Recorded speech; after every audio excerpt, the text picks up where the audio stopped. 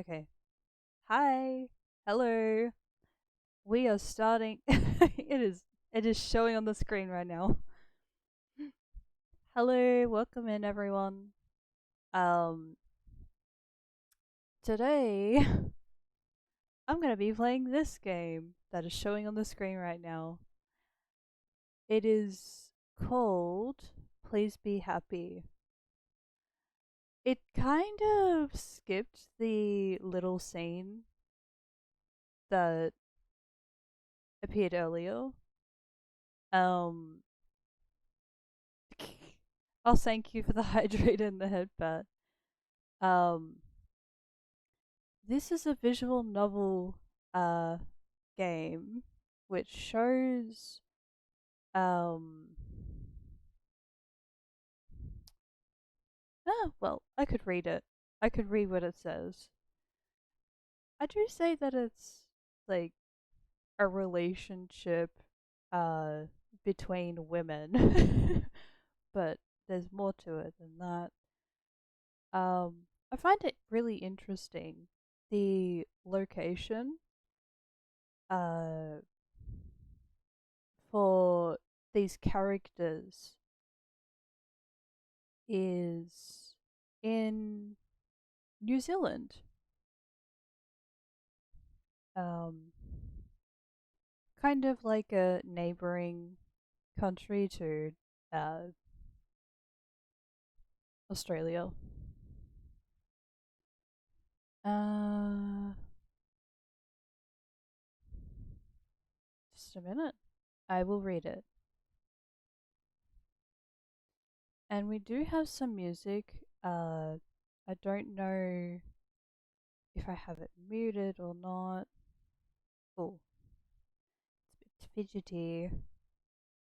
Hold on.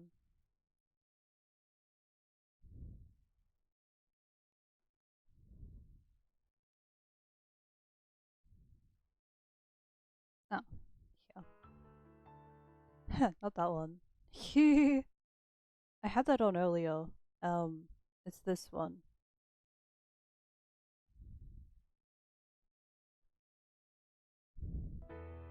Yeah. Okay. So, here is what it says.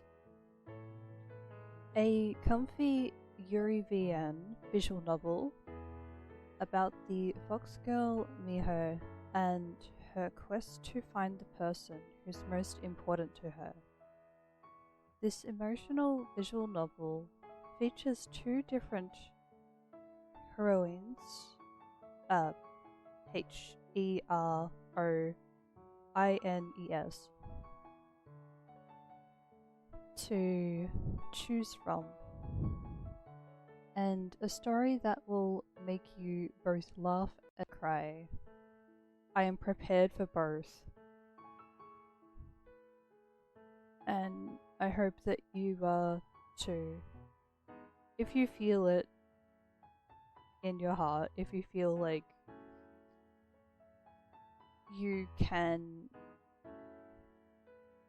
yeah, if you feel the emotion, if you feel um, like you empathize, um, yeah, I got some of that. Got some of the empathy. Hmm. So I wonder if there's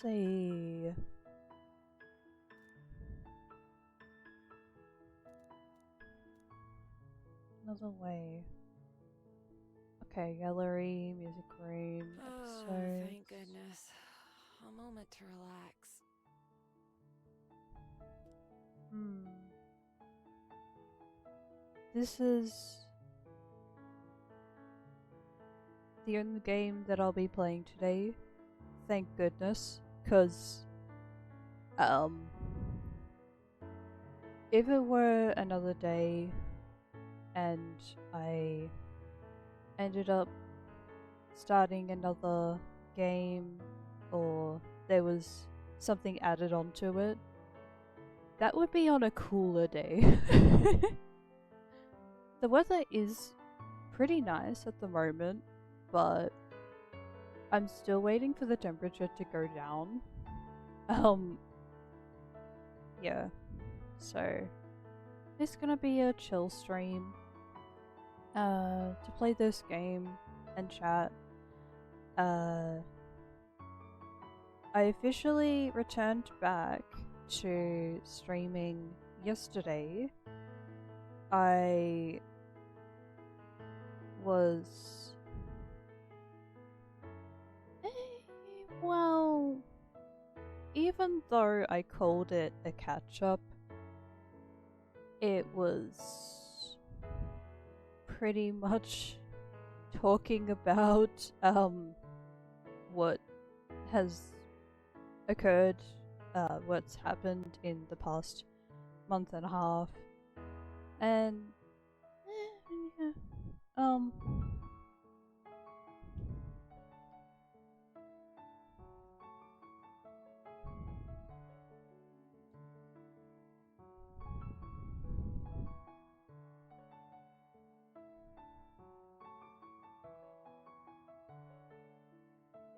right. And my attitude towards the new year is kind of like,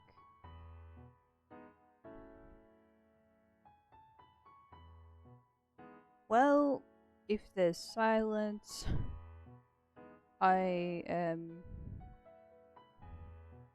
probably going to try and ramble or find a topic because that's fun. I feel like I may have left behind a little something last year.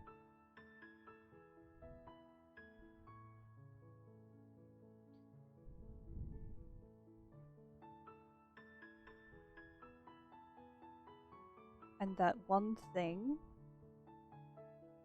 is something that I brought into the final 2 months of last year. But now I am making it known. I am admitting it. I can show in this pin.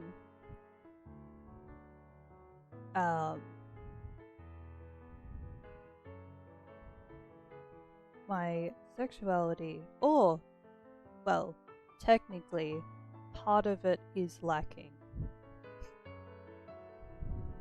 You could probably say part of it is lacking. Because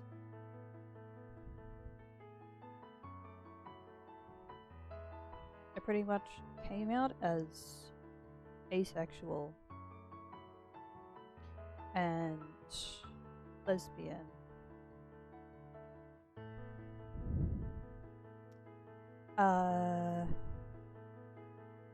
And with that comes with the slightly bolder opinion that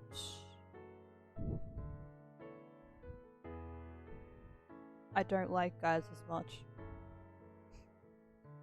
I consider them to be friends. That's okay with me. It's okay for me to be friends with guys, but if it crosses that, if it crosses past that, no.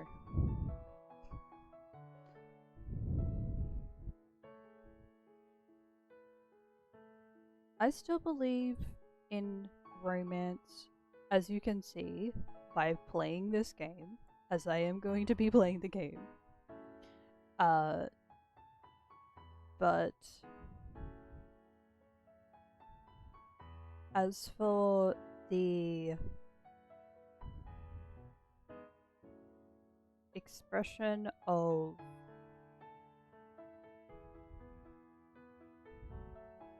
like sexual attraction or connection, it's not there. So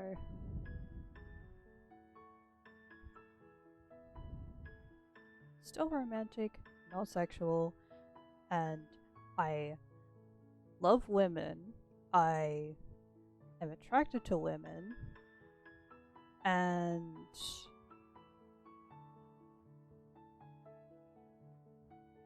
yeah, I think that about covers it.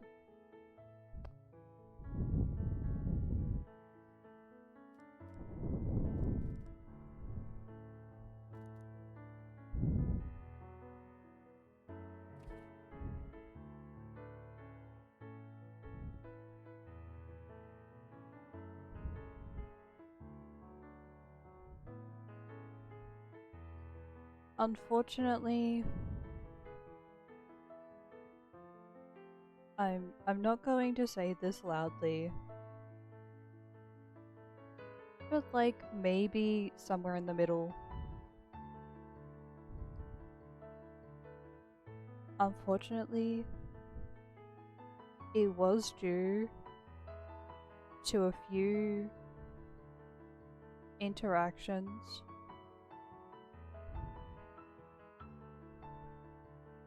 that I have admitted and officially stated that I am attracted to women and I am asexual. And I find some guys repulsive. Like, I find some of them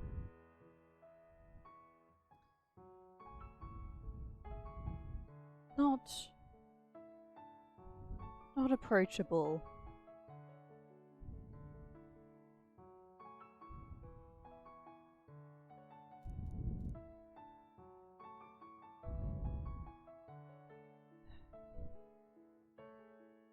I know that was pretty big of me to share.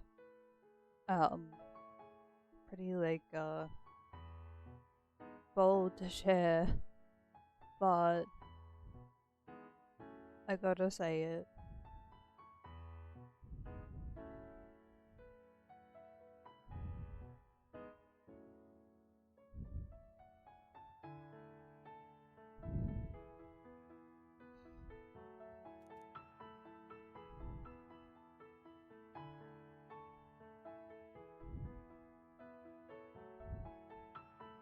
Thank you for stopping by.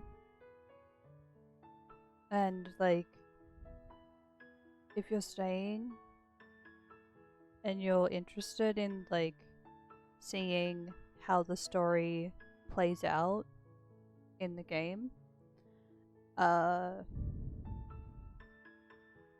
then cool. That's good.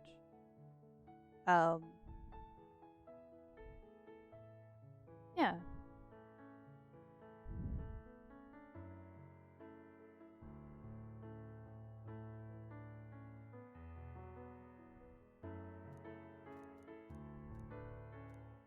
Oh, thank goodness. A moment to relax. Okay.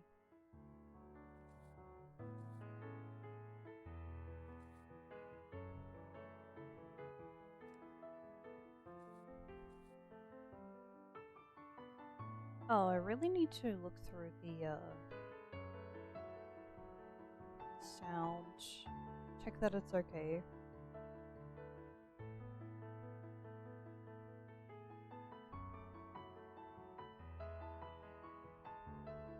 Oh, it's on pause for a moment. Okay.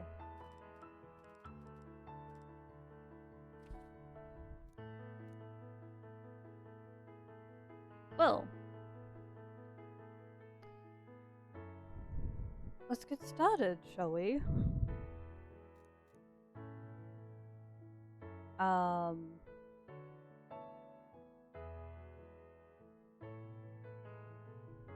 Right. There was one more thing before I get started.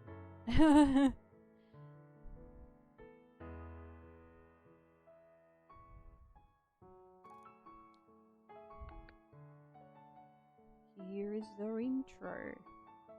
Here is the intro.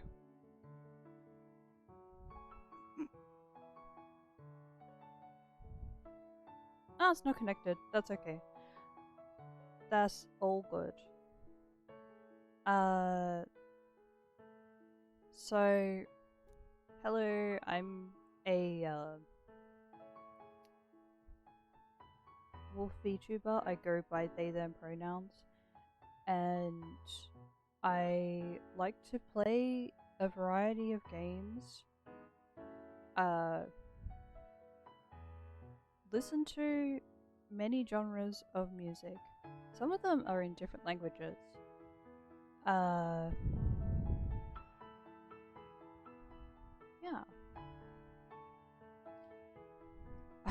I feel like I have like a bunch of ways to introduce myself, but that's the short one. That's a short version. Yep.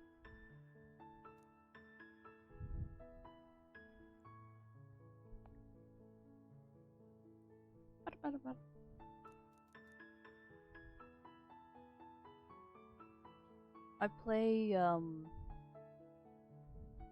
when I say variety games, I mean like silly games, romantic games, adventure games, cozy games. And then I like to spend at least one stream playing horror games. The Ookie Spooky games. So, nice to meet you. And I did the whole spiel of like, yeah. And you can see on the pin. I'm wearing a pin for a reason, so everybody can see.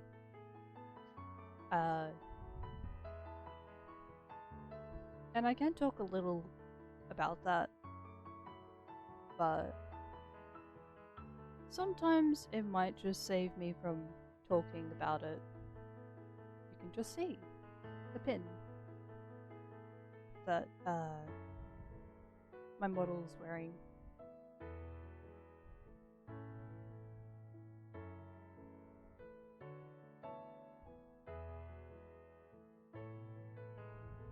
So it shows a small part of the asexual flag and a small part of the lesbian flag.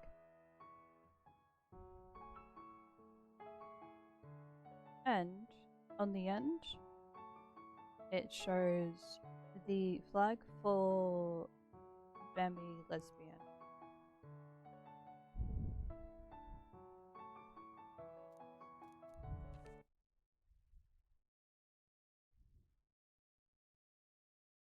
Let's read a story together. Let's read a story together.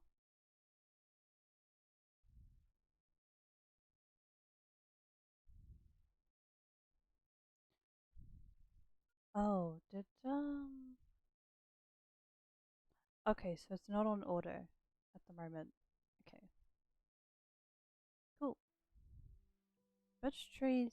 I missed a line. Oops. Birch trees shivered, pondering the weather, and dropped their leaves in fright.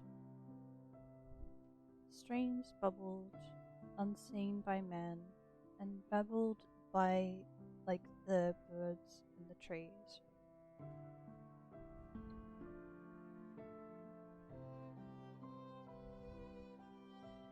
In the middle of the forest was a grove, and in the middle of that grove was a log. It had been years since it had fallen. Once one of the proudest trees around, and now in death was home to an abundance of life.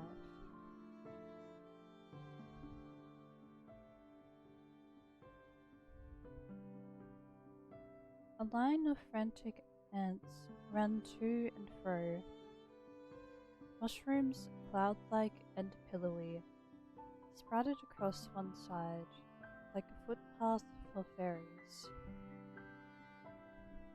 Nearby, an old toad flopped contentedly in the mud.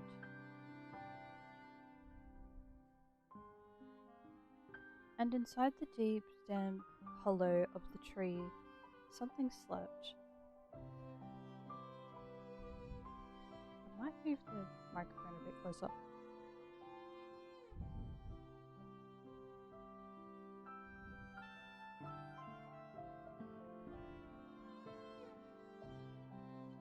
A traveller strolled into the grove.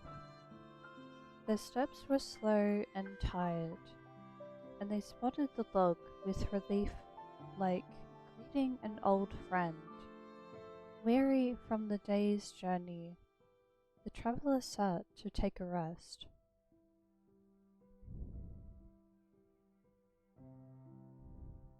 Whoosh!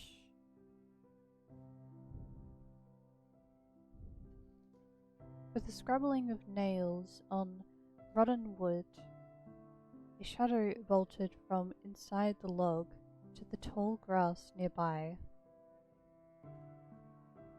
The traveller watched the brush rustle as a faint patch of fur appeared within.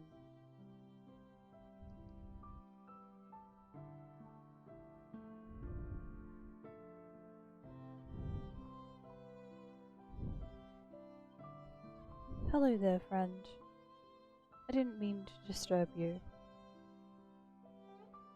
They held their hand towards the grass, offering a piece of dried fish.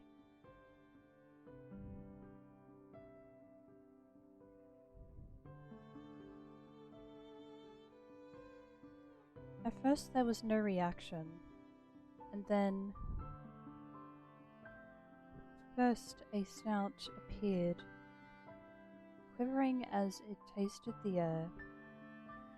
Then followed the rest of the fox, sleek and tawny, as she took several slow steps forward. Her amber eyes were alight with mistrust, but also with wild, wild curiosity.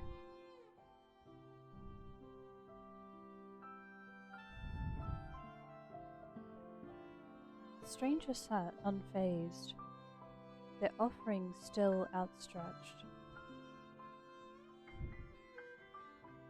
They dared to meet the fox's eyes, and in that glance felt something kindred.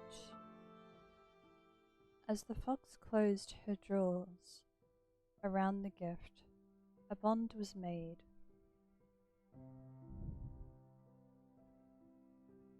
Maybe we aren't so different, you and I.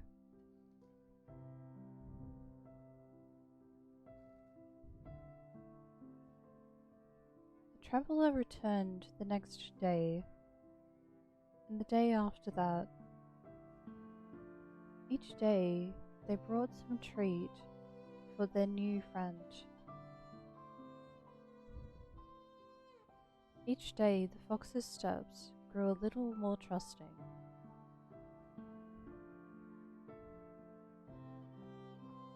One day when the traveller arrived, the fox was sitting in the clearing, waiting patiently.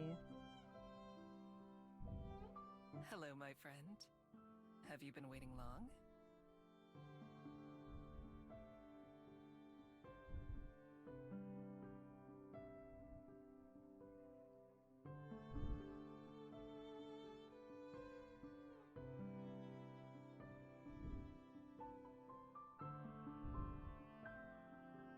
The fox peered up at the traveller. Her amber eyes were warm and trusting. She accepted her gift of meat, knowing it at the traveller's feet then and there. The traveller sat, imprinting into their mind the feeling of the wood beneath them, the clean air around them. and the tender bond of companionship.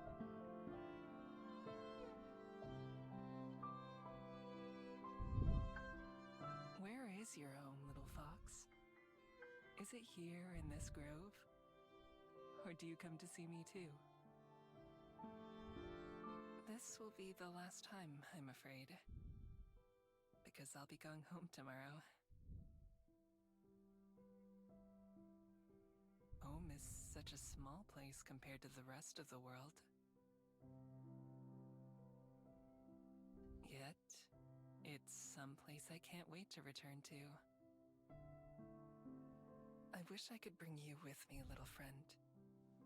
I wish that you could see the world too.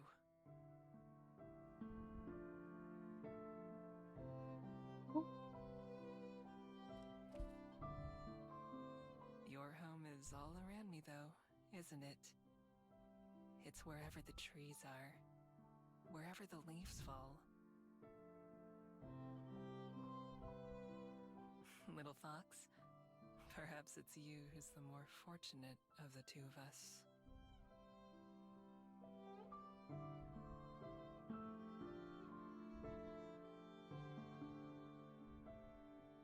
All too soon, it was time for the traveller to go. As they bade goodbye to the forest and to the fox, they knew that they would not return, but that they would carry the memories with them always.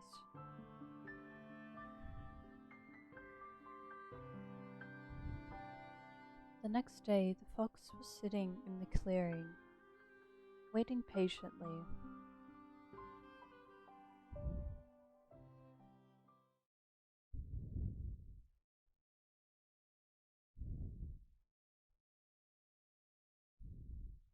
Of Foxes and Fables. We've now docked Chapter at 1. Wellington Skyport. Thank you for flying with Kiwi Airlines, and we hope to see you again.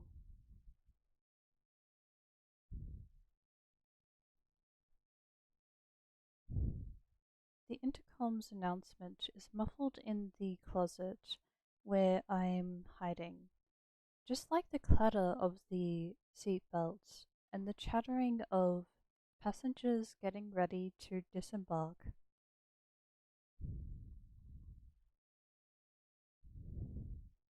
Ooh. Ooh. Hold on. Let me just do something here. I might move a little to the other side, possibly.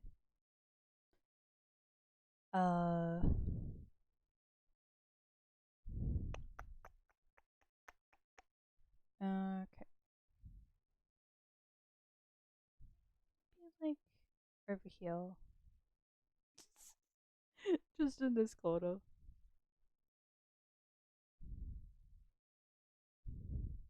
Hopefully I won't have to move from this spot, but if I do, then okay.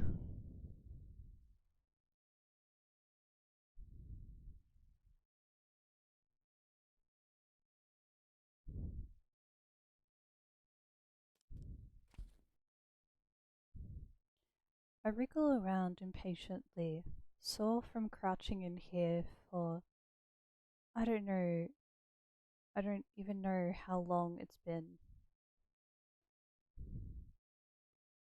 Hours for sure. The last few minutes always feel like they take the longest.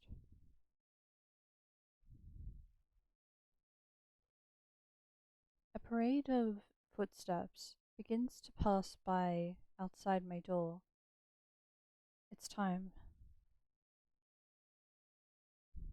I listen carefully, waiting for a gap in the crowd. When it comes, I stand up and push the door open in a single movement.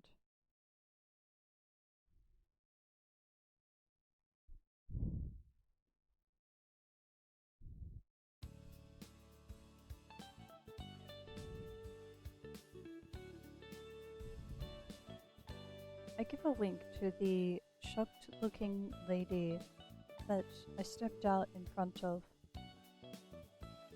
She doesn't even have time to gasp because I'm out of her sight. Humans. They're always kind of slow.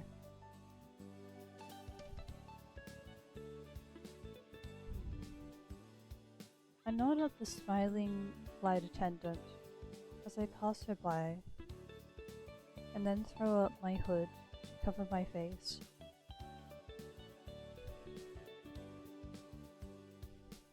It's been a while since I last flew, but it didn't seem like things have changed much. It's always been harder to sneak on than it is to sneak off.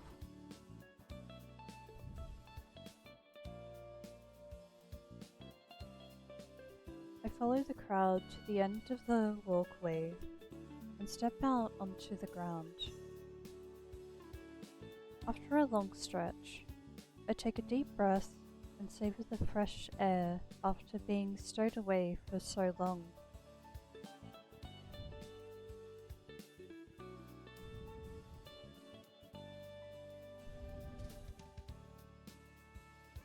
Wellington Skyport, New Zealand.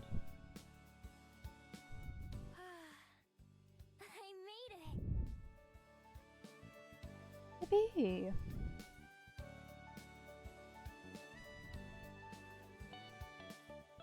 Yeah, this is still a pretty good view at the moment.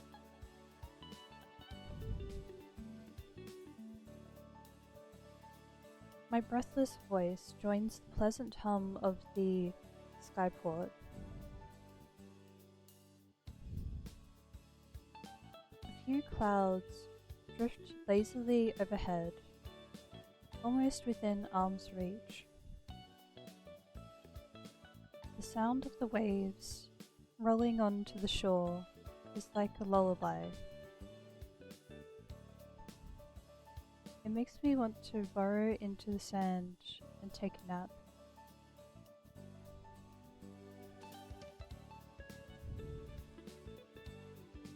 But I can't. First, I need to get out of here. And there's one more challenge ahead.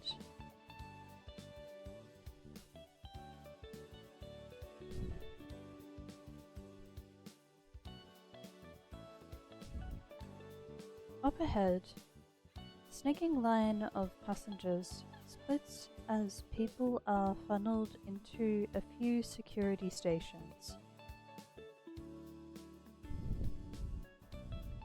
While I'm too far back to hear what the guards are saying, it looks like they're examining a little booklet from each traveller before letting them pass. Humans sure like processes and procedures.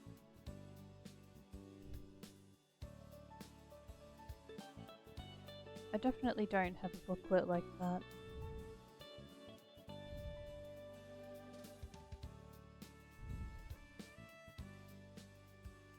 Glancing around, I hope to find another way out. An open window would work, or even an unguarded exit. I'm pretty sneaky when I need to be. Unfortunately, it looks like the only way to leave is to go through security. Without any other option, I join one of the lines and prepare myself. I'll have to do this the old-fashioned way.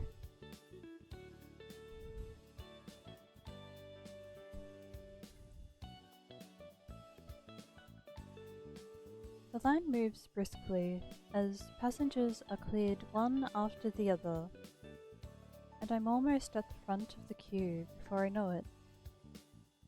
As the passenger in front of me approaches the booth, I listen closely.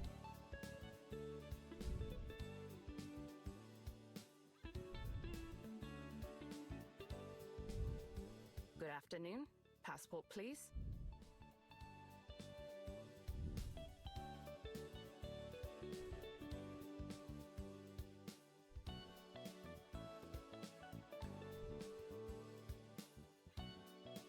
I might turn down the music a bit.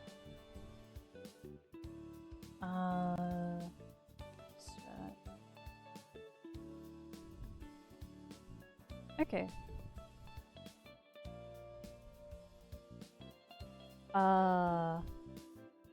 Okay. About here. It's pretty good.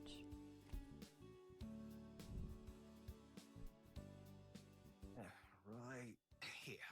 It's good to be home.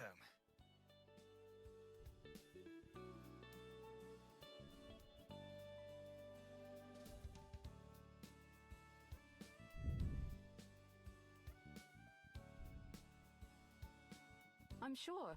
Welcome back.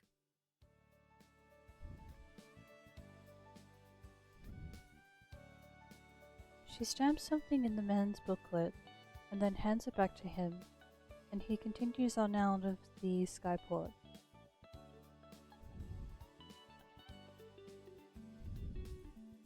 Next.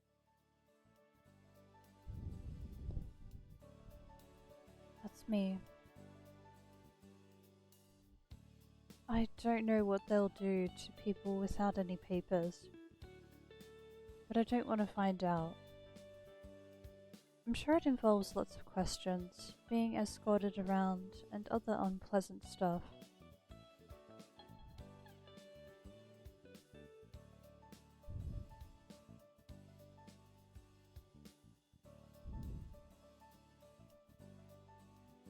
Casually approaching the gate, I put on my brightest, friendliest smile while keeping a slight distance. With my breathing steady and tail calm, I'm sure I put on a convincing act. Passport, please. Of course.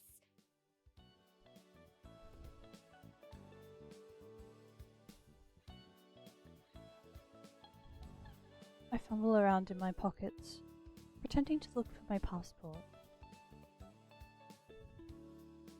Instead, I grab the useless clunky phone that I've been carrying around and let it clatter to the ground at the guard's feet. As expected, she bends down to retrieve it for me. Oh, let me get that for you. And I make a run for it, bolting ahead and rushing past the security booths as quickly as I can. Hey, you wait!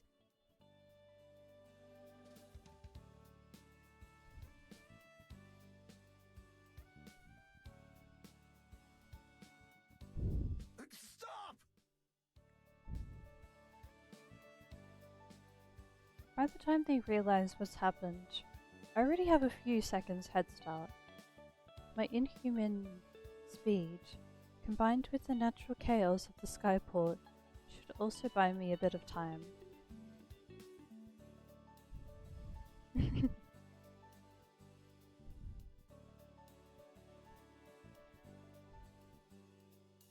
Still, I've got them off my tail.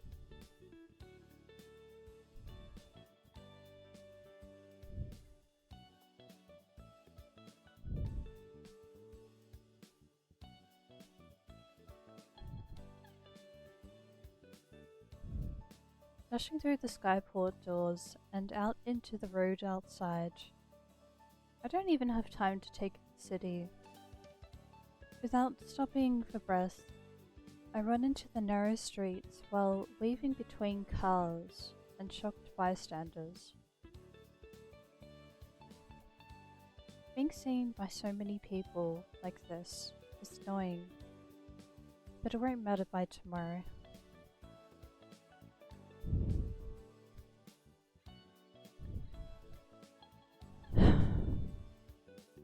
Putting the thought out of my mind, I vault over a low wall into a nearby alley and land in a crouch.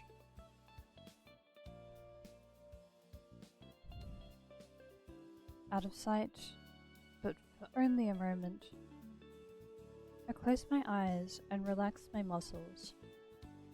All feeling disappears except a slight warmth against my neck.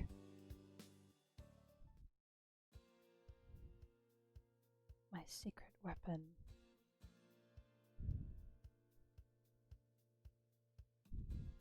The unremarkable looking necklace is one of my only possessions, and by far the most important. A certain one of the beads strung around my neck begins to heat up in response to my will, a soothing warmth flowing through my body.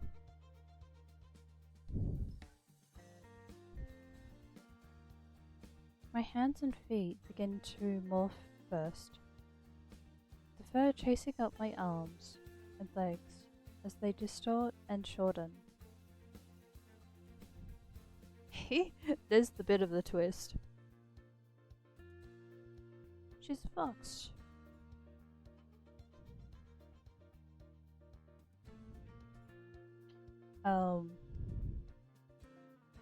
Yep. You might have been able to guess, while I was reading.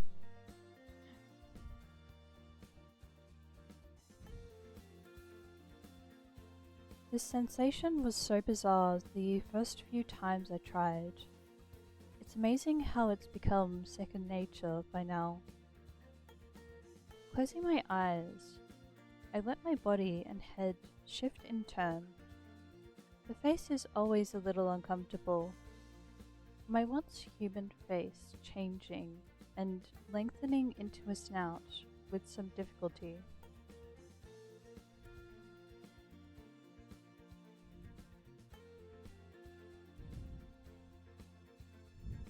I'll pause when the ads start. Twing! The process complete. After only a few seconds, I opened my eyes, not as a human, but as a fox.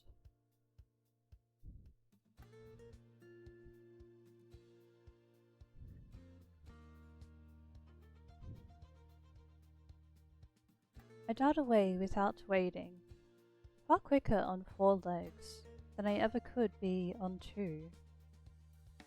Obstacles like the stack of garbage cans ahead would be a pain to get past as a human, but instead I'm able to flit between the gaps without slowing down. That's her! I know it! Sounds like the security guard hasn't given up on me yet. I pick up the pace, running as fast as my paws will take me.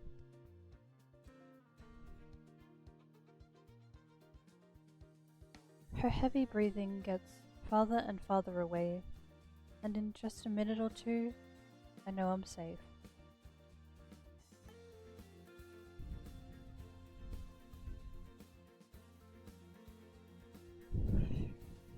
I don't know where I am, but it's not like I knew where I was when I started running.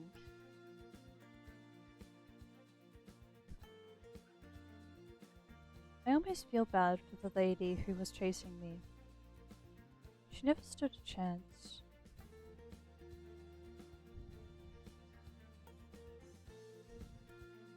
Even in the crowded city streets, there's no way anyone or anything can outrun me. The wind just wishes it could keep up with me.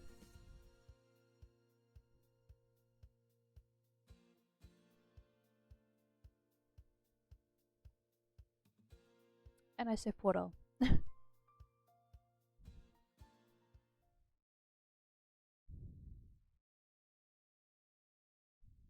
Wow, it really passes by quickly.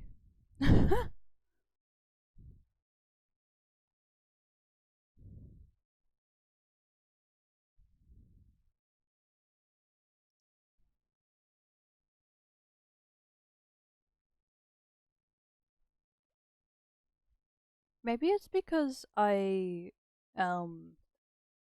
wasn't able to check the exact time that the ad started.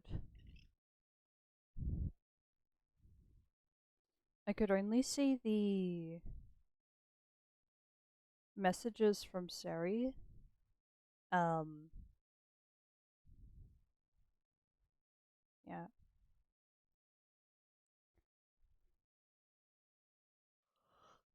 I think I'm still waking up a bit.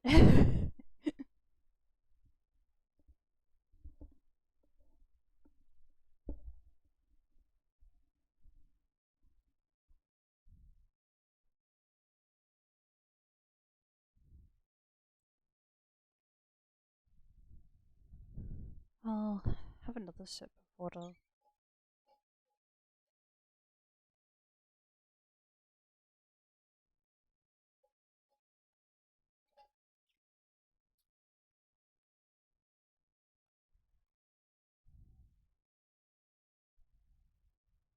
Have you decided yet? The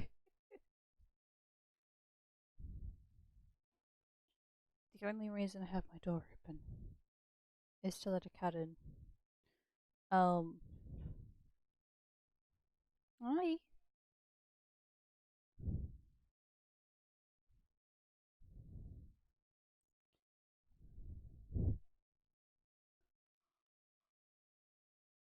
Okay. Oh, I still need to turn on the other fan.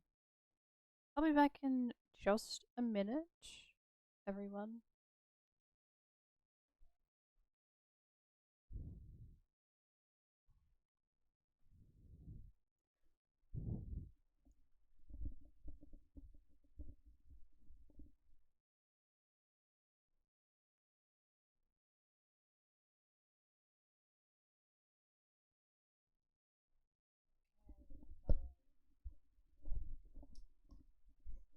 Whoa.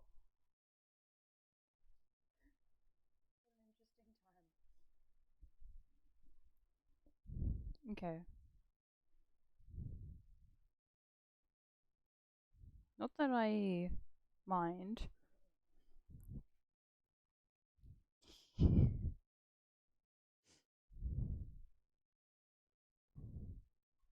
Okay.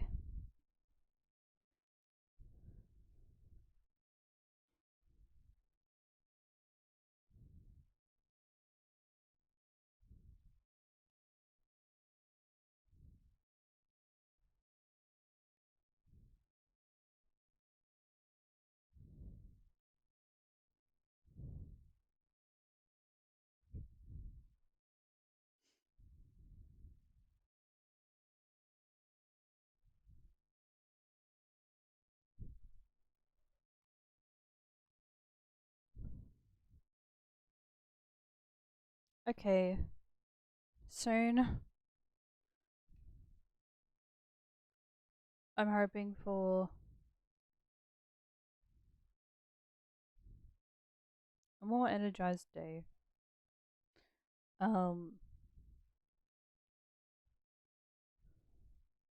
Feel like it's I feel like the past 2 days have been pretty nice, but uh since it is a pretty chill stream, I'm not like pushing myself to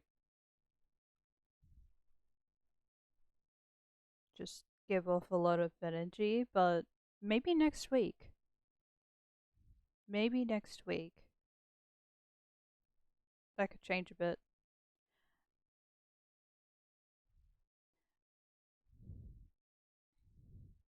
There are still more games to play. I'm going to well, you know what? I'll probably talk about it later on. Maybe not when I'm in the middle of the game. Um but just know there are more games that I have in mind. Uh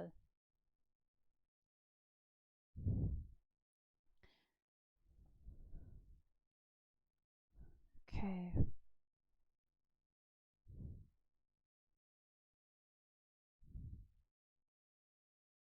Comfortable that the danger's past, I slip into another alley. Once I'm sure that I'm alone, I close my eyes and concentrate on the form I want to take once more. The familiar flowing warmth runs through me again, my body stretching and deforming at my command. A few seconds later, and I open my eyes to glance at my hands. Better luck next time.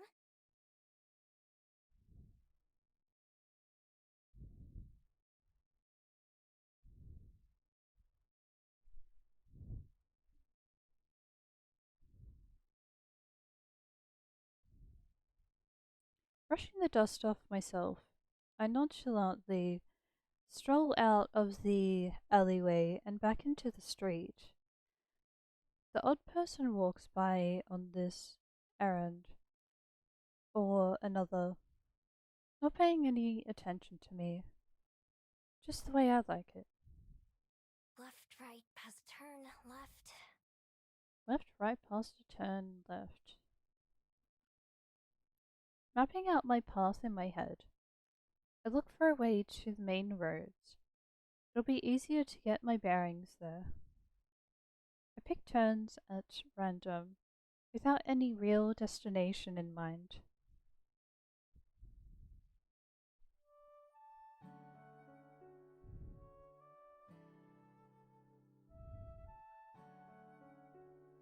When I decided to make the journey to Wellington, it was pretty impulsive.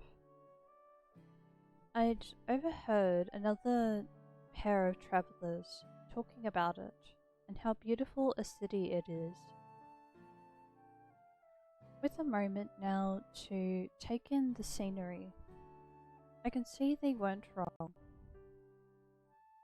The streets around here seem like a mix of homes and businesses. Everything is very colourful. Even the brick walls are covered in pictures and paint. In the distance, I can see green hills that are lined with houses, as well as green hills that are completely empty. There are a lot of hills, now that I look around some. Ooh! I see the flags.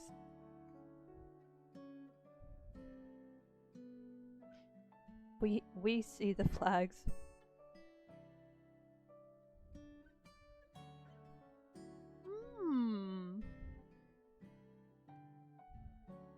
They're nice colors.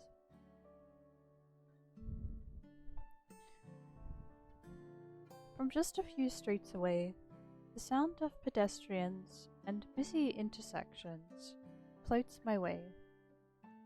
I head in its direction, taking shortcuts through yards and driveways when it's convenient.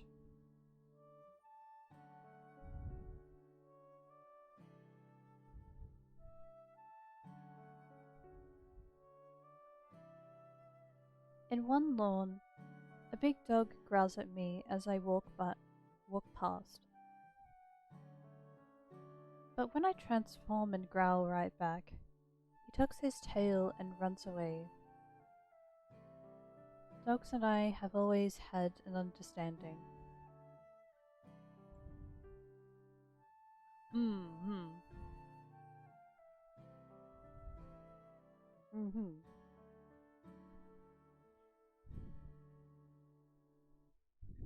After squeezing through one last narrow side street, I finally emerge onto what looks like a main road. There's no cars here, but tons of people on foot.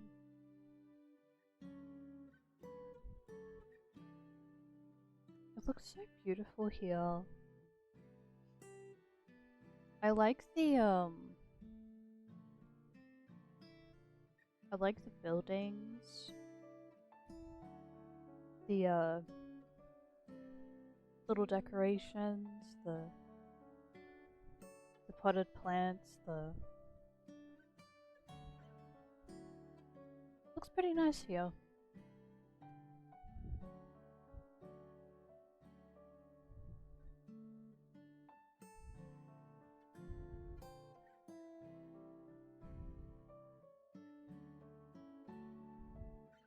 There are brightly coloured signs and decorations on most of the buildings. In the middle of the street, there are fountains and benches and trees and all kinds of stuff.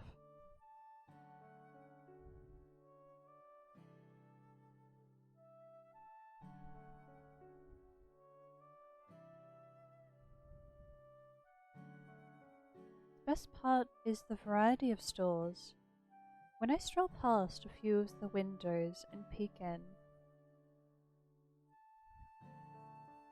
I can already tell that I'll be able to do most of my shopping around here.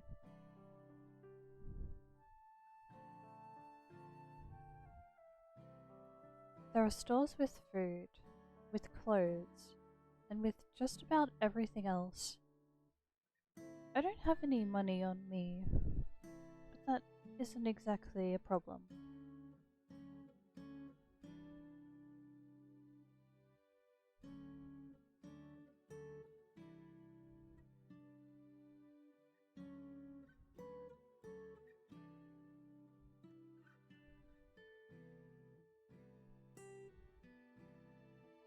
What is the problem is that it's too crowded. Dodging a couple of security guards is one thing, but trying to escape down a busy street with lots of people could be too much even for me.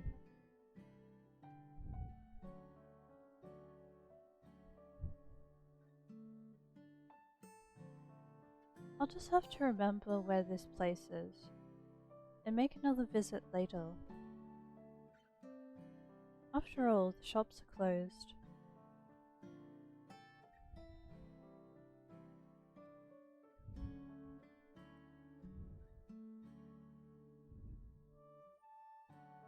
Okay. Good night.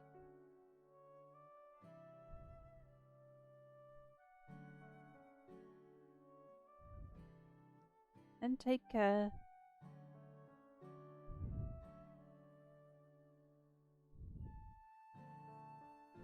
Then a man in a bright coat hurries past me, talking loudly on his phone in a language I don't recognize.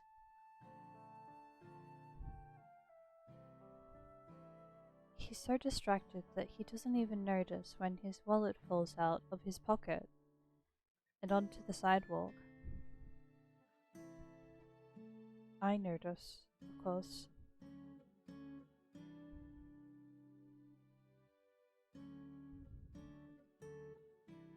Seeing an opportunity, I zip over and snatch it up. Prying open the black leather pockets, I find Score. a couple of bills and what I figure is the local currency. I slide the money out and into a pocket of my jacket.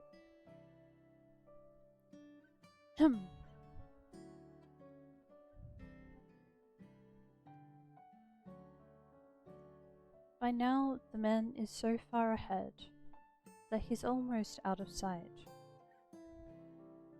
I have to hurry to catch up to him to give him back his wallet, and he barely even says thank you.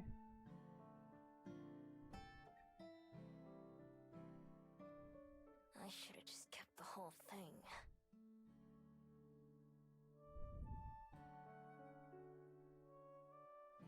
Honestly, I was kind of expecting the same.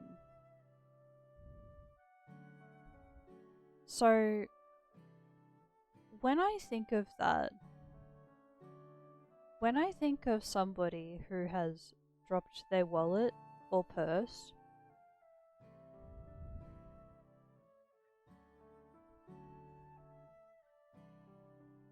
that could go in a few directions. So, there is one. You pick up what has just been dropped, and then you just return it directly to the owner.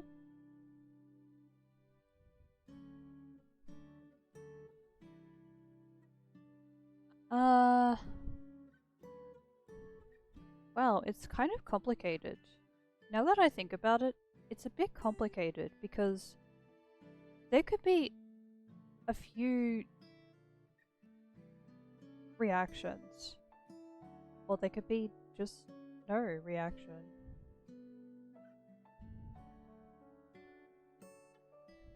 You know,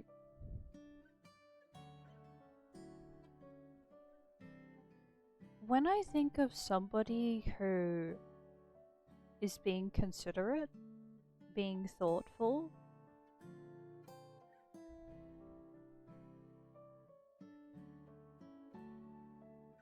like, even from somebody who you don't know, if somebody picks up something that has been left behind on the ground, like they accidentally dropped something on the ground, and that other person, like, who picked up the item to return it back, they could say, "Oh, thank you for picking this up. Sorry, I'm a bit clumsy." I don't know, like something like that. Which is to say, sorry, it slipped out, like the wallet or purse just slipped from my hands. Thank you for picking it up and returning it.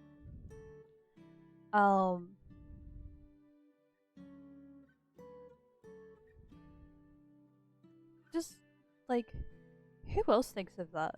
Who else thinks of, like, the, like, the ideas that are connected to finding something that has been dropped? There's returning it to the owner, or if you cannot find the owner, you could find a lost and found area, and maybe the owner can, like, go to the lost and found.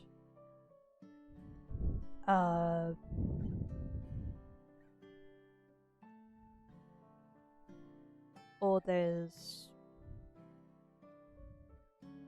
just keeping it. Just keeping the whole wallet or purse. Or there's what she did, which is like,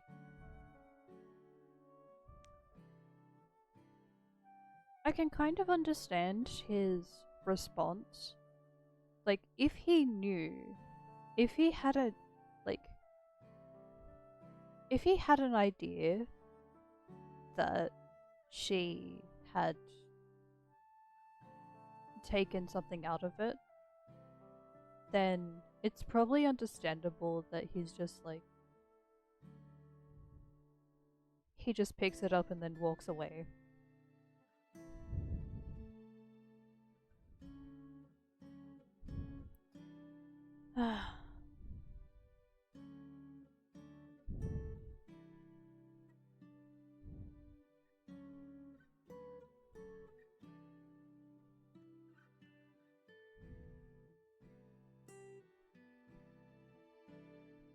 Yeah. Even though I do consider a few possibilities of what could happen during that time of an incident, I do like the thought of somebody who has dropped their wallet or purse, and then there is another person who has found it, and they walk back to return that item. Yeah.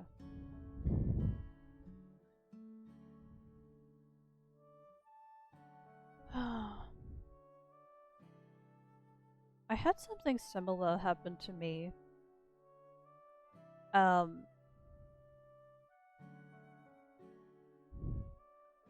There was one time when I was going to buy food from McDonald's and I accidentally left a little purse with my house keys. And I just left it sitting on a table. I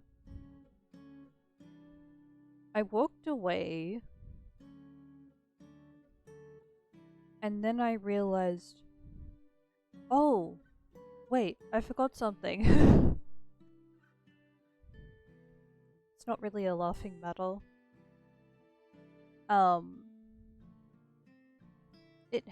Okay, so it's kind of funny.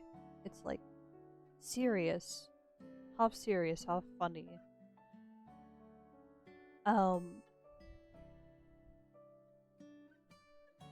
Because I could have there could have been the chance of me just losing the keys, and I would need to get a copy of the key. I went to look around in the car park area around the McDonald's eating stations, like the table and chairs. I didn't find it. So I needed to ask one of the workers. Can you believe it? Like, I know I don't talk about this a lot, of like accidents that happen, but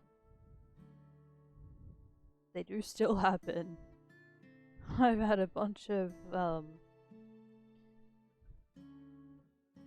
odd things happen to me.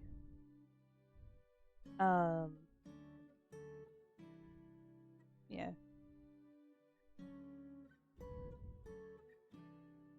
So, what ended up happening is I asked the worker at like one of the staff members at McDonald's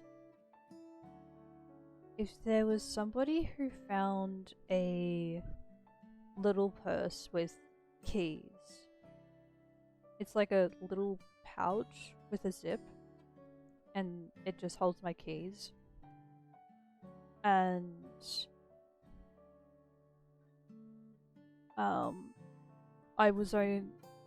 I had gone to pick up my order and then walked away. I was only here like a few minutes ago. Just to give a bit of information to them that it is like something that belongs to me. It's not me asking for the sake of somebody else. Or like I'm not some other person. They did show me what it is that I was trying to describe, and I said, "Oh, yes, that's the one. Yeah, that's mine. Thank you." So yeah.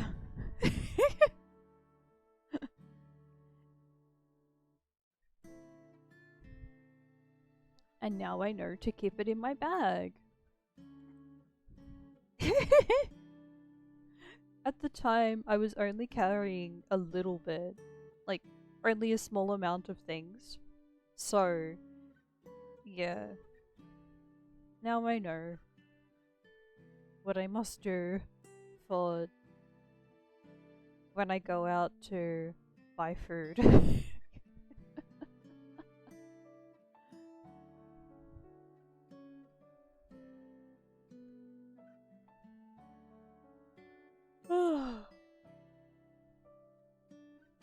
Bit of a story from personal experience.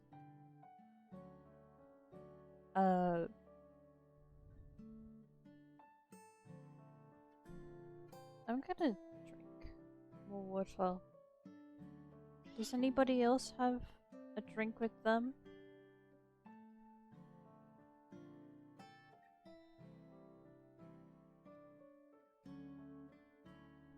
If not, I recommend it.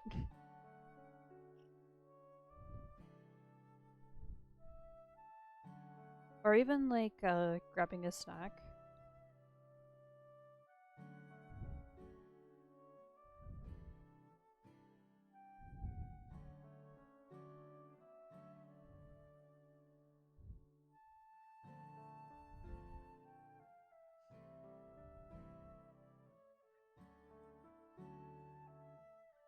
Alright.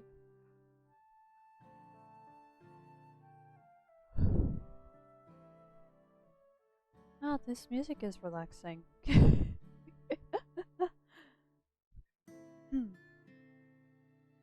Okay.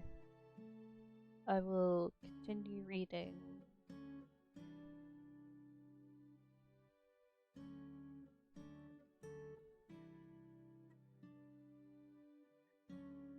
It's only fair that I get a little something for myself, since it's not like he would have ever gotten it back without me.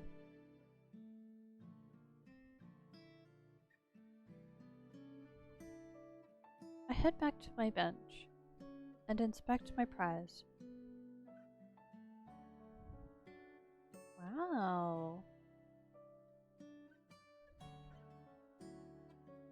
A blue bill and a brown bill. These feel sturdy, nothing like the paper I expected.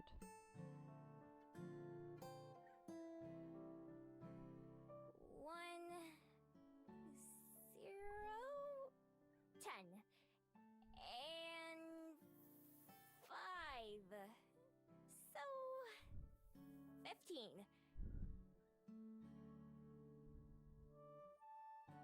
15 isn't much. I definitely should have kept the whole wallet. Oh well, at least this could... oh well, at least this should be enough to buy myself something to drink. My thirst is starting to get the better of me. As I haven't had anything since I snuck into the airship.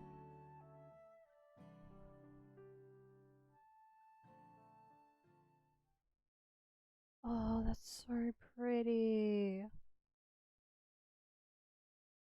I like to see that. But more so when it's healthy. When the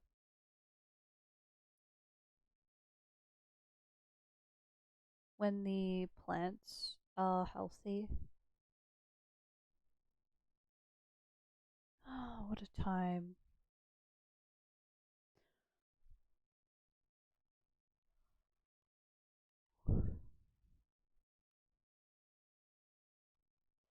Following my nose, I walk down the busy street until I find one of the many cafes lining the path. The sign hanging above its front door has a picture of a bell on it.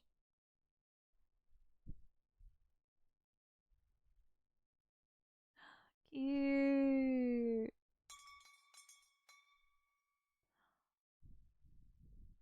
Oh my gosh.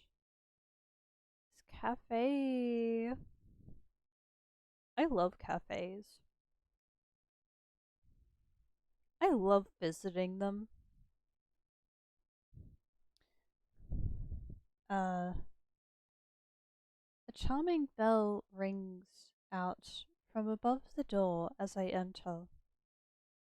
I can't help but savor the wave of refreshing, cool air washing over me, which feels even better after so much running. Hiya!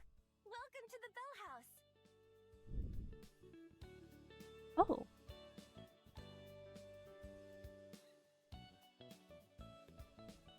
She has wings.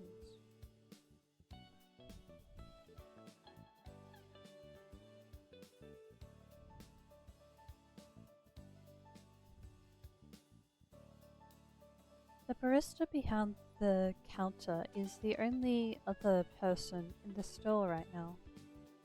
As I nod in greeting, and she leans forward with a cup in one hand and a pen in her other. What can I get you? We're having a special on affogatos if you want to try one.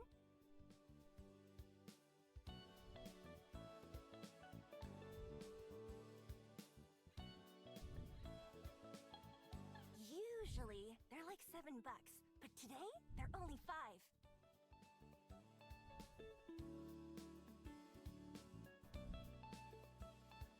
I'd like a...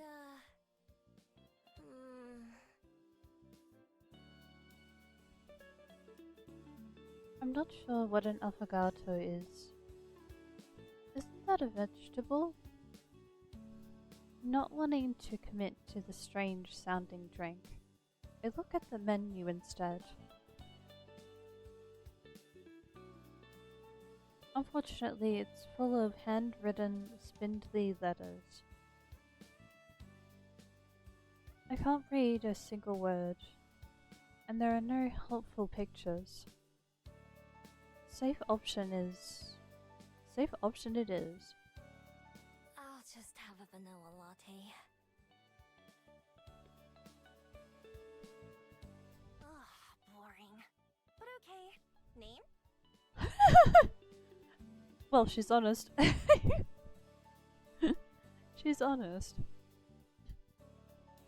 Miho.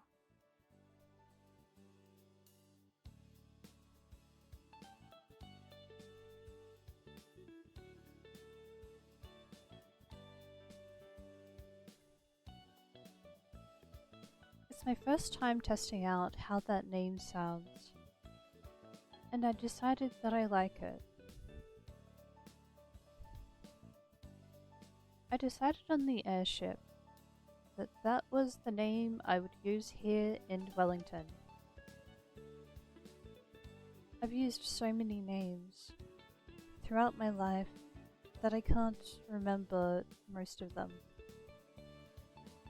For each new city that I visit, I come up with something new. Oh. Foxes don't have any use for names, so nobody ever gave me one. She scribbles something on the cup with a black marker. If that's how this name looks, then I'm even more pleased with it. $4.50, please.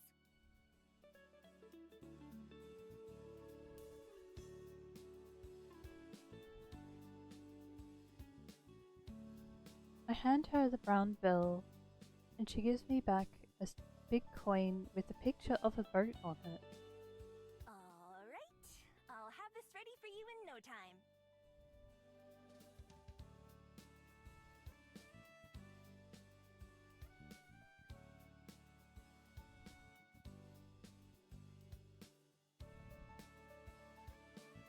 She sure seems enthusiastic.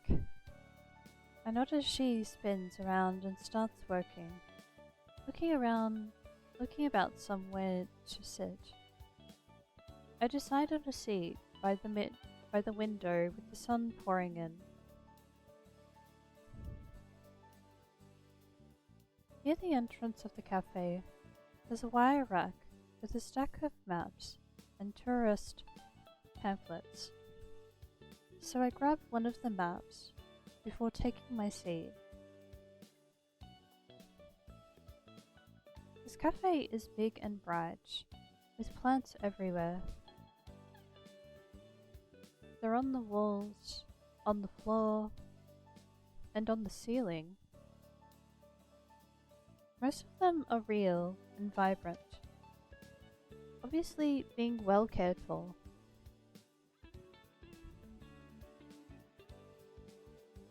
Even the lights that hang down from the ceiling have glass ornaments with little shrubs in them.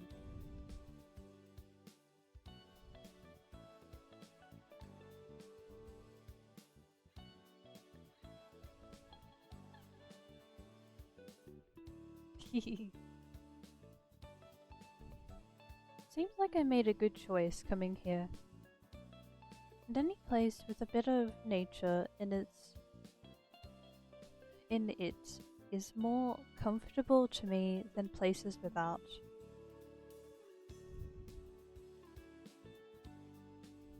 I guess I should find a place to stay.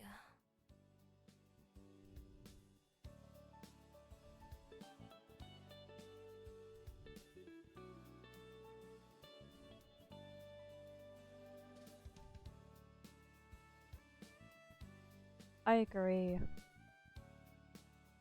Looking down to the map I took, I traced the path I made from the port to this cafe. It's useful, but it doesn't really tell me anything helpful about the houses in particular.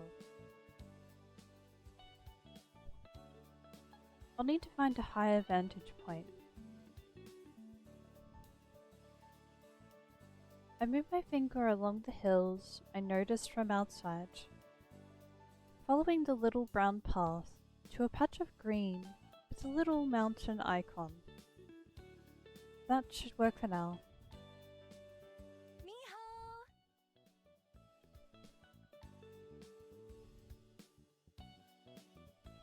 My ears perk up right as the barista arrives and places my drink in front of me. Thanks! I reach over and take the warm cup in my hand, but the barista doesn't let go. You ready for the rain tomorrow? Huh?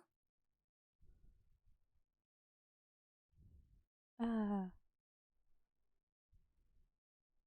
It's gonna rain tomorrow.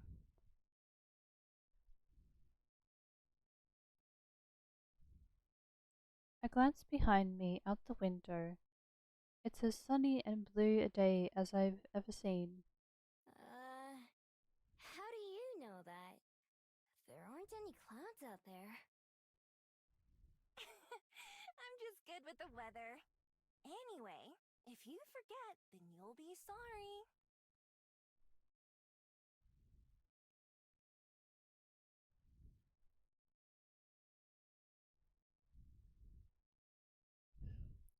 What a great example of weather changing.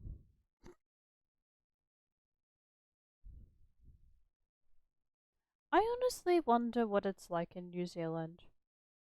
What the weather is like there. 'Cause I'm curious if it's similar to Australia.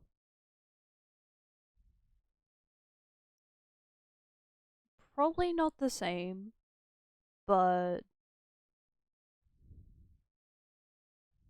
could be close.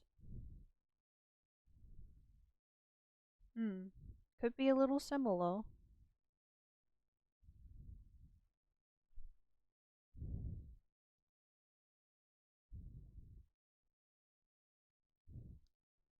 Yeah, maybe.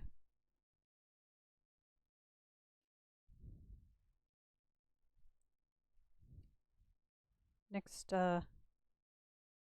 probably the next chance that I get to talk to her. So, oh, yeah. I think it's, them? Them? I think they chose she, they. Yeah. Um, yeah.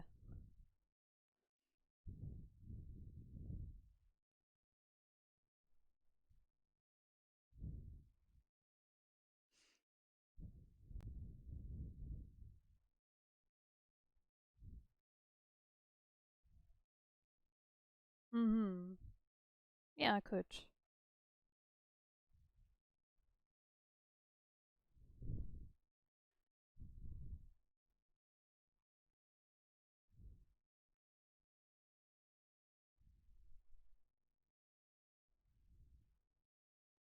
She finally lets go of my drink and heads back behind the counter. People are weird. Does the barista pull that on everyone?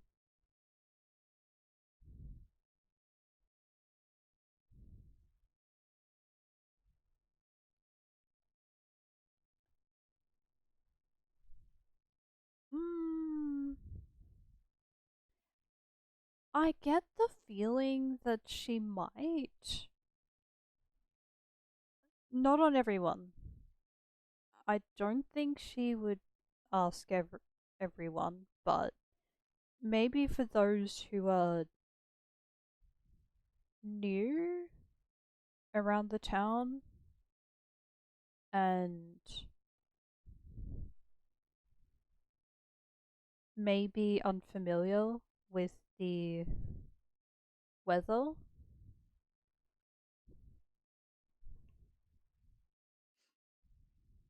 I'm glad that she asked that question, actually, because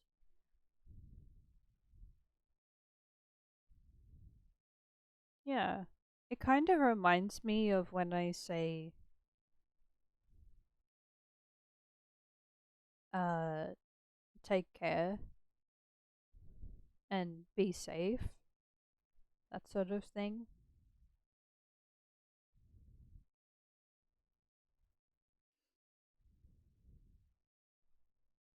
And to have a good day. Like, you know, just to say some nice things. So everybody's day is a little better. Yeah. Standing on the doorstep, I have my first sip. Oh, this is really good.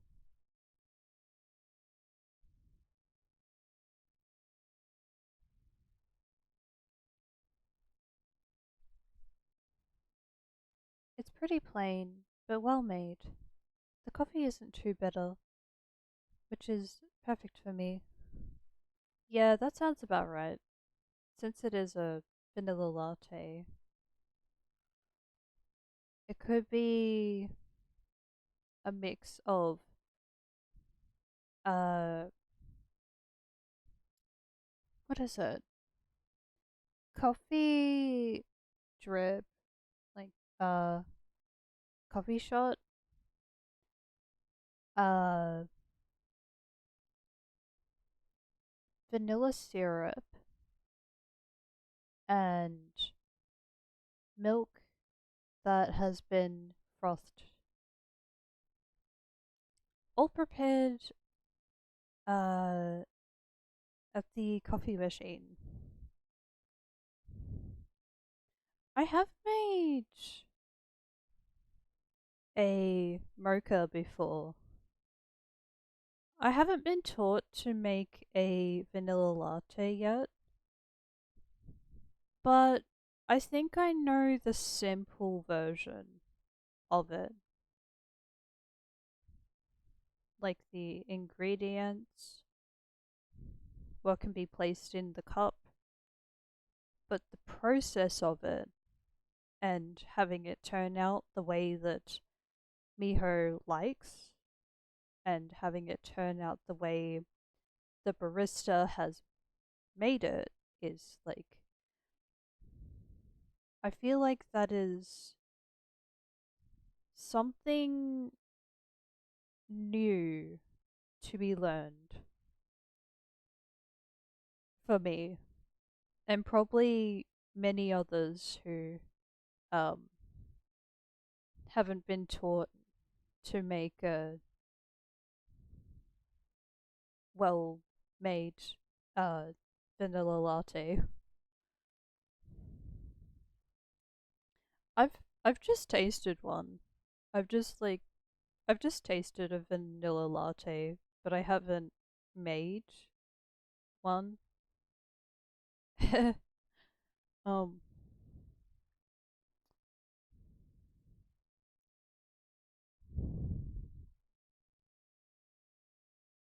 with a moment to myself, my thoughts turn inwards as I sip the warm drink.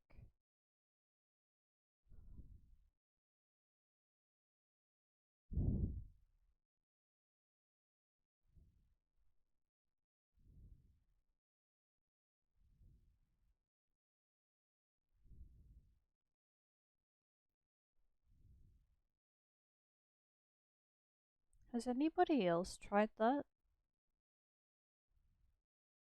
A vanilla latte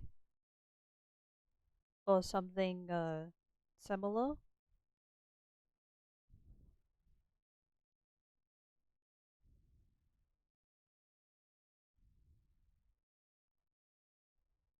I keep thinking about the um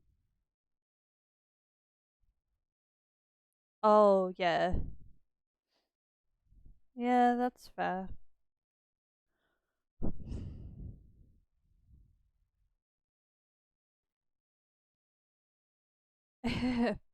I was going to ask something else that is in relation to hot drinks, but it's kind of a broad question.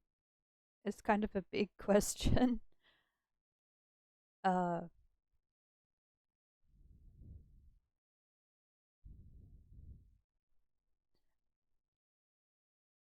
I like to drink chai. Drinking a chai latte is probably my favorite for um for a hot drink that doesn't have coffee. Um, what else? Hot chocolate. I feel like hot chocolate's pretty close.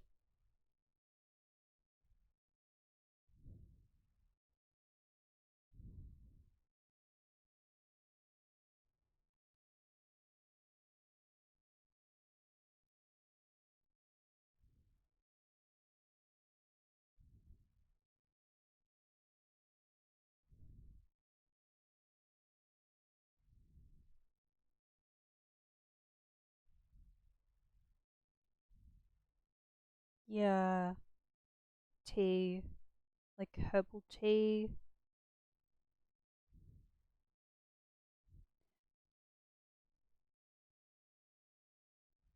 Honestly, when I think about wanting to have a tea with um little ingredient with little ingredients, it would probably be hot water and lemon and honey. Um, yeah. If they served like a really good tea like that at a cafe during a time, yeah. I guess I'm talking based on like what I was reading in your message. Um, if they serve a tea like that at a cafe, then I'm going to choose it.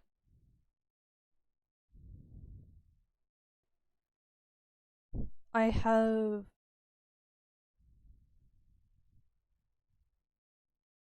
not been able to find loose leaf tea that is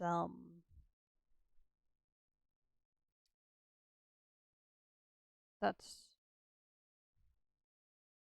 herbal or like has a flower taste yet, but I do have black tea. I do have a lot of black tea at the moment. Um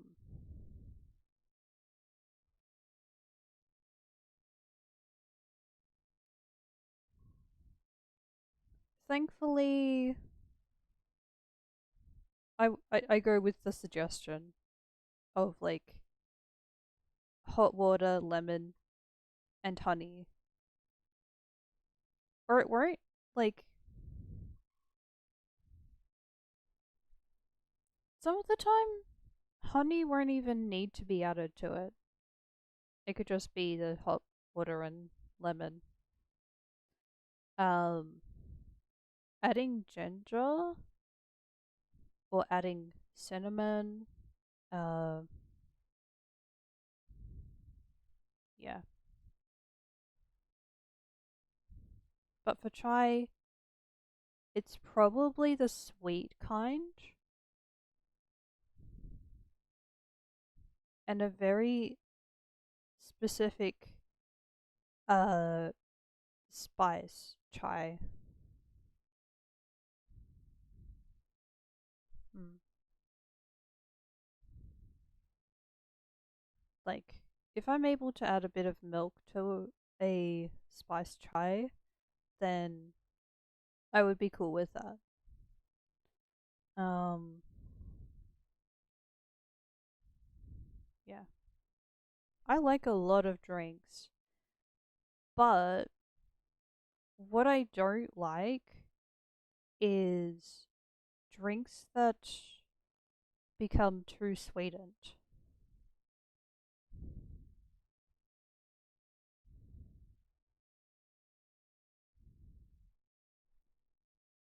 It's nice. Uh-huh. I'm okay. Yeah. Let's just say like on occasion I would like something sweet, but for something often to have, I would choose something bitter. Something that's on the bitter side or something that's in between bitter and sweet.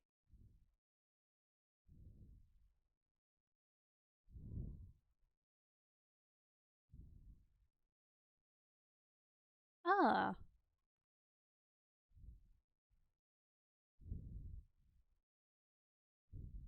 yeah. It was nice to play Coffee Talk last year. Oh, yeah, those are the thoughts. Um, to be honest, the only drinks I have is tea when I'm sick. Understandable. I can relate. And hot chocolate in the winter. Yeah, that's good.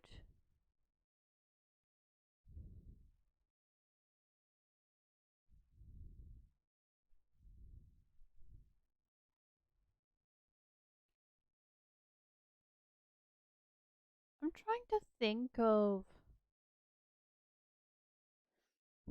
Hmm.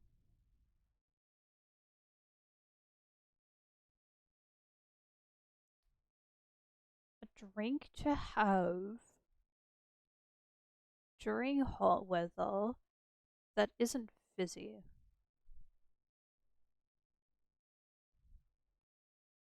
It's still like a still drink.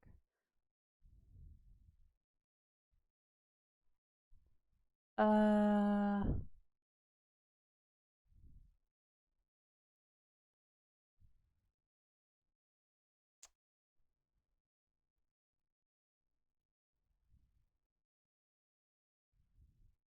Probably an iced tea.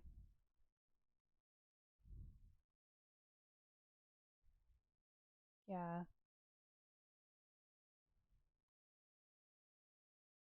there is iced tea. Um,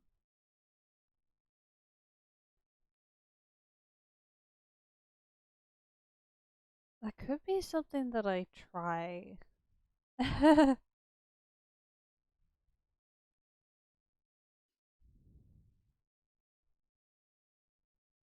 Mm.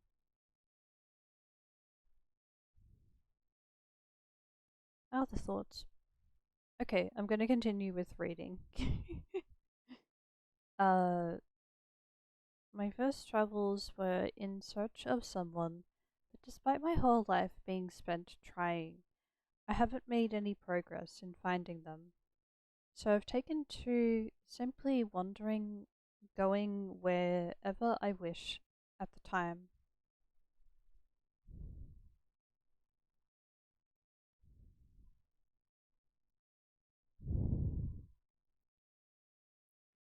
I've been itching for a change of scenery anyway, so I boarded, well, snuck onto the first airship that I could find. The first airship that I could.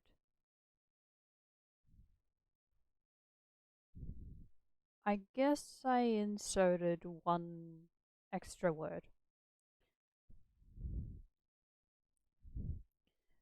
The best part about owning nothing but the clothes on my back is that I can pick up and leave whenever I feel like it.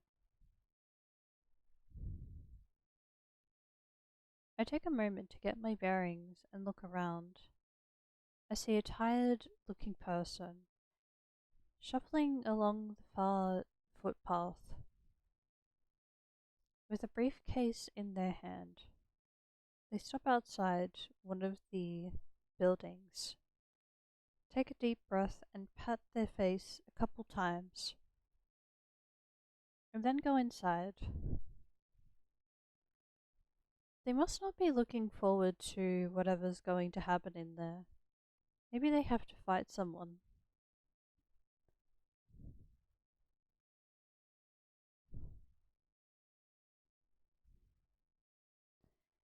Through the large glass windows of another store, a fawn is trying on a pair of shoes, but they don't seem to fit her hooves.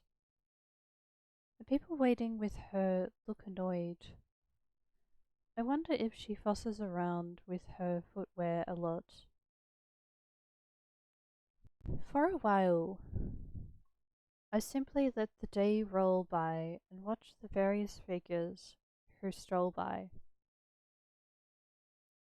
People watching is fun, especially in such a busy city. Eventually, I go to sip my coffee, only to find nothing coming out. With no more reason to stick around, it's time to go. On the sunlit street, I look about to match what I can see with the map's directions. There's a tall green mountain in the distance ahead of me, which must be the one on the map. It'll be the perfect vantage point for the city.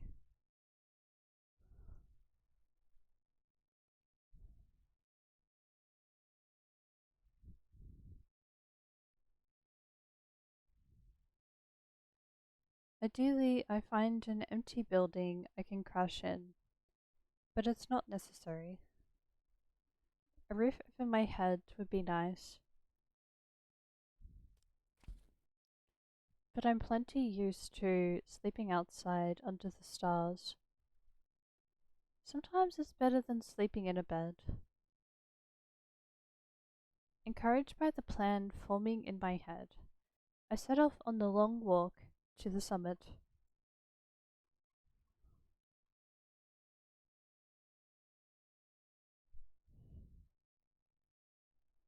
Yippee!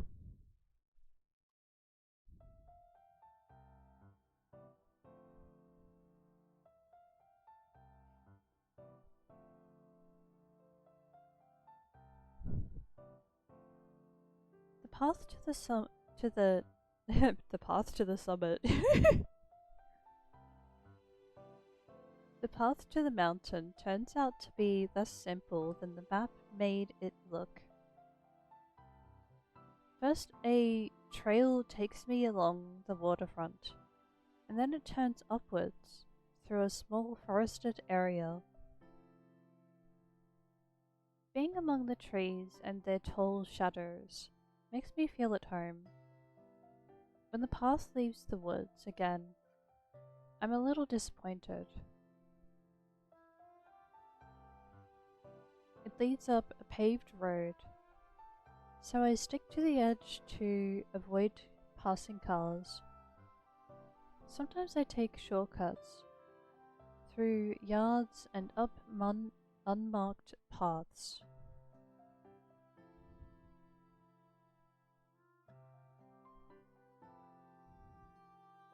There are quite a few nice looking homes right along the roadside. I make a mental note to go check them out when I'm low on money or food. Not much further along, a concrete lookout offers another glimpse of the city below. A couple airships are coming in to dock at the skyport, probably from one of the other floating islands.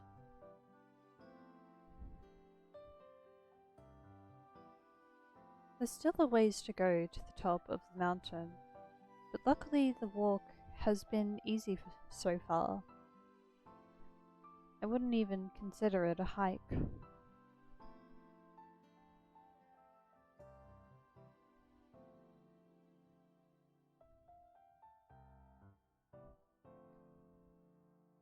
Eventually I reach the final stretch of road.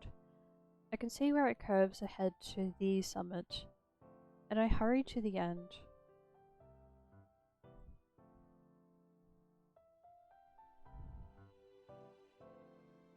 A metal railing spreads out like a crown on top of the mountain. As I go to toss my empty cup away, a pair of chatting tourists pass me by.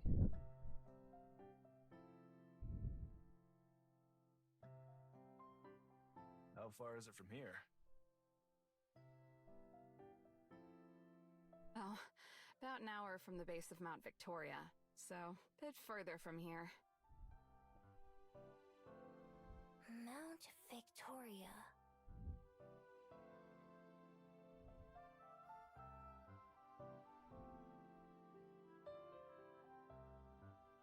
I'm glad to know what this place is called. I say the name out loud to commit it to memory.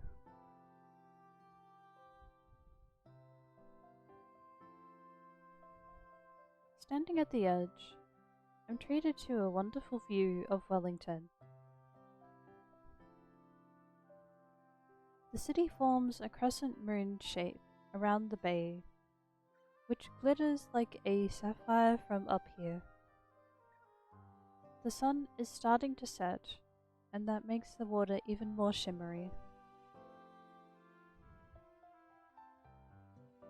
Even more airships can be seen coming and going. I think that I can even see the edge of the floating island we're on, miles out in the open sky.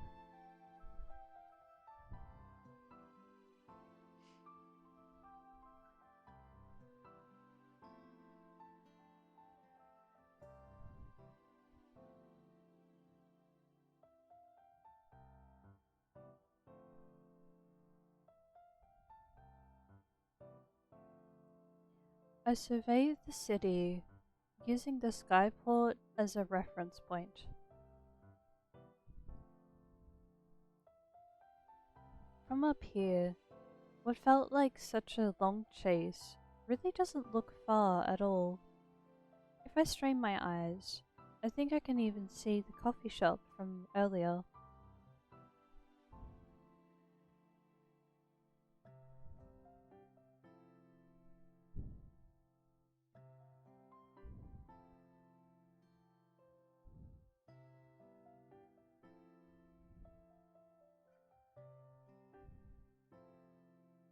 What was it the barista said it was called?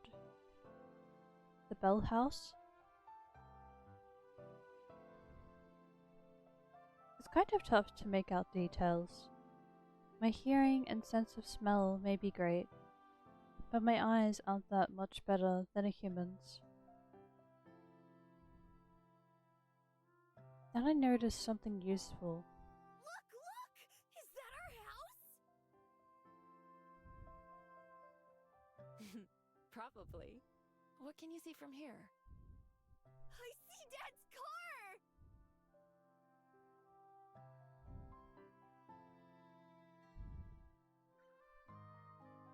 Not too far away, there's a little kid who's using a pair of metal tubes attached to a post. His mom is helping him aim it at the city. It must be something that improves your vision.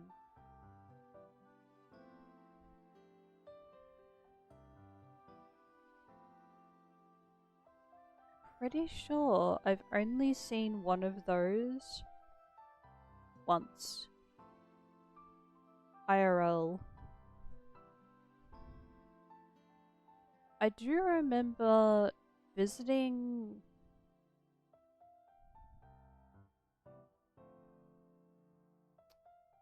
I think I visited a park and they had these.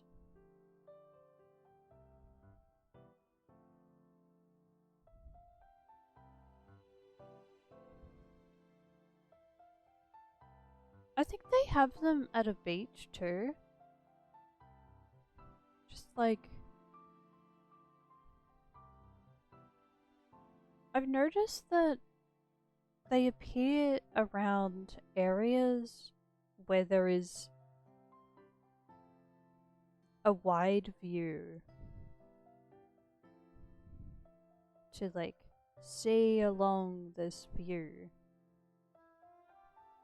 to see from a great distance. But to look through here, you can see closer. You'll be able to see, like,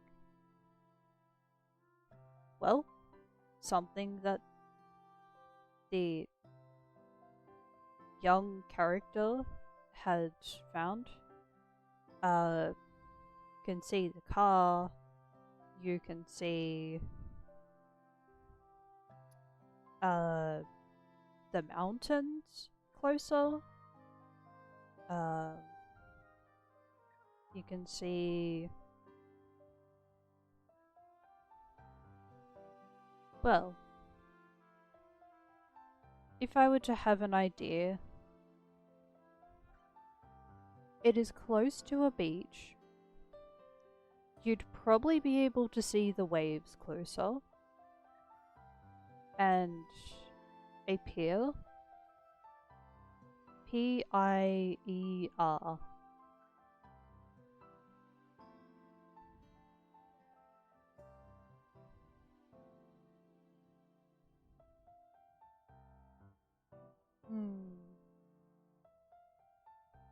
But I gotta say, it has been a long time. It feels like it has been a really long time since I have gone out, traveled with family to a place like this.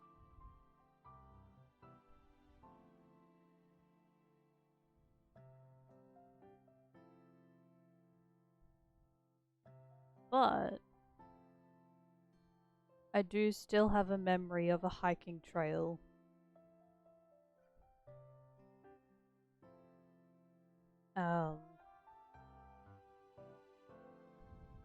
That was nice. It's particularly nice during warm weather or like warm, slightly windy, or even fairly windy weather.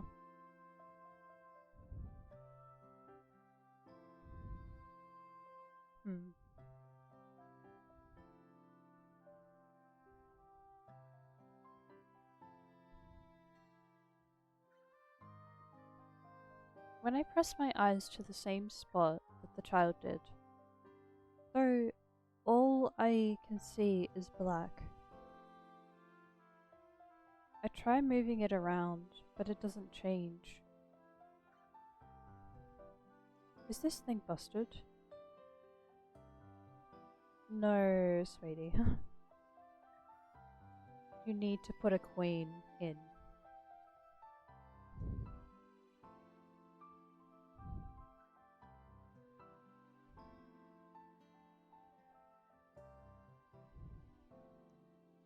Some text is printed on the side. I have no idea what it says. There's a small slot, though with a picture of a coin next to it. Lucky for me, it's the coin that has a 50 on it. I put the coin that I received from the barista into the slot and spin a lever. The machine eats my coin, and then when I put my eyes to it again. Yes! Wow.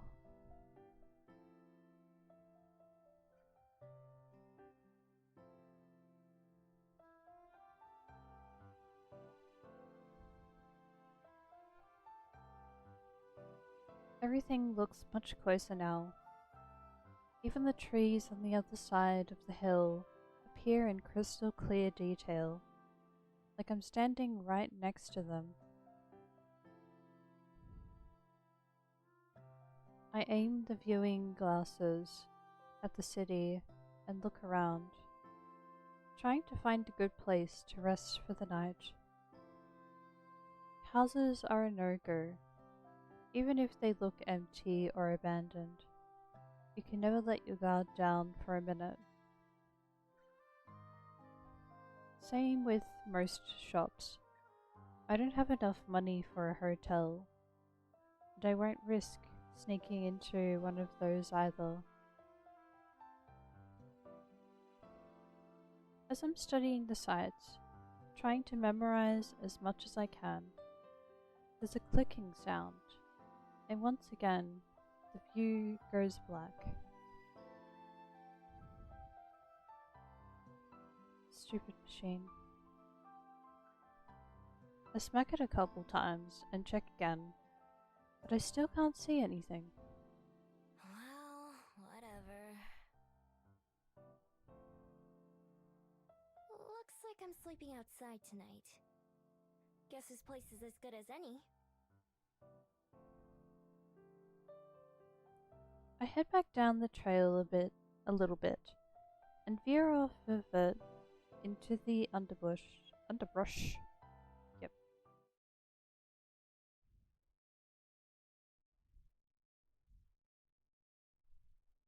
Just a Not little further up. perfect, but it'll do. I agree. It's not exactly the wilderness, but just about everything around here seems cityfied to some extent.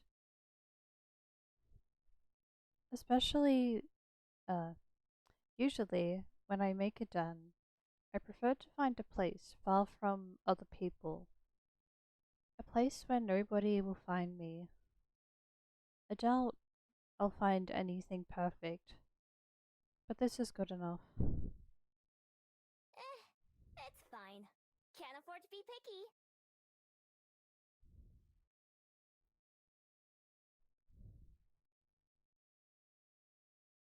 Hold on. Is there an echo?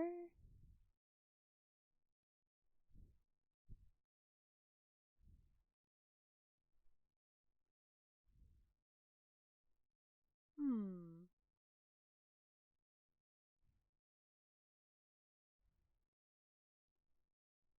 Yeah. It's probably okay.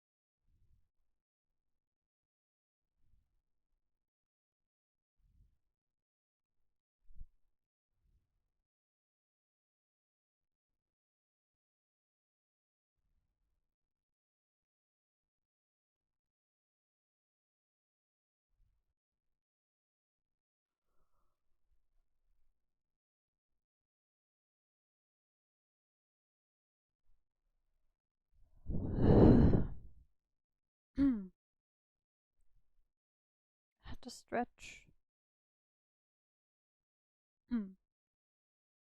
Okay.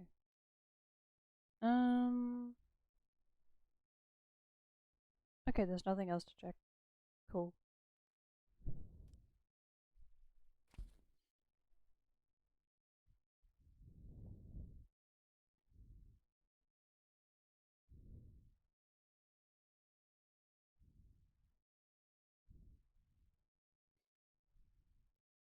As the trail I was on is out of sight, I transform again. My neck gets warm as my bead activates, and a few seconds later, I'm on all fours.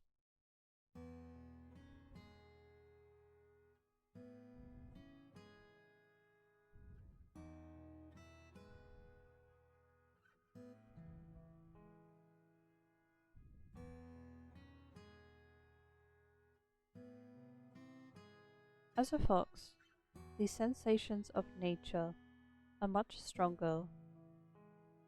The earth beneath my paws is cool and refreshing, and the breeze whips through my tails like a massage. I hurry down a hill covered in grass, so tall that it reaches way over my head. I can smell fresh water and follow the scent to a small stream where I'm able to quench my thirst.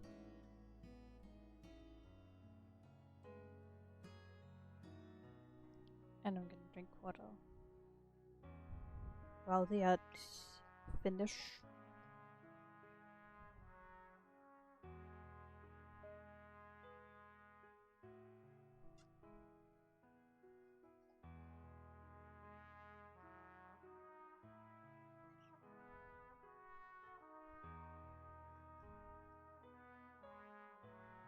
Snack.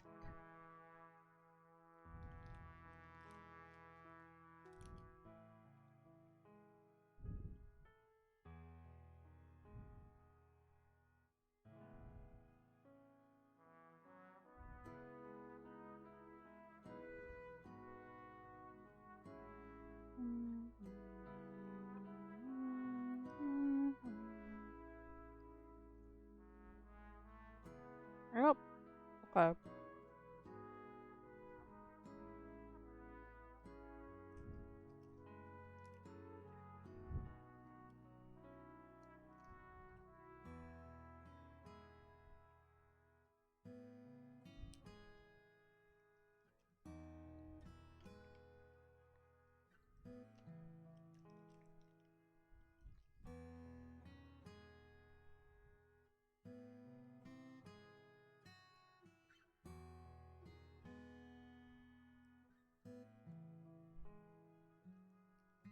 It's just as satisfying as the drink I got at that cafe, but in a different way. And being able to slurp up water is way more enjoyable than having to use a straw, or worse, one of those lids with the tiny holes.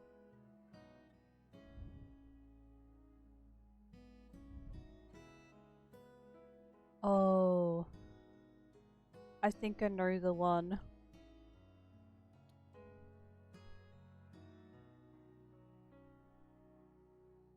For a little while, I follow my nose to some berries and some edible plants that'll do for a snack. Unfortunately, unlike the water, foraging is never as satisfying as eating human fruit. If I want a real meal tonight, then I should pick up the pace before it gets too late. Still, I want to get this done now, while there's still daylight. I keep close to the stream and search for a place where the ground is soft. Before too long, I find a promising area, a small valley with hills on most sides and thick foliage on the others. I'm still close enough to civilization to hear cars and other city noise. But the area I'm in doesn't seem like it gets visited very often. At the very least. It doesn't really smell like people.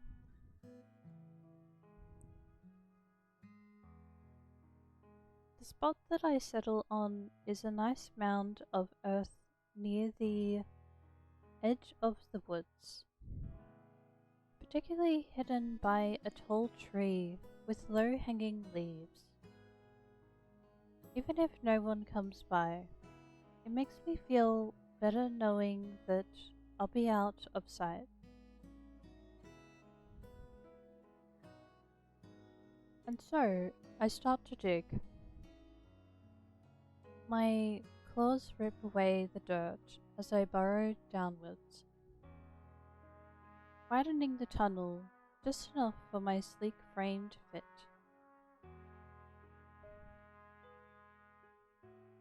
First I dig forward and then downwards, widening out an area that's big enough for my whole body to fit.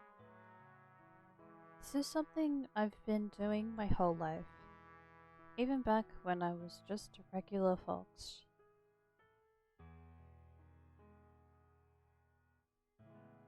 I think that's why I don't mind it too much. Compared to sleeping inside somewhere, it just feels right to me.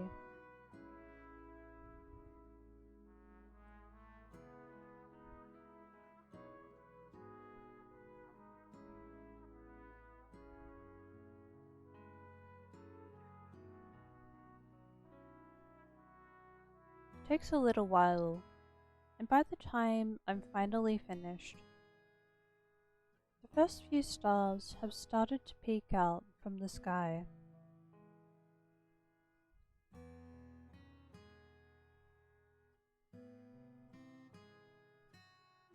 I shake myself clean of the dirt that sticks to my coat, and then transform back into my human form. Spread this here, a couple of branches here, some leaves there.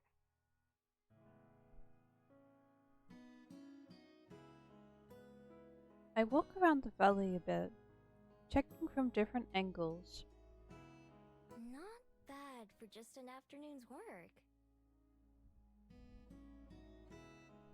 I walk around the valley a bit, checking from different angles. If you weren't looking for it, I don't think you'd ever notice anything out of place.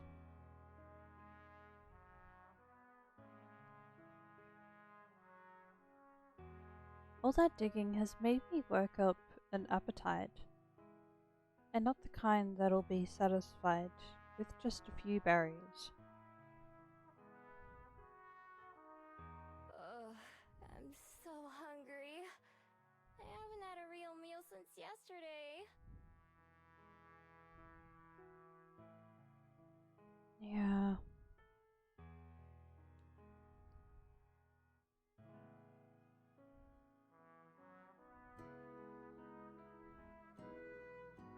My stomach rumbles painfully.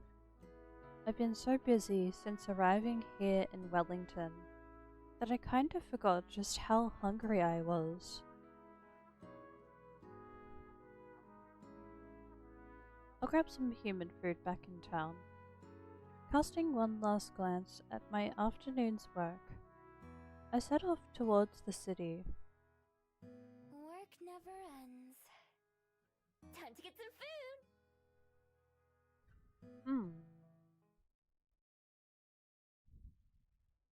Time to get some food.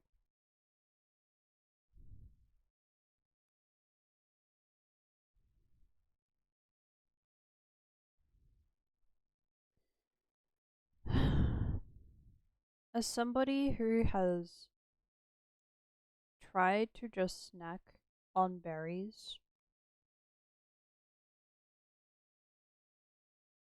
it's nice, but it's not enough. it's not enough to satisfy the hunger.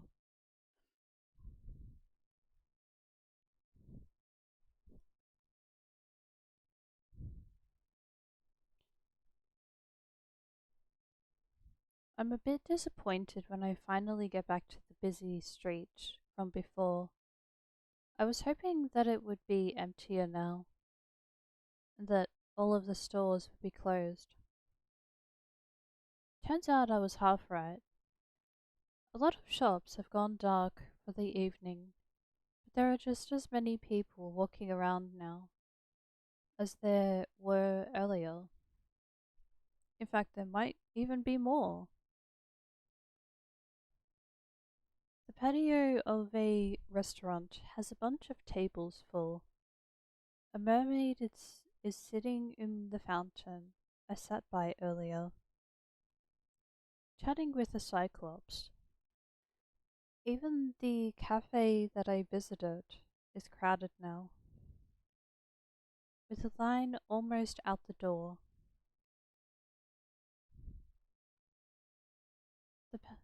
Yeah. After pacing up and down the road for a while, I sit down and try to figure out what to do next. I'm not too worried about what would happen if I got caught stealing. I'd just escape, obviously, and even if they somehow managed to catch me, it wouldn't be an issue for very long.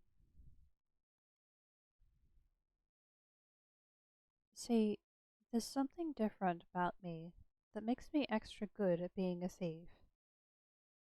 It's not just the skills I've practiced over the years, like picking locks and sneaking around.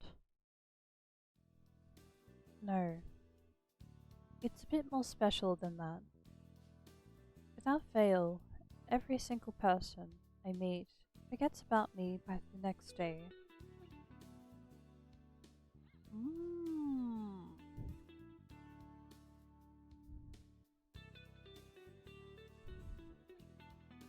Mmm. Interesting bit of lore.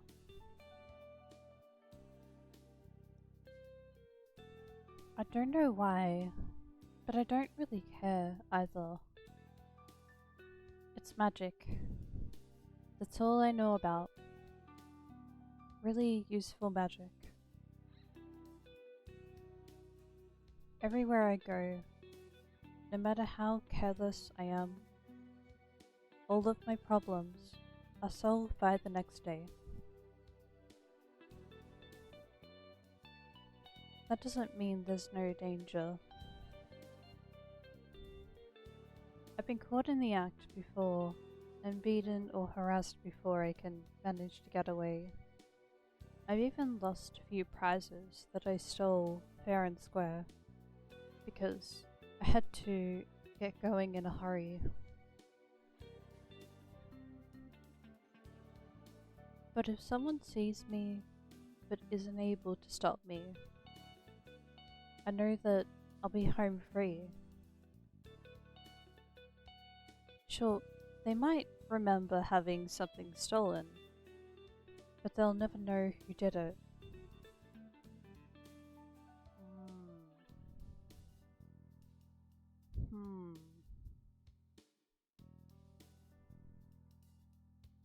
It almost makes things too easy. Right now, it would be smarter to just come back even later, in the dead of night, and hope that there are no people around.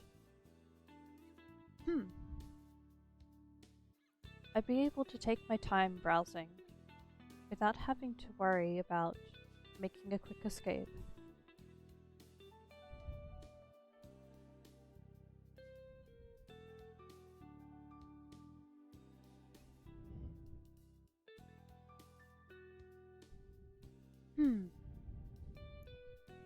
Where's the fun in that, though?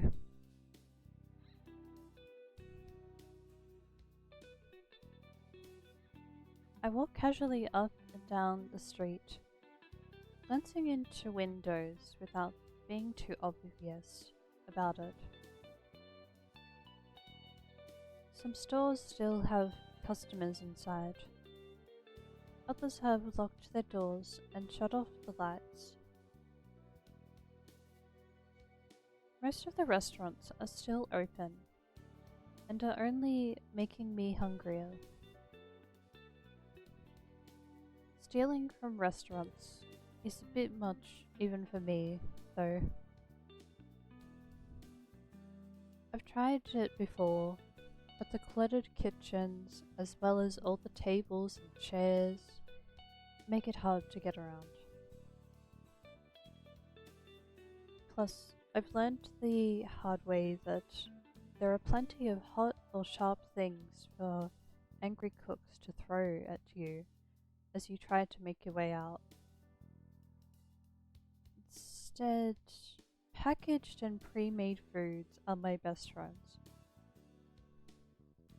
Things that I can grab multiples of at once and stuff into my pockets.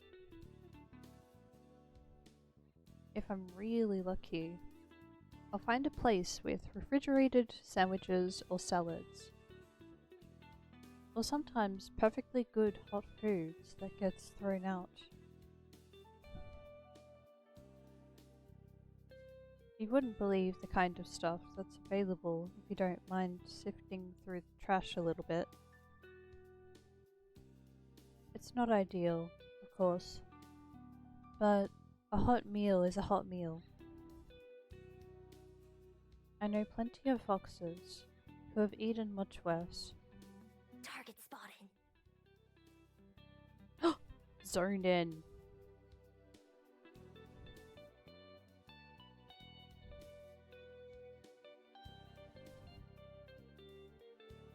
It's perfect. A small convenience store. Snacks lined up behind the front window. Even better, the shops on either side of it are closed too, so there's not many other people in the area. Locked, huh? Not surprising. I head down a nearby alley and find the back door, which is probably where they bring in new products. Ooh.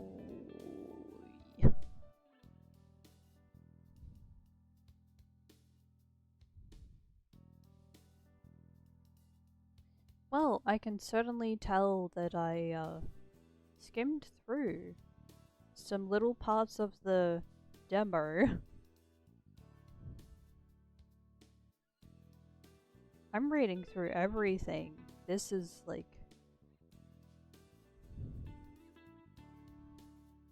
I'm gonna be honest. When I was playing the demo, I wanted to skip to the very interesting parts. I wanted to skip to the very interesting parts. I did not even recognize what was happening in this part of the game and the story. So, yeah. It looks like there's going to be some of her story, which will then eventually overlap, eventually introduce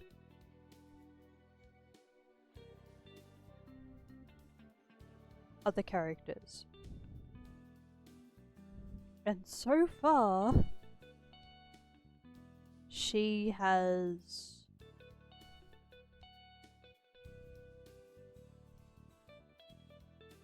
been around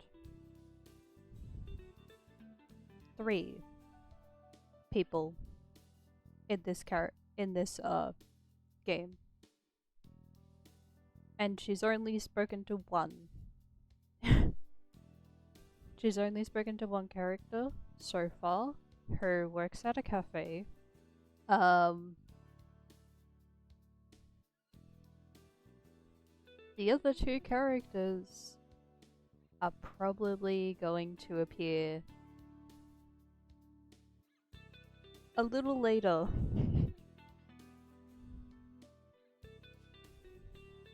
We're going with the lore first. Her being by herself.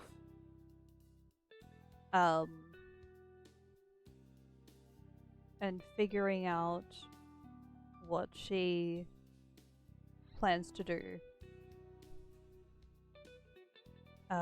by herself at the moment.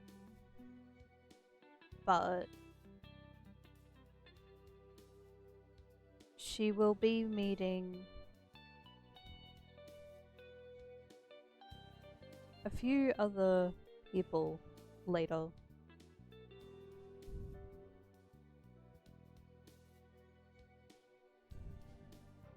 I head down a nearby alley and find the back door, which is probably where they bring in new products. The alleyway is dark to begin with, and my dark clothes help me hide even better. I glance around the alley,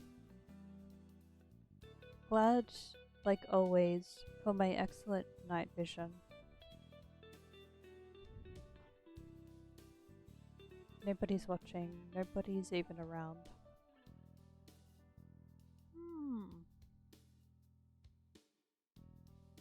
I pull my hood up over my ears and tuck my tail between my legs, leaning against the sturdy door. To anyone not looking closely, I'm sure I appear as nothing more than a shadow. I dig around in my pocket until I find my trusty lockpick, and then set to work on the door. It isn't a complicated lock at all, just a regular keyhole. With a click, the latch springs open just a few short moments later. Bingo. Huh? I try to tug the door towards me, but there's a chain on the inside that keeps it from opening very wide. There's no way a human could fit through the gap, but it would be easy for a fox. First I slink away for a bit, idling on the nearby street, like a regular pedestrian. I wait to see if anyone shows up, just in case I triggered a silent security system.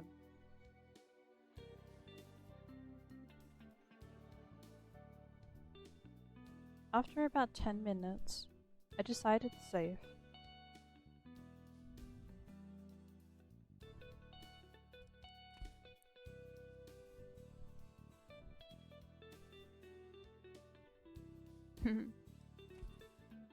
I transform under cover of darkness in the alley and slip into the building before transforming back.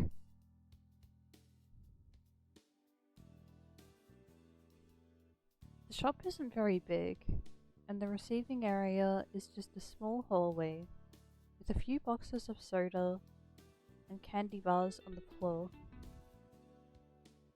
I grab a couple of my favorites and shove them into my pockets. When I creep into the main area, I make sure to stay low to the ground, trying to avoid being seen from outside. I'm not exactly hidden, but as long as I don't stand up, I shouldn't attract anyone's attention. I move fast, cramming as much into my pocket, as much into my coat as I can. Cookies, protein, bars, popcorn. I'm not very picky. When my coat starts to feel pretty heavy, I grab a plastic bag from behind the counter and transfer some of my loot into there.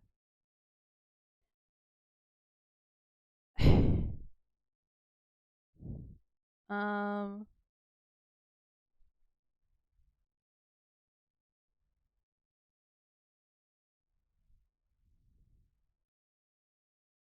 Oh, that's what it was. I feel like I may have spoken to somebody once about this subject.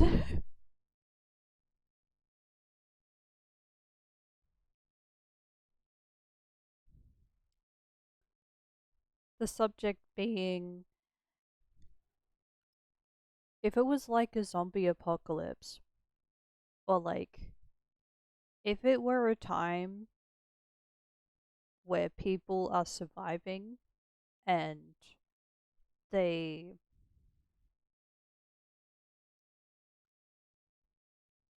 need to gather supplies, I would be right onto that. But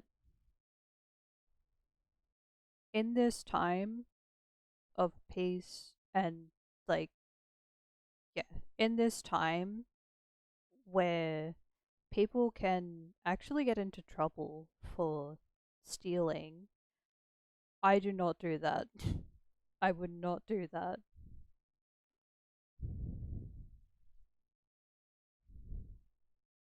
I just kind of leave it in games.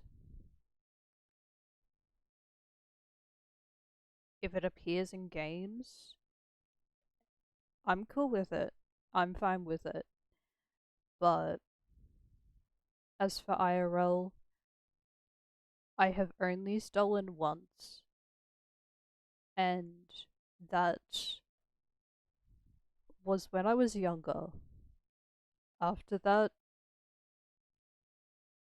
not again.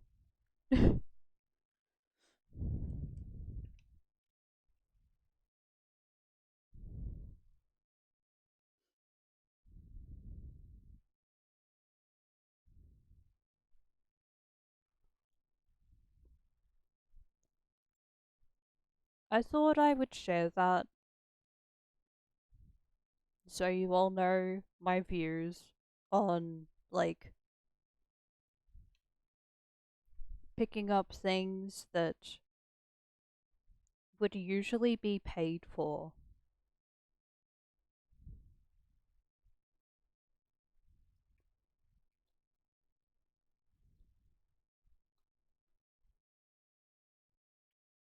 There is something that I've recognized.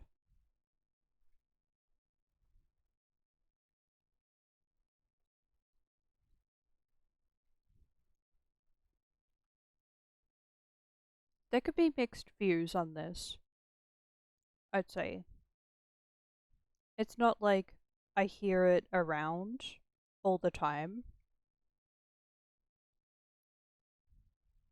There's the talk of you touch it, you buy it.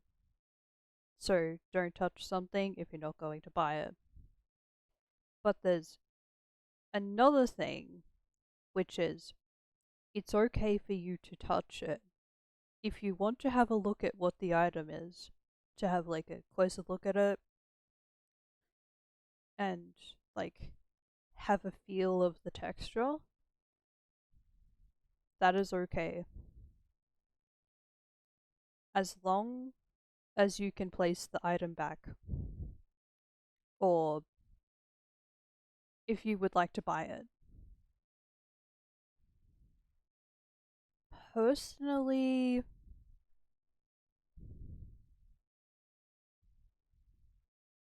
I would prefer to hear the second advice. If somebody is saying the first, then it's not offering much freedom to the other person. It's not like offering them a chance to experience something.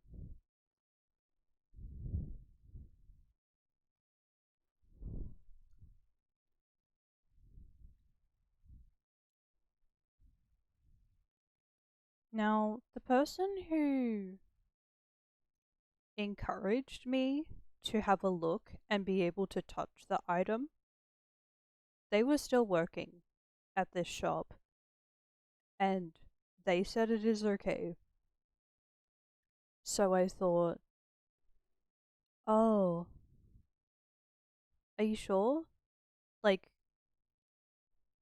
is it really okay to do this? Because I know that there's the other opinion where people say, oh, don't touch something if you're not going to buy it. And she's like,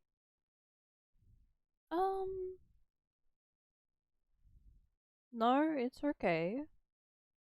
Like, how will you know if you. How will you know that you'll like something and you'll want to buy it if you don't, like, have a feel of it and, like, you know, receive something, receive some happy, good feeling by, like, touching an item. For example, I bought a packet of beads to make some jewelry. Now that's an example. Even though it is so easy to just look at the packet and be like, oh, yeah, it looks nice. But you know what? I don't just want to look. Obviously, I'm not going to straight away be like, yeah, I'm just going to pick this up. I take a moment to decide. And if there's somebody working there, I will like ask them, can I have a look at this? Can I have a closer look at this and like touch it? Yeah.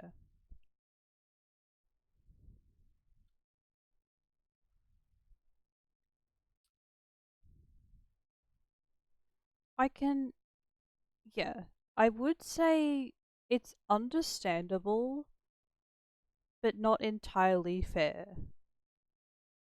Like not completely fair when I hear people say the like more demanding opinion, which is like don't touch something if you're not going to buy it. Um yeah.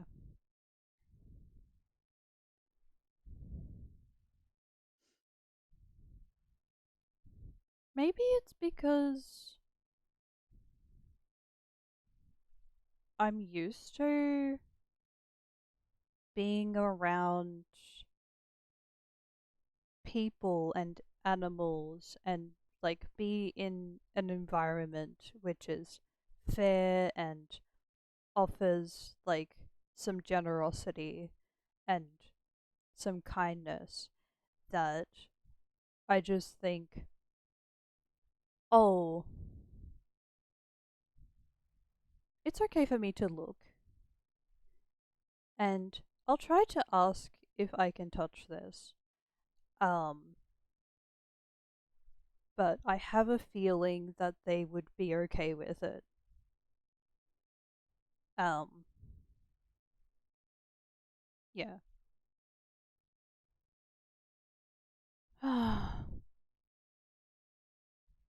Some parents.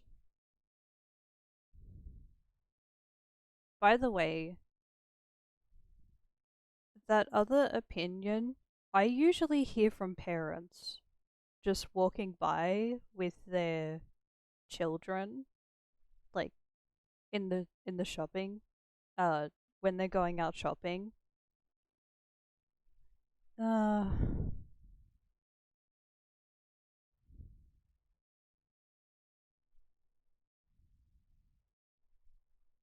it should be more like, yes, you can have a look, you can touch it for a bit, but then, um, please place it back.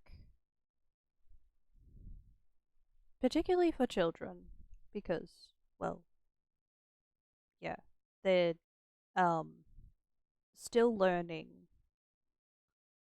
Um, but for adults,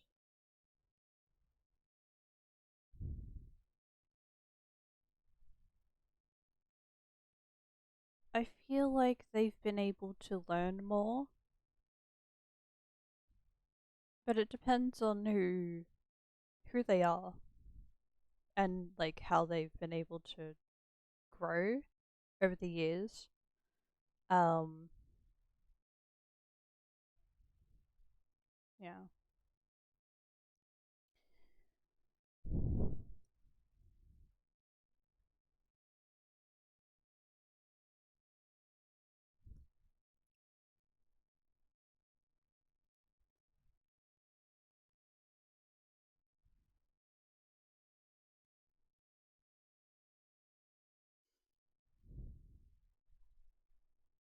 Okay.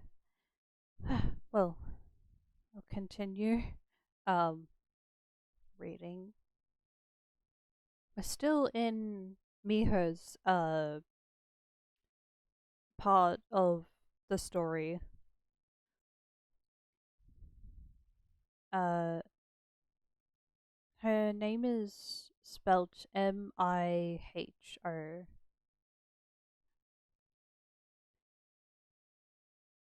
When my coat starts to feel pretty heavy, oh yeah.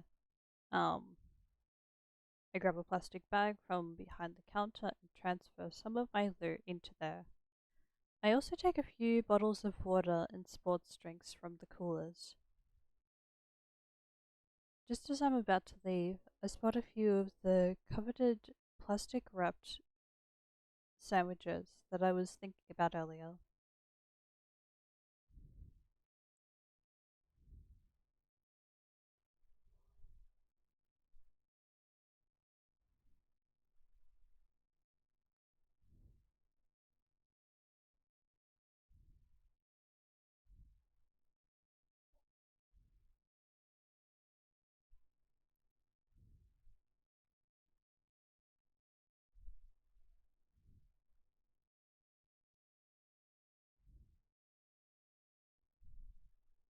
Hmm.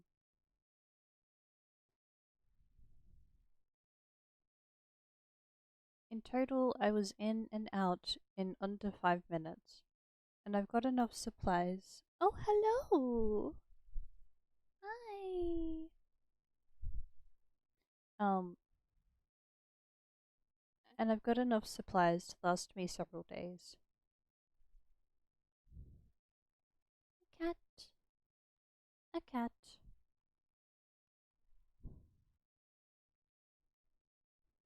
I was saying hello to a cat.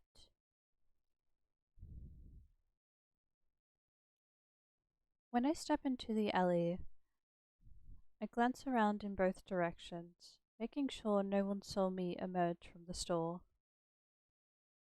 I don't see anyone, but my neck prickles as if someone is watching me.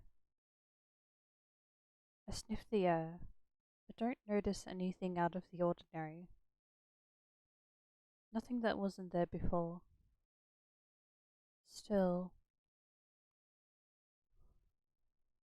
suddenly there's a flap of wings, and a bat flutters past me from out of the shadows. It goes right over my head and disappears from sight up the street.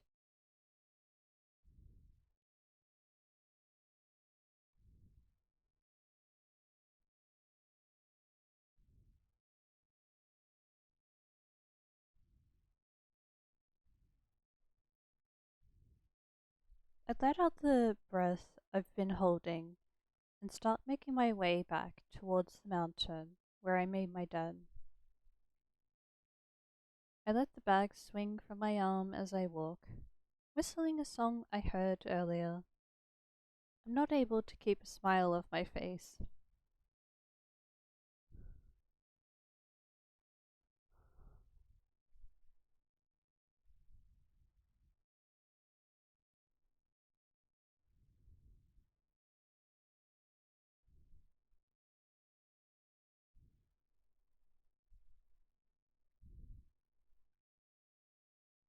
Well, it's enough to keep her happy for some time.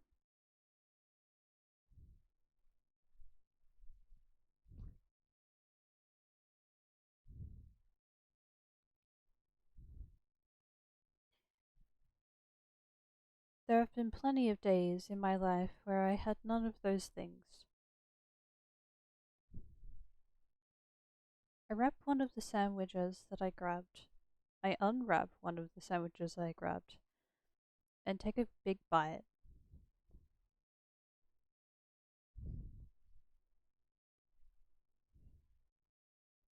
I hope Wellington continues to treat me well while I'm here.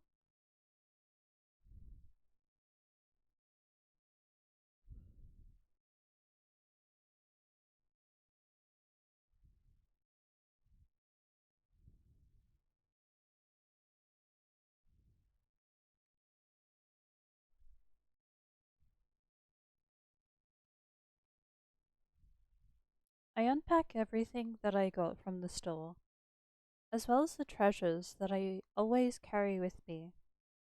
My lockpick, my wallet, a few pretty stones. The only thing that I leave in my jacket is a small scroll.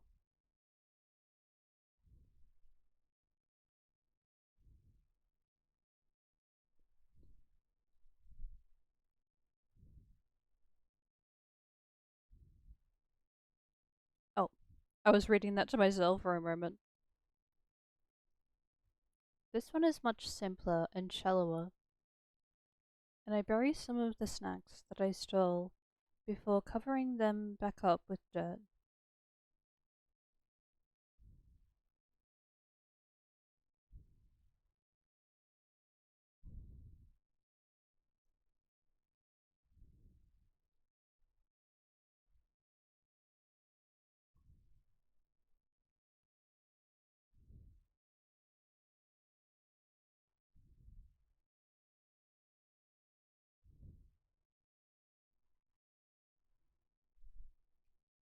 Stuff like my pen and my favorite rock go into the burrow with me, since I like having them close by.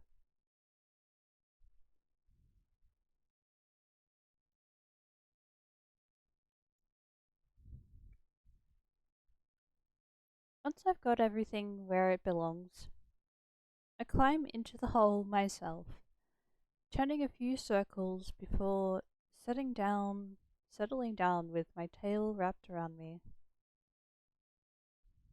Ah, what a beautiful sky.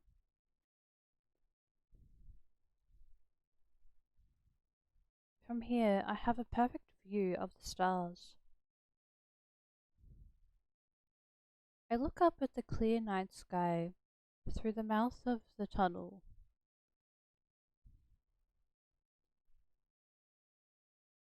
I feel bad for all the people way down on the underworld.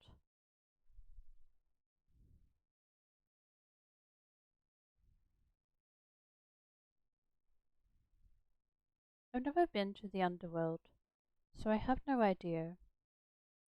I can't imagine falling asleep without them. Interesting that she mentions the underworld.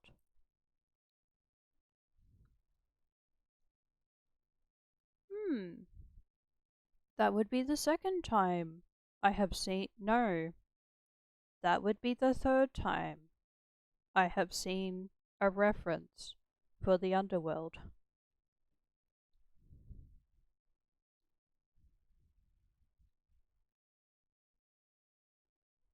A date with death. Hades. And this one. And please be happy.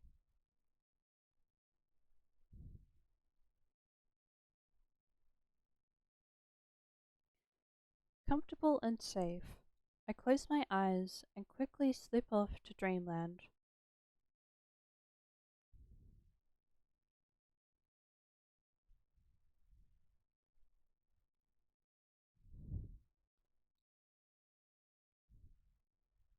Speaking of, I want to play more of Hades on stream.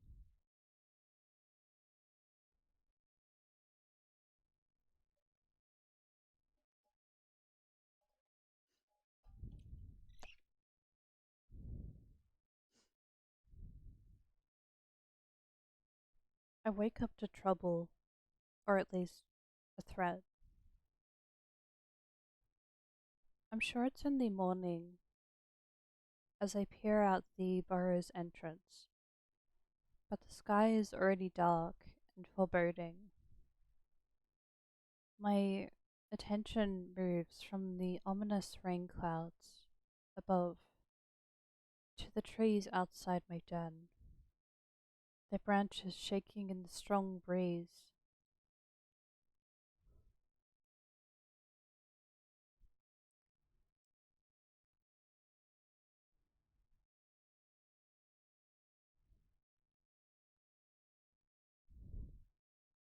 I climb up the tunnel and out into the open. Sniffing the air, it just tells me what I already know.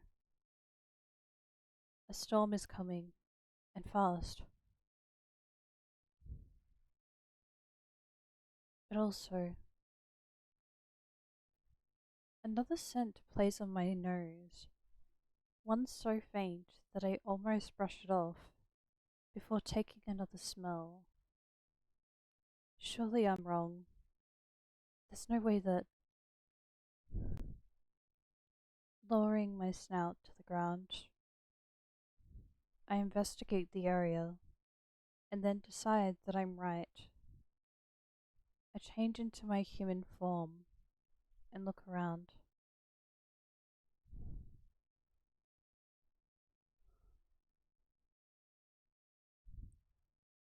Oh, those are 3 words that sound a bit suspenseful.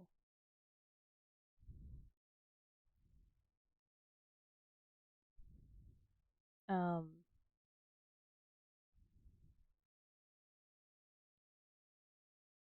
yes, someone's definitely been here, but this scent isn't a human's. It's vaguely familiar, but at the same time, not like anything I recognize.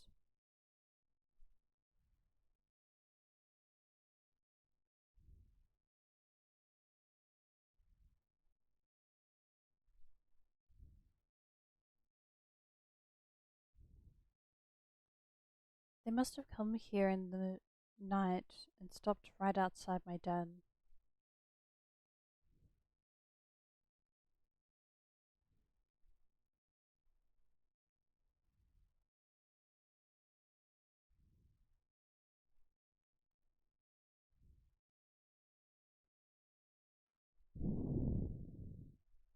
As a fox, I dive back into my hole to make sure everything is still there. My heart pounds in my chest, but nothing appears to be missing.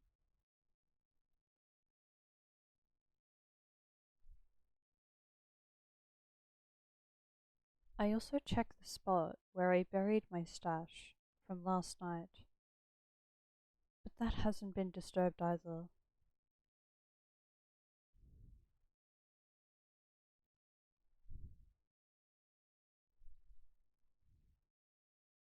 I breathe a sigh of relief.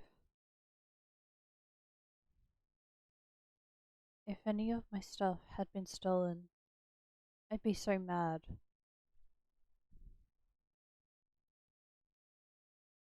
But that still doesn't answer the question of what they did want. And that's even more concerning. I'm a pretty light sleeper, and usually the slightest sound or motion will wake me up. So, if someone was able to sneak up on me, even I have to be impressed. Impressed and a little bit worried. I've got a more pressing issue right now, though, and I stare up at the sky in disappointment.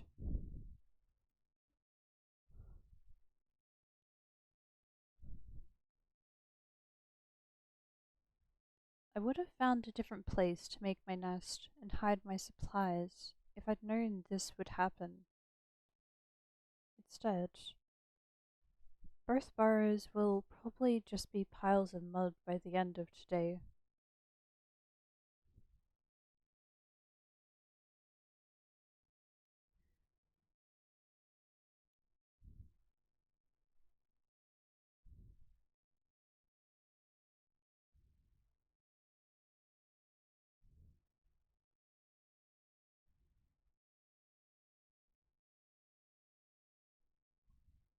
I fill my pockets with my most important possessions and some of the food I grabbed last night.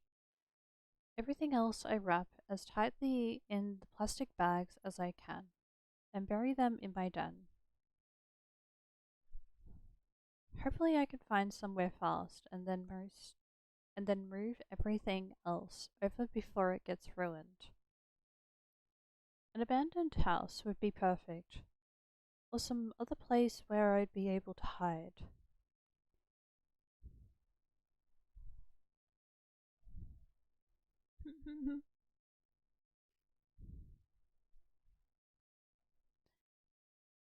I'm just about to get going when a loud flapping sound overhead catches my attention.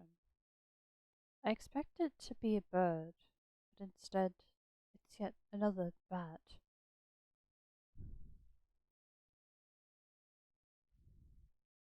This one is even bigger than the one I saw last night. Its wings are way longer and noisier. I can even hear it squeaking something as it flies past. Some people say bats and foxes are similar. I don't see it.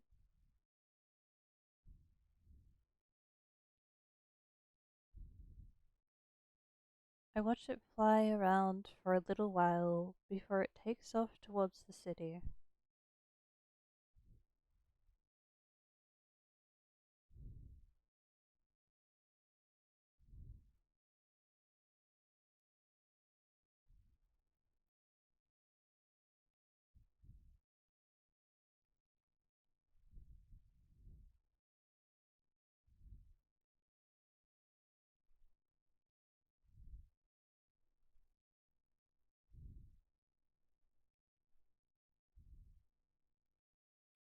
A couple times it disappears between the trees or just too far ahead, but I always manage to catch back up.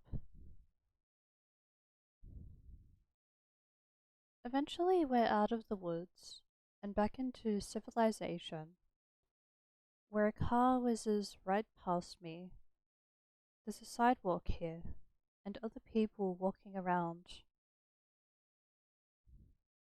Most of them look up to the sky nervously, though, and everyone seems to be in a hurry. Oh, I said that word a bit bold. I'm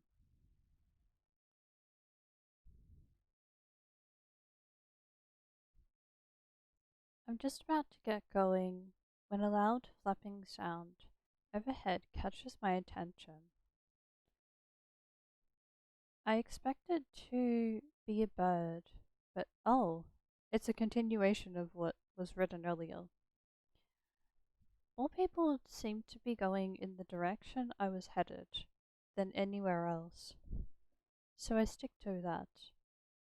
By now, my winged guide is almost out of sight again. Just a little black speck in the sky flying into the distance.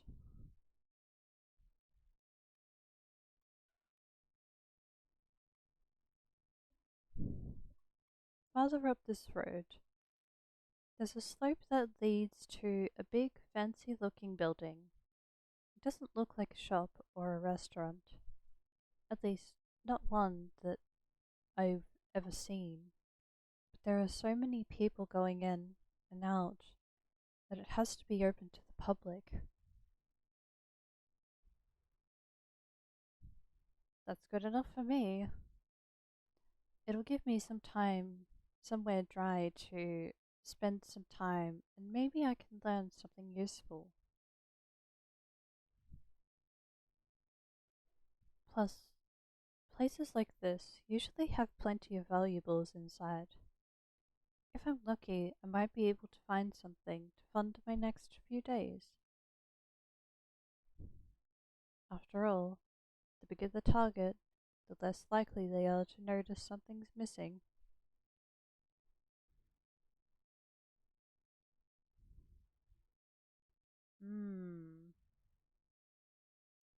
The sturdy oak door isn't as heavy as it looks. A firm push being enough to heave it open. Gingerly stepping inside and out of the rain, I'm greeted by books. Lots of books. Books on shelves, books on tables, books on the floor, books everywhere. Oh, I know this place. I saw this in the demo. I think we're getting somewhere here. The story is moving along to another location.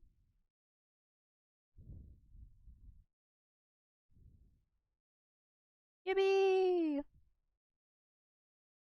Though, I think she still needs to pick up her things that she left behind. Or maybe she won't need them?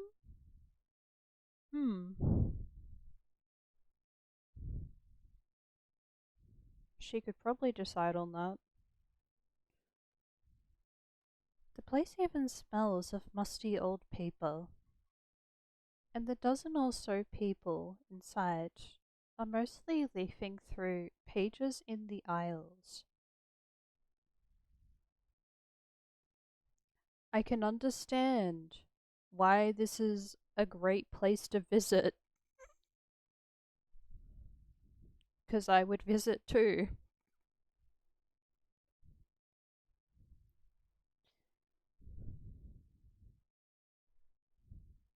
And it looks so clean. The odd silence about the building is striking, given how many are around.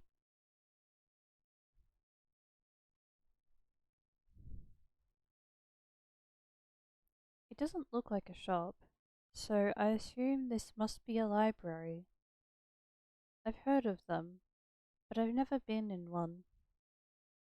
No point, since I can't read and all. But I had a thought. I had a thought. If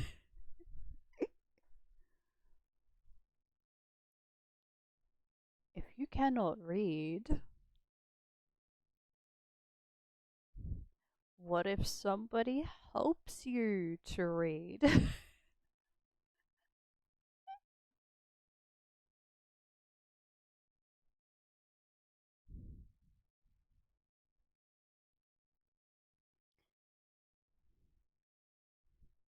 But it's warm and cozy and very dry, so it'll do just fine. There's a desk near the entrance with a computer on it that I assume would be where I check in. It's unattended, which is good for me. I take a seat in an empty chair nearby and sit back just to observe for a bit. Probably a smart choice.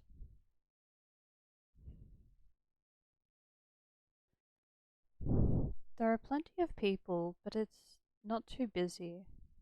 Lots of empty, unwatched spaces. Most folks seem to be here alone, or in small groups that keep to themselves.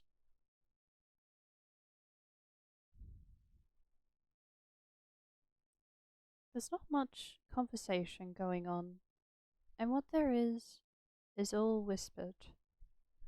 Nobody gives me a second glance, which is a good sign. It means I'm probably not breaking any rules just by being here.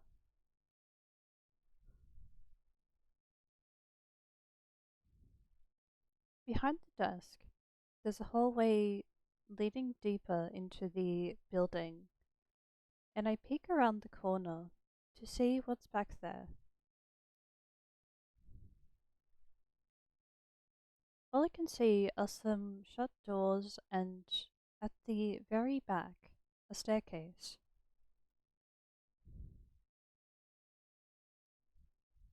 Ooh! I saw a portrait. I saw a portrait in the frame.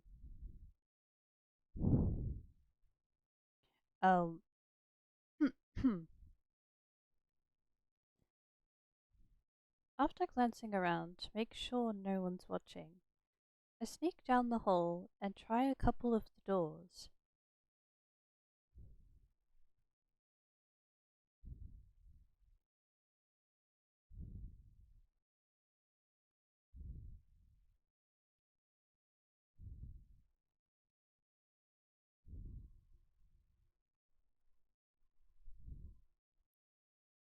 Oh, pardon me. I might, I'm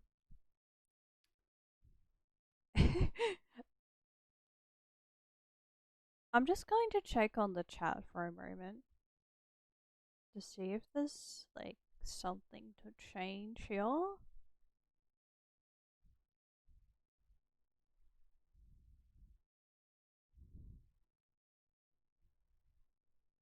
I don't think there is.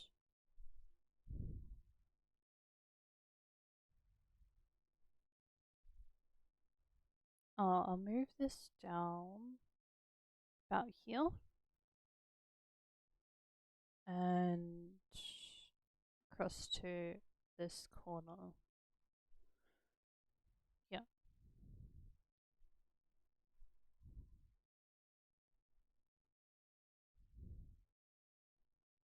Okay.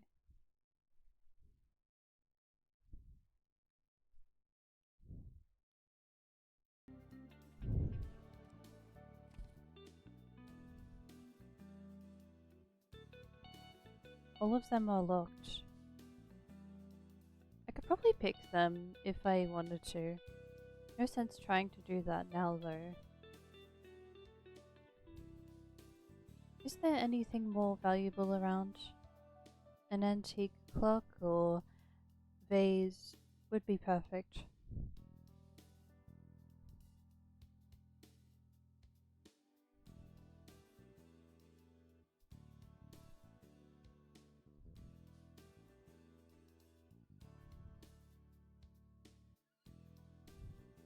Sadly, it's almost all books. Books and small trinkets that look pretty worthless. Not even worth the trouble of stealing. At least it's got a roof. I do spot a couple promising items, like a set of old coins, and memorize their locations. I do spot a couple promising oh yeah. I wander back to the main area where I came in. Outside, it hasn't started raining yet, but it's only a matter of time. The wind is loud and gusty, and even opening the door is enough to make me shiver. If nothing else, I can probably wait out the rain here. But, my poor abandoned snacks back at the den. What a waste. Can't do anything about it now, though. I should keep looking around.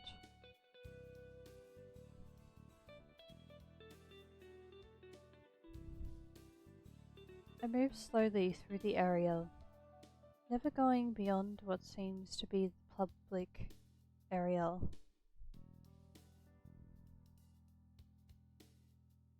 I pretend to inspect a few books, taking them off the shelves and flipping through the pages, but I'm actually mapping out the place in my head.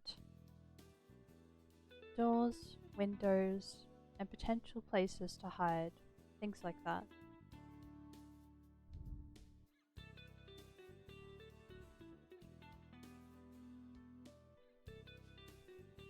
Most of the time, this kind of info is unnecessary.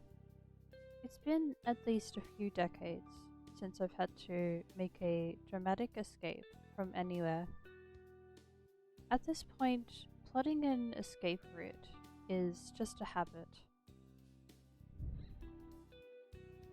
Overall, I like what I'm seeing, even with the locked doors and off-limits hallways. There are a lot of nooks and crannies that would make good hiding spots, especially as a fox. From the thick dust that coats a lot of these areas, I can tell they don't get a whole lot of visitors. I think I'm going to drink water again.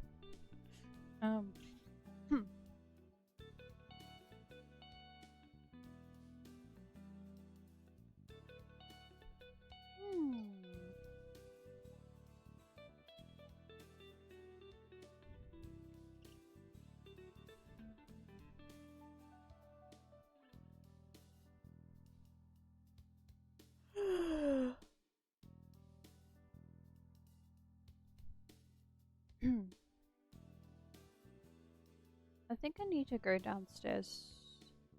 Yup.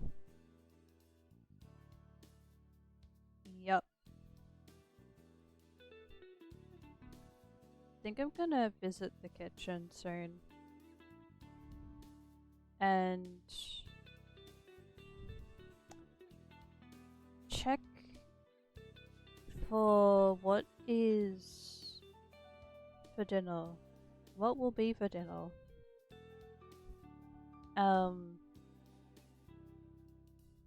I might just finish reading a few more, like, pages, and then I'm gonna visit the kitchen for some time. Like, maybe 10 minutes? Or yeah, have a bit of a break, and yeah, there's a list that that the house has for dinner plans, and I just gotta check if it's like there's going to be dinner prepared, or if it's like vending, or another word of that is like just choosing your own food.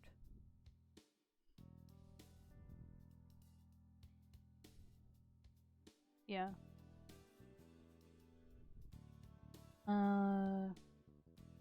If I'm careful, I might be able to go a whole week or more without being noticed.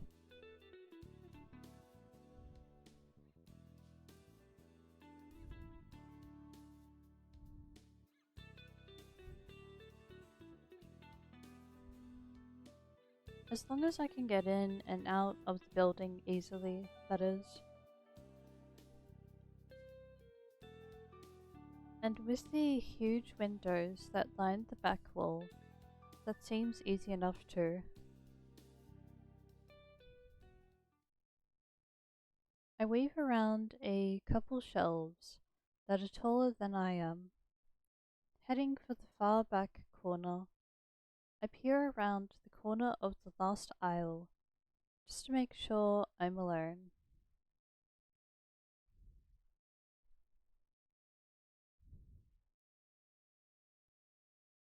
But I'm not. Oh? Woman! It's a woman!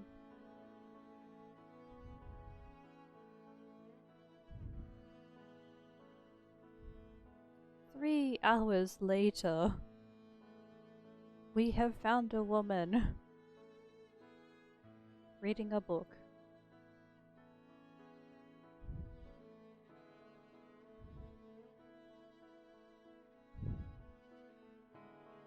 At a small table by the window sits a woman with a small book in her hand, resting against her fingers.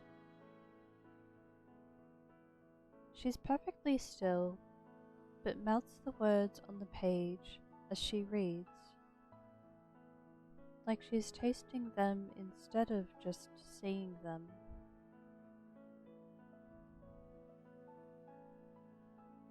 Her expression has the distant look of someone way off in their own world, far away from this one.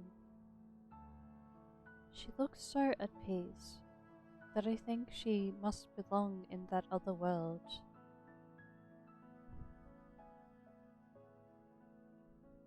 I can relate.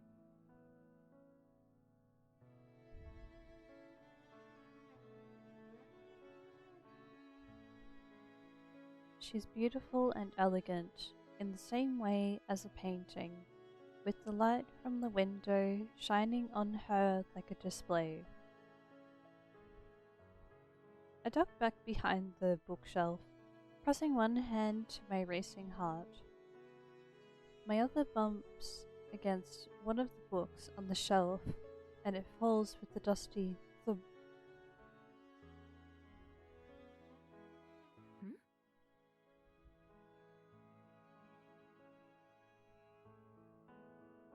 Cursing my clumsiness, I silently back away, in case she decides to investigate.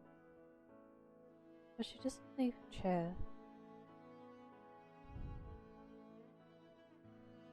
I suppose it's nothing. She turns and gazes out the open window at what I don't know.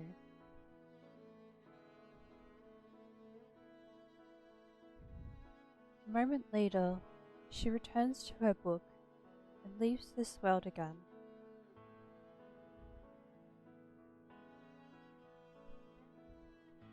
I stay hidden, my face still burning a little bit. Yes, I think this will be the perfect place to spend some time.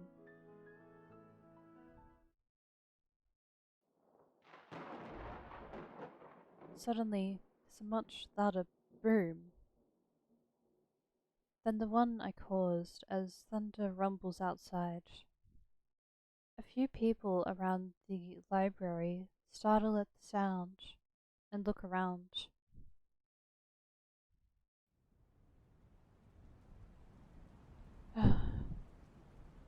Sighing, the girl in the chair pulls the window beside her closed. Oh gosh, I was changing my accent slightly.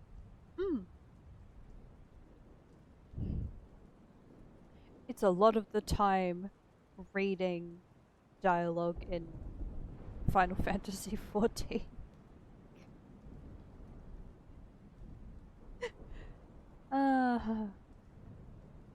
Okay. The first drops of rain falling not a minute later.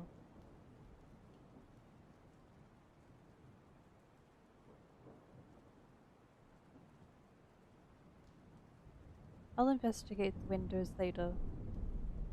Right now, I don't want to bother her. So I head back to one of the plush chairs on the other side of the library and take a seat.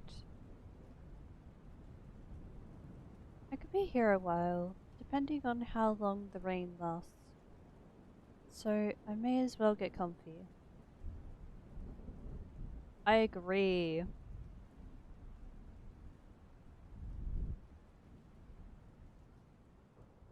Man, this is getting good. This is like, wow, this story. And the fact that she has found this library and this, I mean, well, she has found a woman who is reading a book peacefully. Yeah,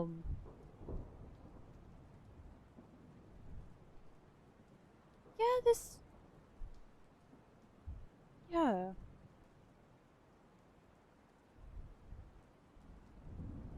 I have a good feeling too.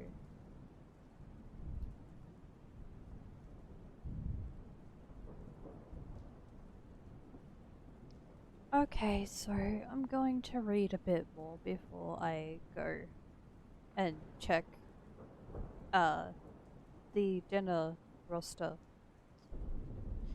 Okay. Hi Luna. It's good to see you. Yeah. I feel like just now it's beginning to feel a bit more like a Yuri. They haven't met yet. Like they haven't even spoken to each other yet. But I don't know. I'm very curious to see like how they communicate with each other. Also, the woman who was reading the book looks adorable. They look beautiful. Yeah.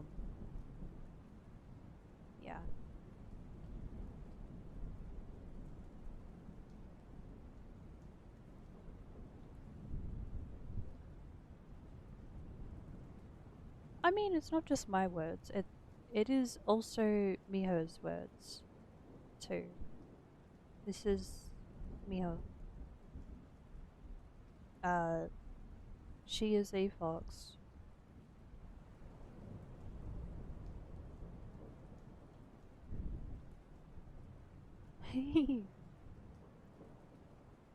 I found a few books that have more pictures than words and curl up in one of the soft chairs. Why am I.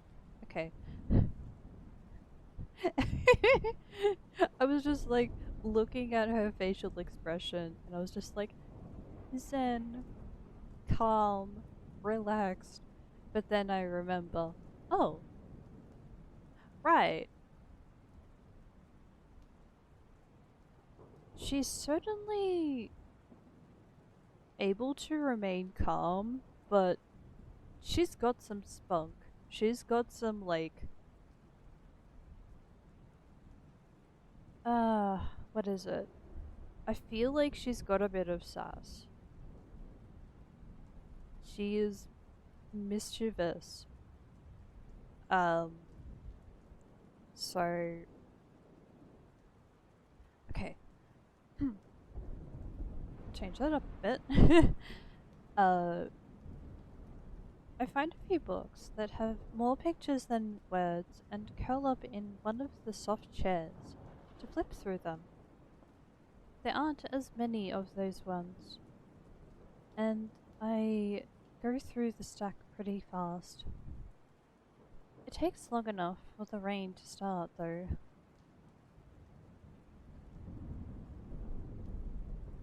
The longer I read, the louder the pounding of the rain and the howling of the wind become. Guess it's not letting up anytime soon.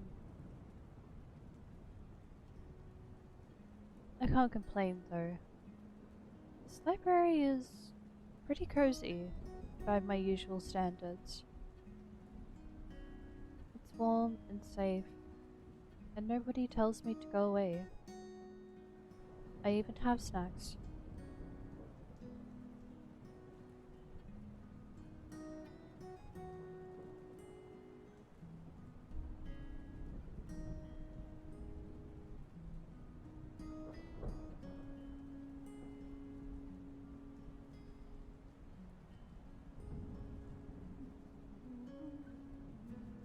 And I'm gonna sip my drink.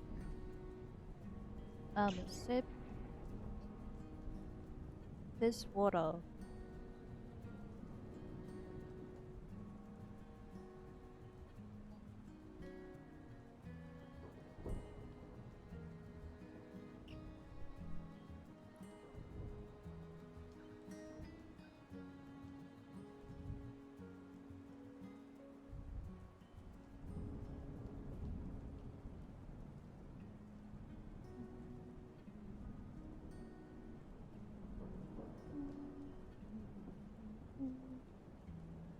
Da, da, da, da. Oh, I think I like this music.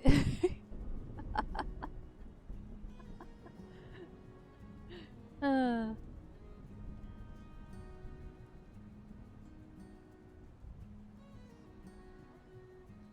More than once, I get up and walk around the library again.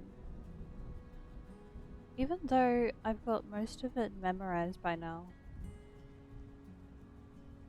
I take note of things like a child's stuffed toy that's lying on the floor in one section, or the thin blanket that's stuffed between a bookshelf and the wall.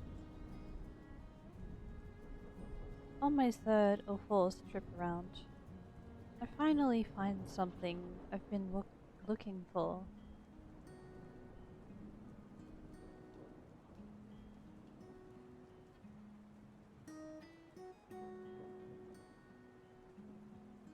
Who is she?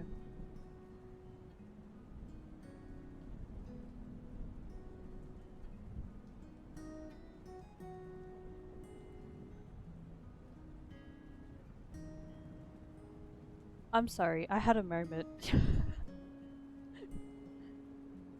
I had a moment there.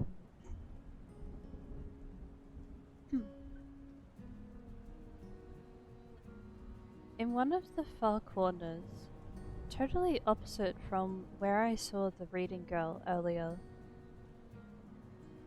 there's a single chair and small table. The painting itself is of a girl with light brown hair, but I barely pay any attention to that. What I'm interested in is the frame.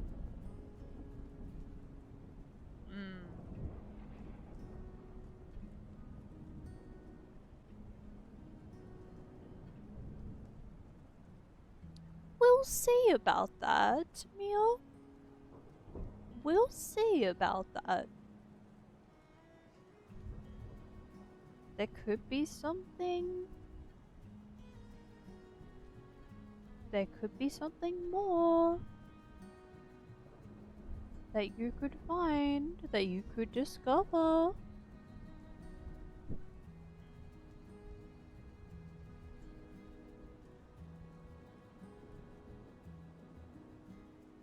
It's lovely. It looks like it might be made out of gold. It certainly shines like it. It's carved intricately into the shape of waves, flowing up and down.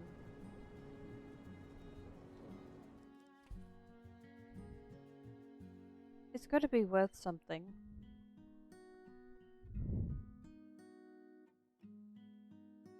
I pretend to not pay much attention to it as I make my way back to my table. There are too many other people around for me to be able to try to sneak it out. It's too big to fit under my jacket without being obvious.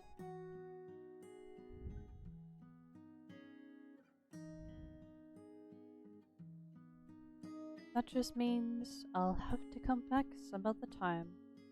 Maybe once this place is closed. The hours pass by and the storm continues. I'm kind of disappointed about losing a whole day, especially so soon after arriving. Oh, sweetie. You are now experiencing what it is like to be in a library.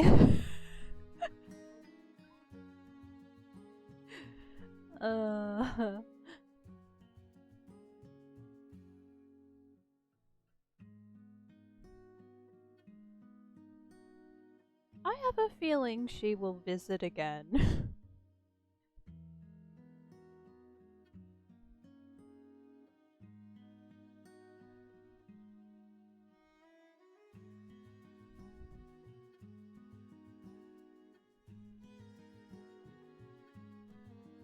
I pat one of my pockets, feeling the familiar and reassuring weight of the paper scroll that's tucked away there. That scroll is the only thing close to a purpose that I have, and it's not particularly urgent, or at least I don't have any way to deal with it faster.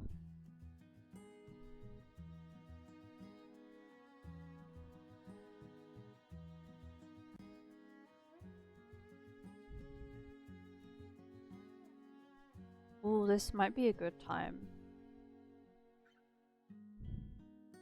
After this part, I spent a long time reading. It's almost afternoon when I go and check the windows again. But the rough weather outside continues. At this rate, I'll be sleeping in a puddle of mud tonight. Unless...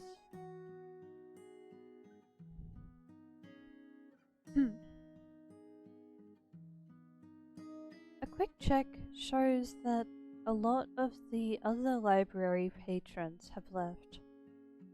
It's not empty, but it's not nearly as full as earlier. Guess some of them decided it was worth braving the rain.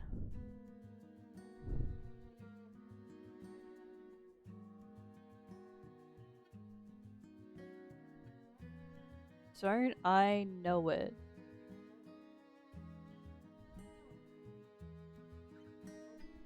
I like to visit the library, rain or shine.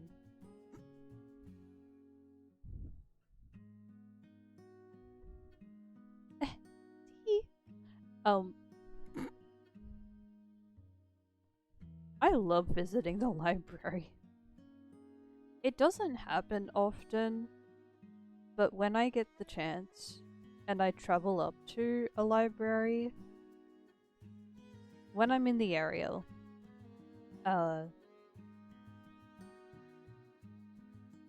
sometimes I'll go visit.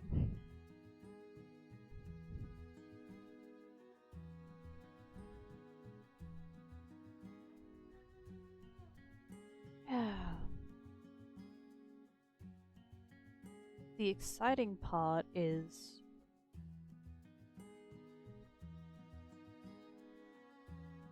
there are a few there are a few that I can visit. I can just take transport. Only takes like, I don't know, 10 minutes.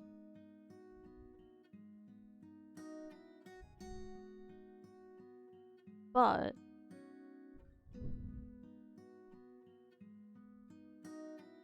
it still depends on which library I want to visit. If I'm looking to travel for like a short amount of time, but still find a library that's pretty good, that's like, that still has some books that I like, then that will work.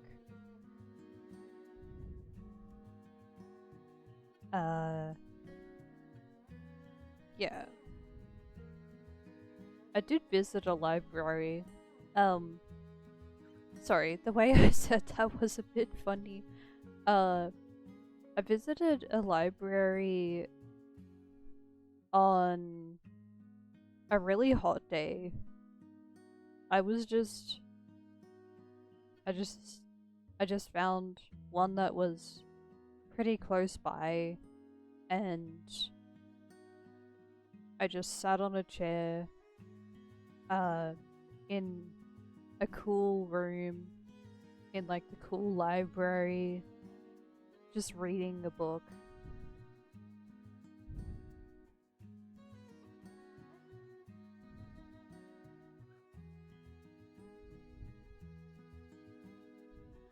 I did try playing a video that I have saved on my laptop,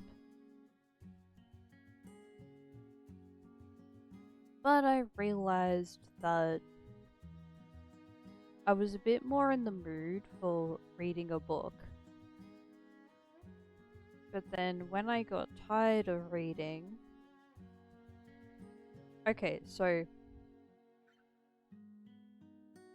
I'll say this. I didn't get tired of reading the book. Like, I got bored of the book. It was more like I just felt exhausted.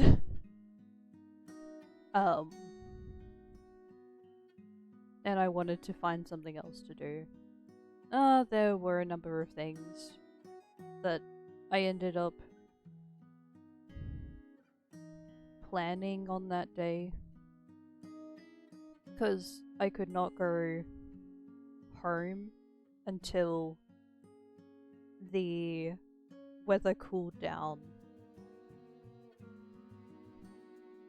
It was in the 40s. It was like 43 degrees Celsius.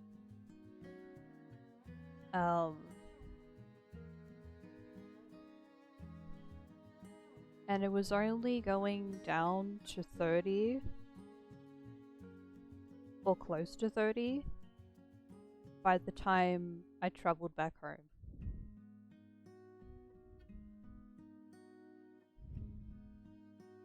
After a few hours. Yeah. But it was nice.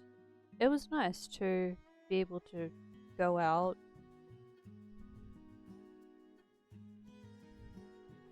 And I'm happy that it's free to just visit the library, sit down and read books. But the other part was watching a movie, which I did pay a little for.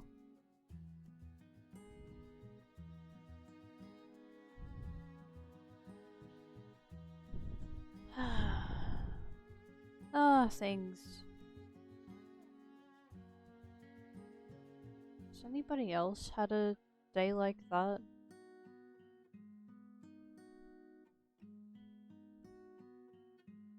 Whether it's like a time where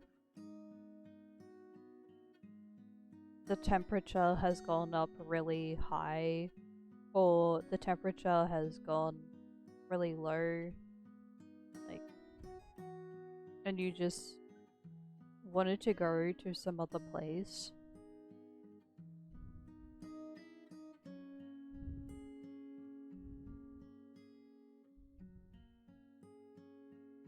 Go to a place where you feel more comfortable.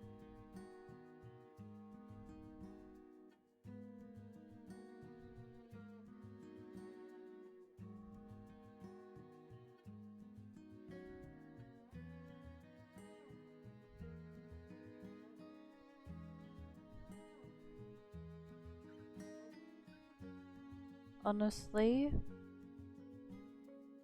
I hope that you have all been able to experience that, because it's great. It's really good. And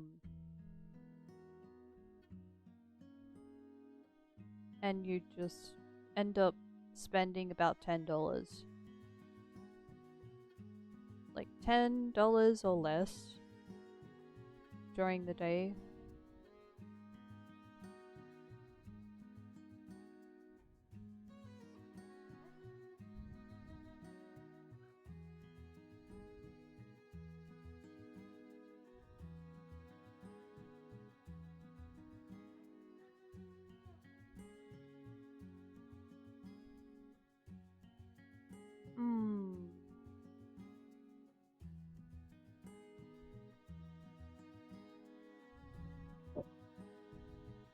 Oop, I touched the microphone, sorry.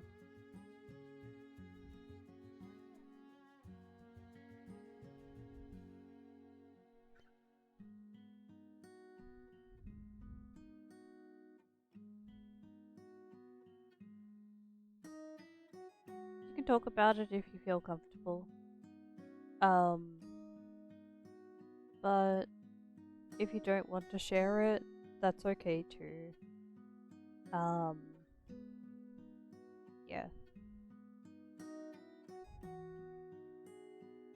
Looking as nonchalant as I can, I get up from my seat and pretend to browse again, slowly moving through the shelves. The reading girl is gone now, although she's not what I was looking for. Instead, I pick up the dropped toy and blanket that I spotted earlier, and then head to one of the out-of-the-way hiding spots I picked out today.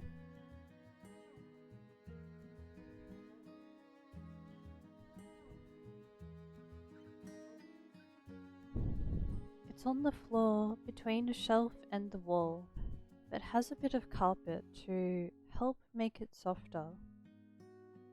Even better, it's between two corner shelves, meaning that it's practically out of sight if you're not looking for it. I wriggle my way between the furniture and lie down, using the toy as a pillow and draping the blanket over me. I toss and turn a few times before finally settling down. Yep, not bad at all. Even though I haven't done much today, I'm always down to take a nap.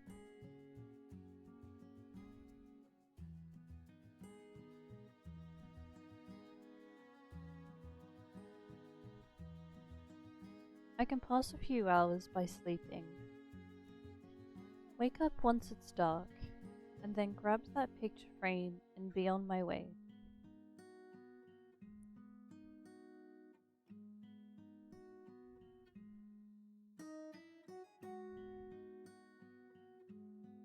I'll have to rebuild my den once I get back, but that's a problem for future me.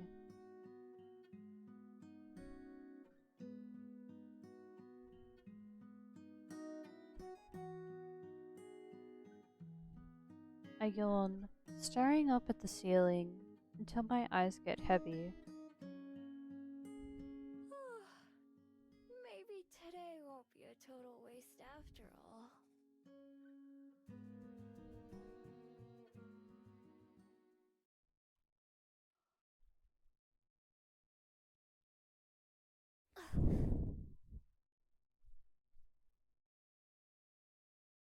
soft sound of cloth rustling wakes me from a dreamless sleep.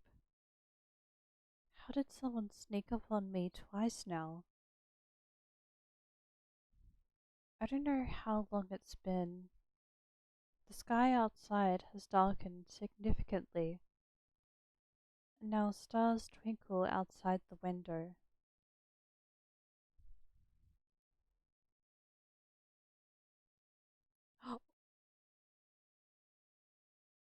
Oh, there's no time to react as the sound comes closer. I hear no footsteps, but suddenly a woman steps into view. Her clothes are pure white, making her stand out like a ghost in the dark library. Her cape rustles again as she reaches towards one of the shelves. One of the shelves I'm hiding behind, to be precise.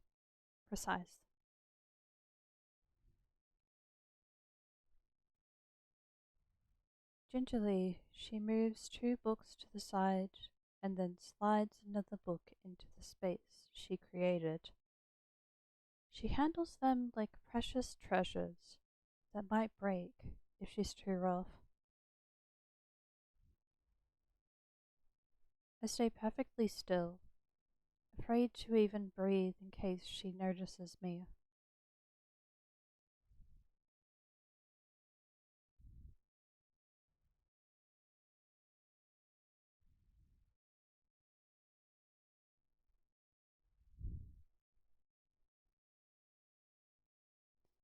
My heart beats wildly as she slowly and deliberately looks over the shelf, examining the titles before taking a book from the second lowest row. Through the gap she creates in the shelves, our eyes meet in the darkness.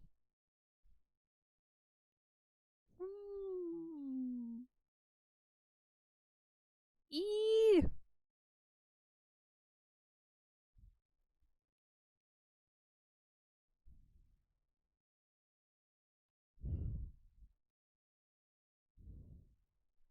Oh no.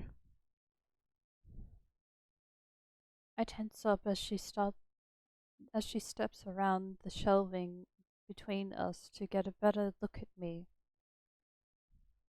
preparing myself to leap away if the need arises. The carefully memorized layout of the library flashes through my mind as I frantically plot the best way to flee. As I prepare my escape, I can see her taking in everything about me: the stolen blanket, the makeshift pillow, my generally disheveled appearance. She opens her mouth, and I brace myself for the verbal attack that's sure to come. Hello there.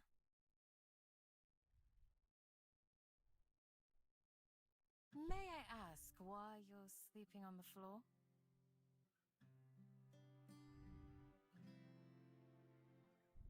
Um,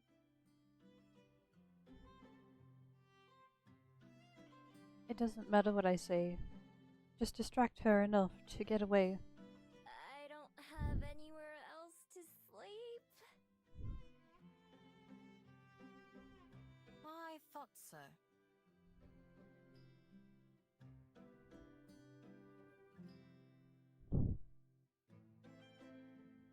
She leans down and offers me a hand. I look at it warily. Oh, um,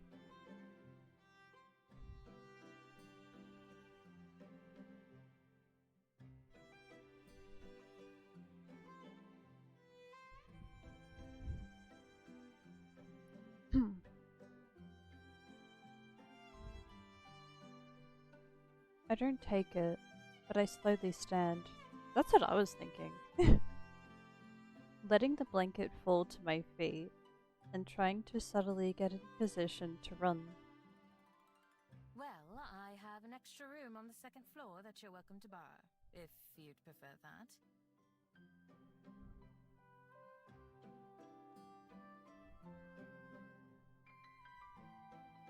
Otherwise, you're more than welcome to remain here, on the ground.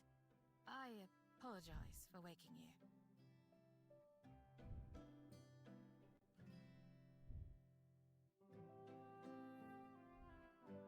Okay. Let's save that. And I'm gonna have a break now. I'm gonna yeah. I'm gonna have a bit of a stretch break. And probably a toilet break too.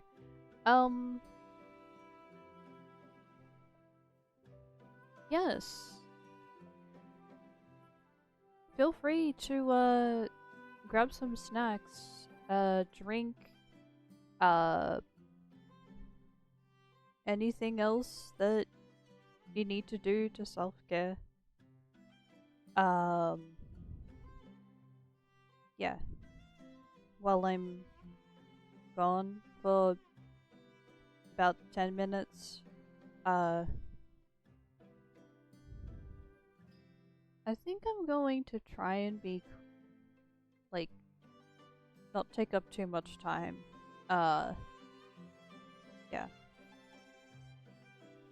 I will continue this soon when I return back.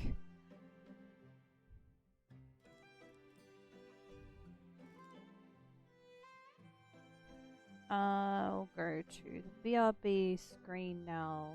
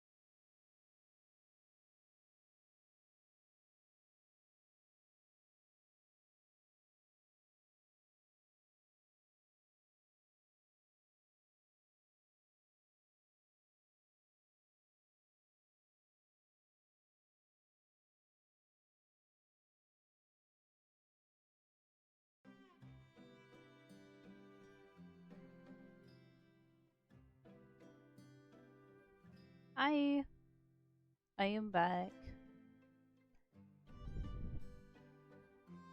We've reached a rather interesting part in the story.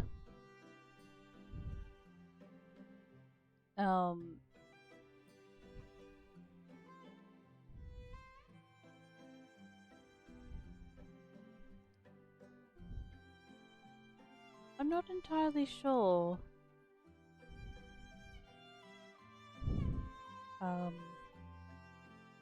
The thought of some people who left. I mean, I think it's fair enough if they're just like, oh, okay, I have some other place that I need to go to.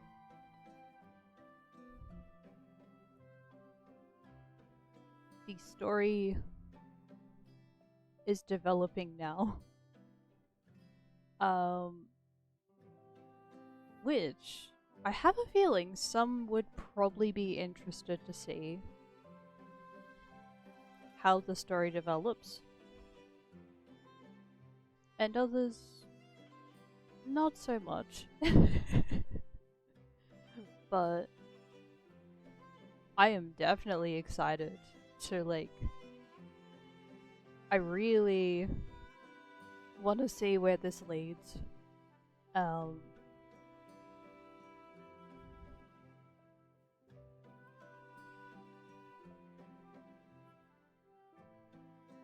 It would appear that they are friendly towards each other. They're friendly at the moment.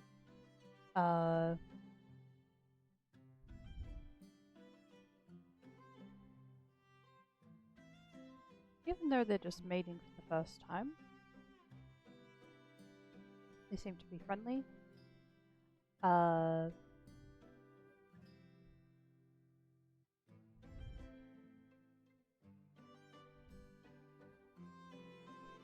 Well, some of you probably already know by now.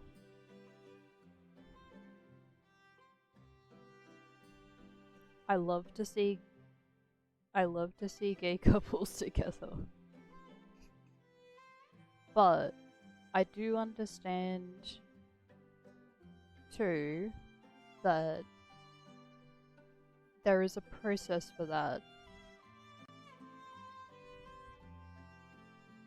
I know that there are some people who I will see together, like see two guys together, two women, like two men and two women together, gay and lesbian,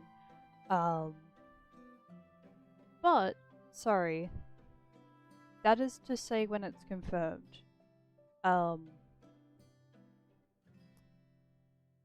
Anyway, I got a bit off track when I said those words. Some of the time, they're cool with it. Like, they're okay with admitting it. But then, there can be some other times, like, other situations, which is like, no, that's not happening. Or it's not happening yet.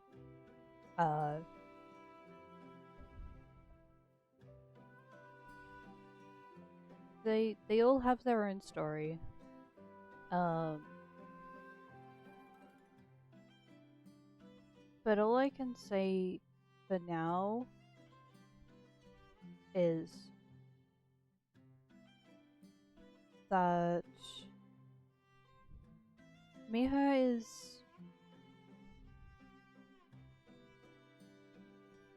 okay. Like, she reacts okay towards people in this game.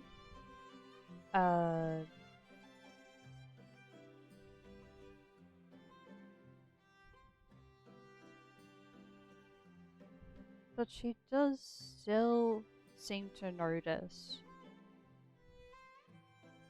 when somebody is like presenting themselves a certain way.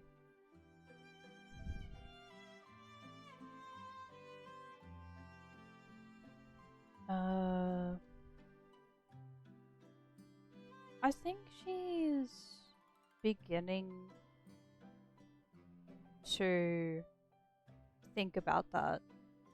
Beginning to think about the appearance of people on the positive note.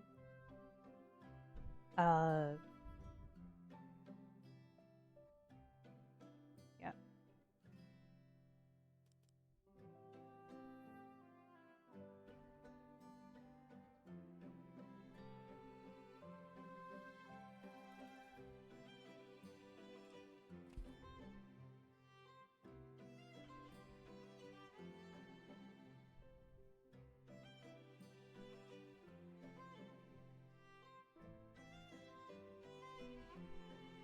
All she has known during her life is moving around to a bunch of locations,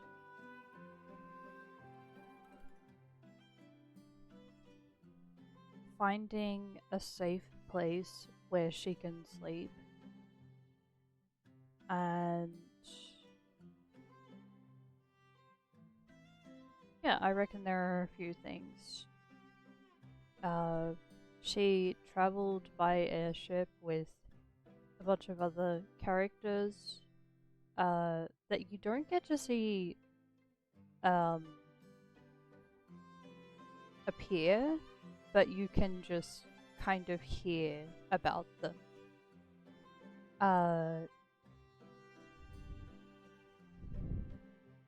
She managed to run away from security guards that were at the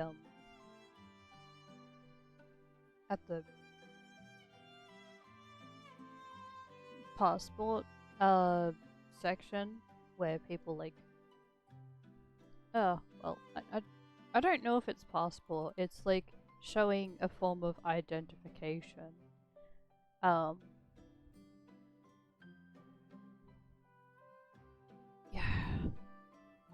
She's been able to carry a small amount with her. And I think she's still trying to figure out what to do in her life. But she hasn't felt sad. She has felt like a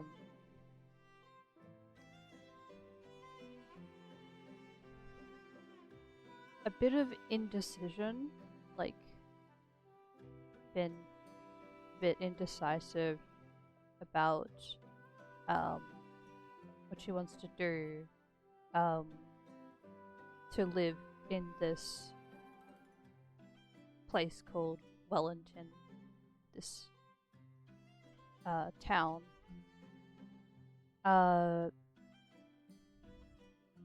This is the first place that she has found, which is relatively more comfortable. And she has shelter.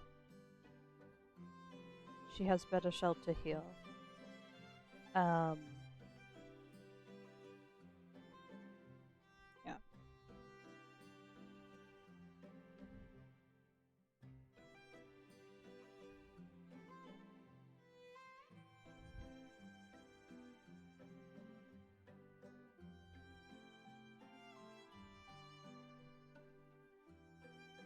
I don't know if I mentioned it. I kind of like wanted to mention it quietly and not say it in a way that's wrongdoing. Um,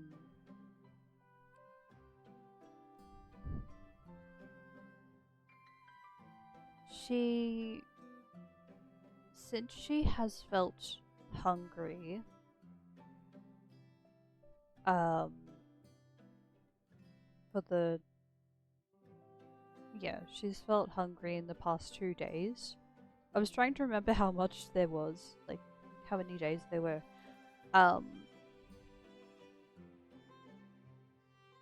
She did steal some food.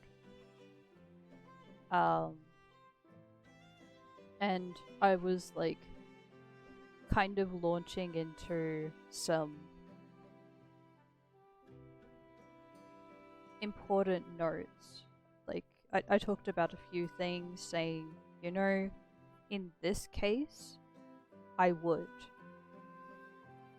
But in the overall case, what is going on in the world right now, I wouldn't. In the case of like a zombie apocalypse, or like a time of people needing to survive, and that I know that still happens for people. I know that.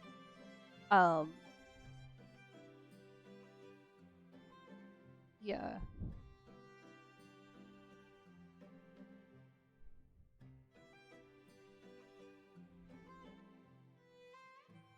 I'm thinking of how to word that.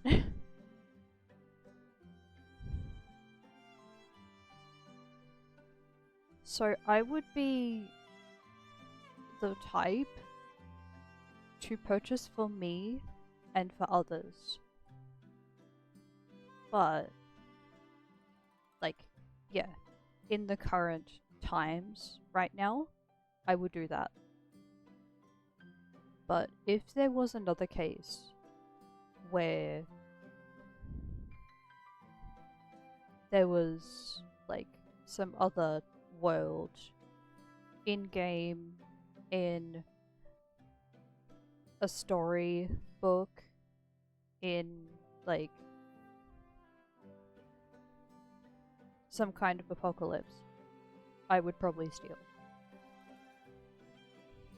Yeah. So I am happy that she's chosen this.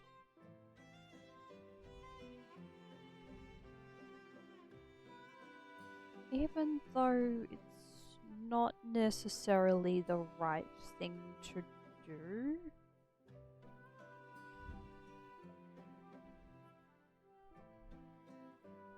Most of the time. I think there would still be, like, some cases where it is acceptable. But, like, for most things, wouldn't encourage it, but yeah. Since this is a different world that she lives in, it could be more acceptable. Or the characters wouldn't bat an eye if they notice.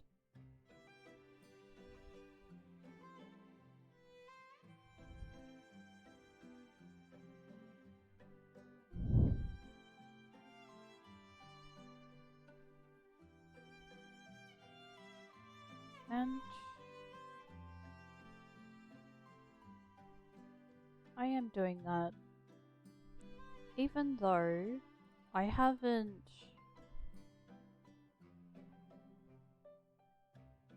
reached such a large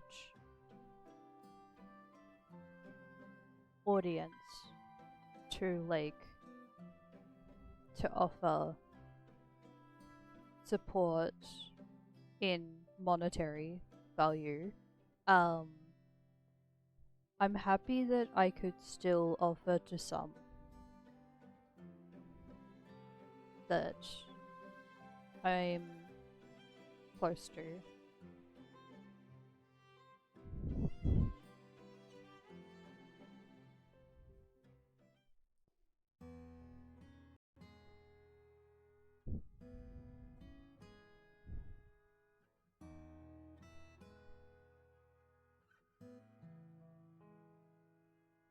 I did get some food earlier.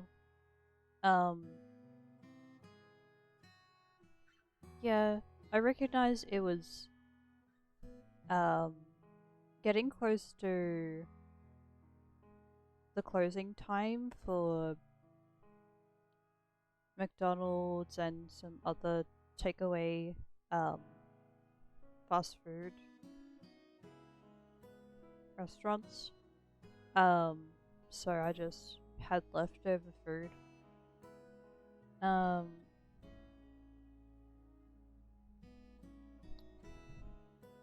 Made a drink too.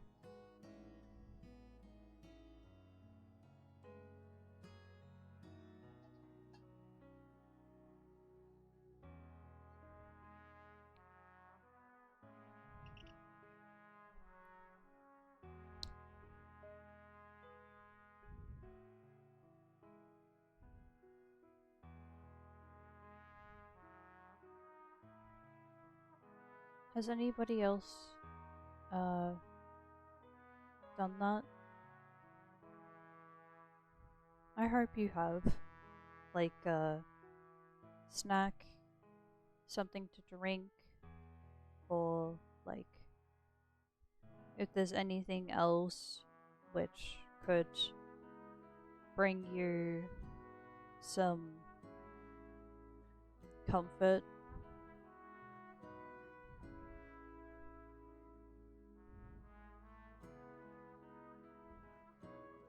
I'm just a stranger, someone who broke into a library. There's no reason for her to treat me kindly.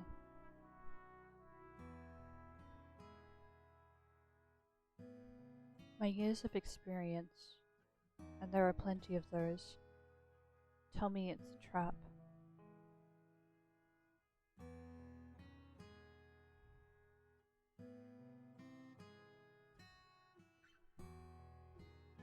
I'm sure the least she'll do is ask for something free in exchange for her staying there. Like, I think that would be how it goes. I've read a lot of stories, and that would be how it goes. Somebody doesn't have a place to stay, and they find this place. Like they don't have like a safer place to stay. Usually what would happen is they allow that character to stay in the house or building where they are, but offer some work or offer some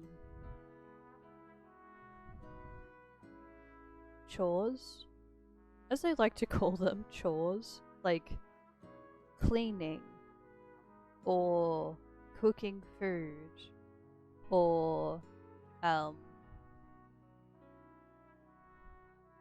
watering the plants or something like that.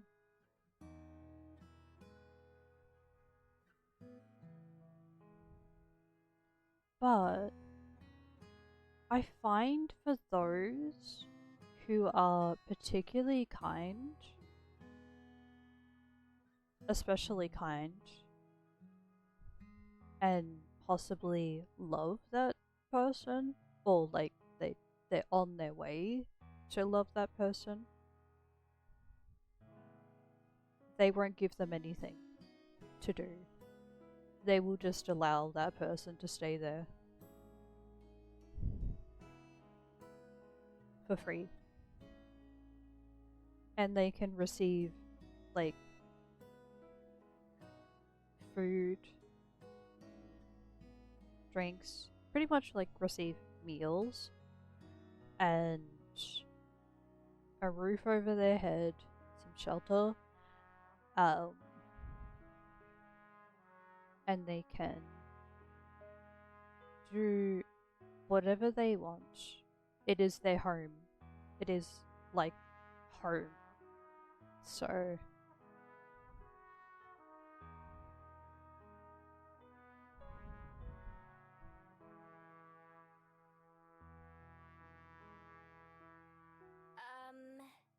Thanks, but no thanks. I'll just be going actually. Sorry to bother you like this.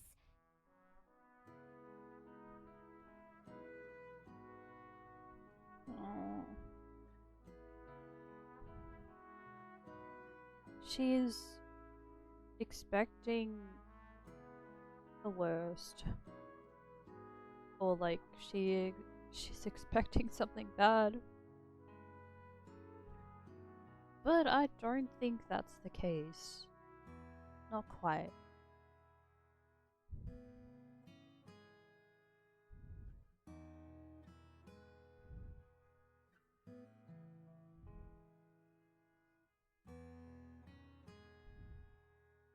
I hurry past her, shoulders tense as I expect her to grab me or try to stop me. She doesn't, though.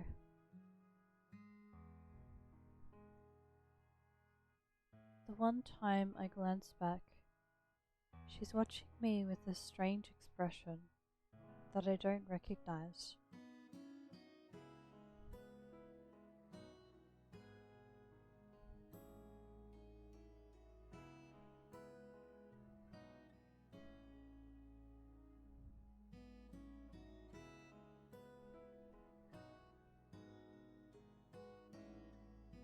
When I get outside and away from the library, I breathe a sigh of relief. Whew, that was close. I'm not falling for that one again.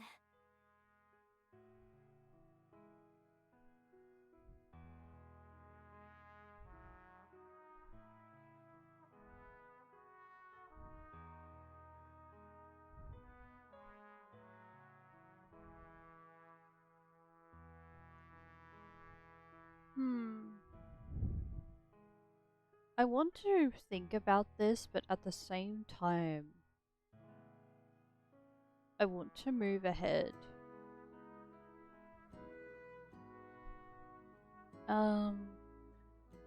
Okay. So at the moment,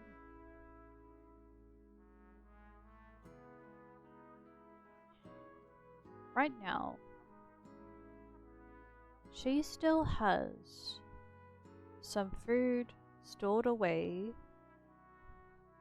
in a little grove, like a hole that she has dug up at the moment, where she rested.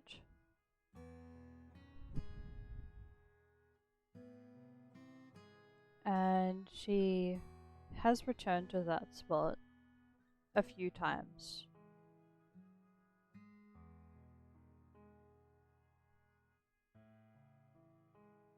She has walked down in this town along the area where the shops are.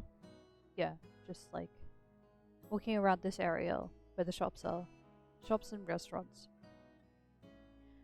And she only has $10.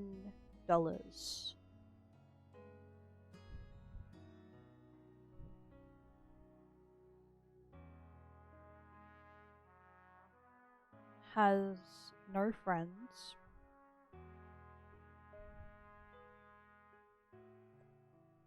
but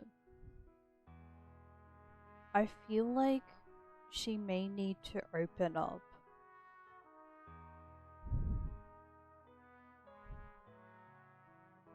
I am saying this a bit directly, but I feel like there's still the chance.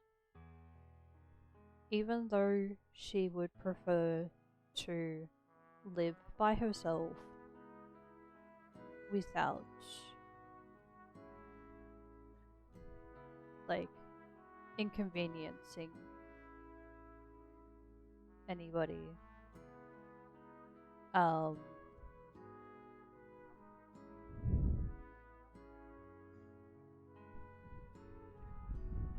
At least she has that place in mind. At the moment, she has that library in her mind, but she doesn't know if she can trust the woman there.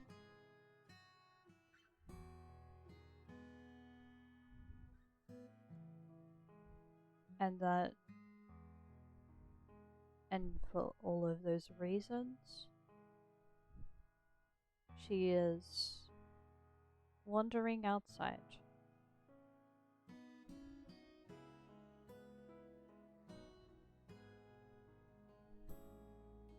I may be a thief, but at least I do it honestly.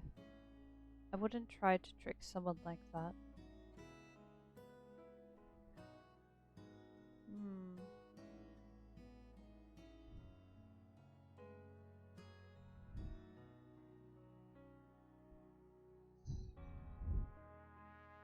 I feel like there's a little bit more to that.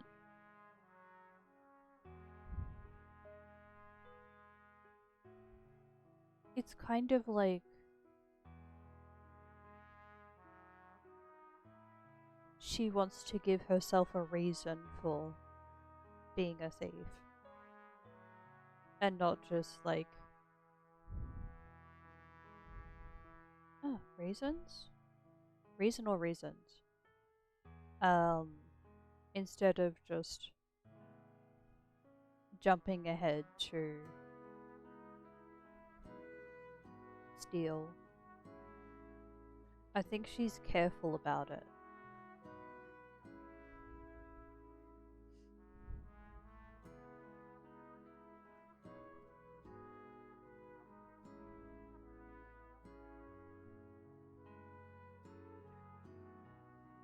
Probably. Oh yeah, she did talk about it earlier. Because she doesn't want to get in trouble. She has already been caught up in a bad situation earlier in the story, which was spoken about, but it wasn't shown. Like, it wasn't shown in a scene what actually happened. That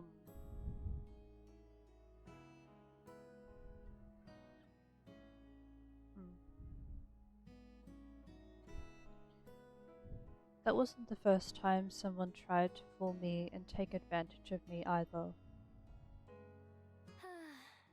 Still, it's a shame to lose such a nice hiding place.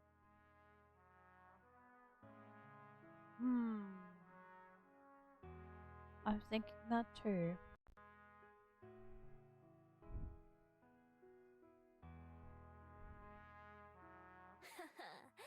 Maybe I'll give it a couple of days for that woman to forget about me, and then try again.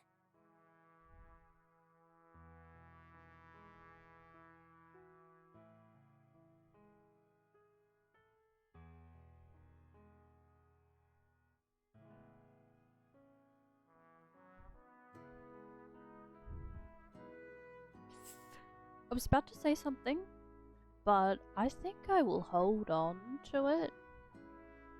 I could be wrong. I was going to say something based on my observation of the situation,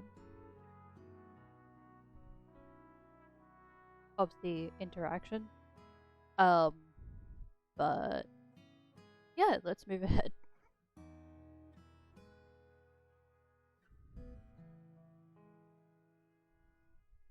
If she wasn't lying about there being an empty room on the second floor, then maybe I could sneak into there.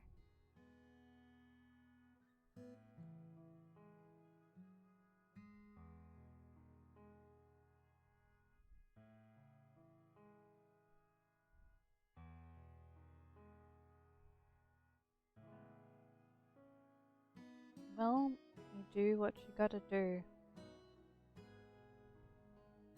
And it seems like she wants to take a little, like, a different approach. But she's still returning back. Or at least, like, she's started a plan to return back.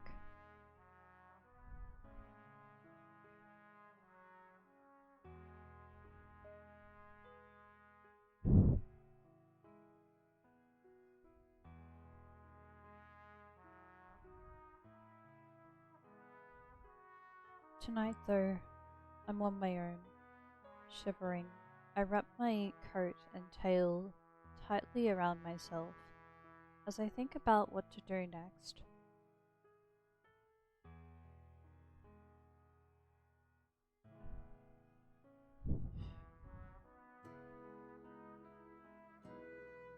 The rain has stopped, although it's still cold and cloudy.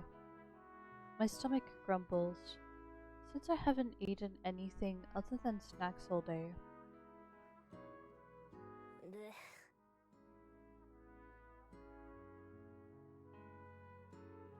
I may as well get it over with and go check on the status of my den.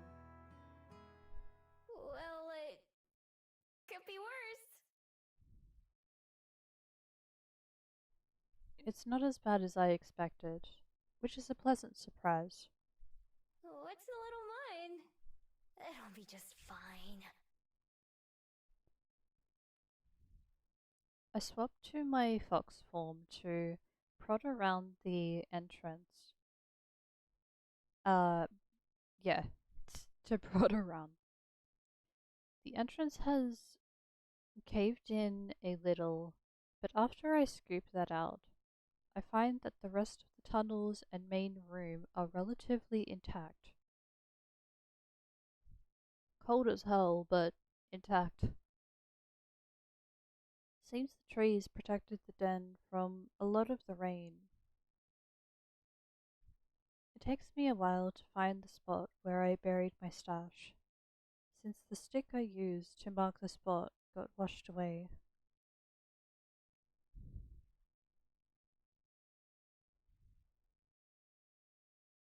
Eventually I locate it, though, and start digging.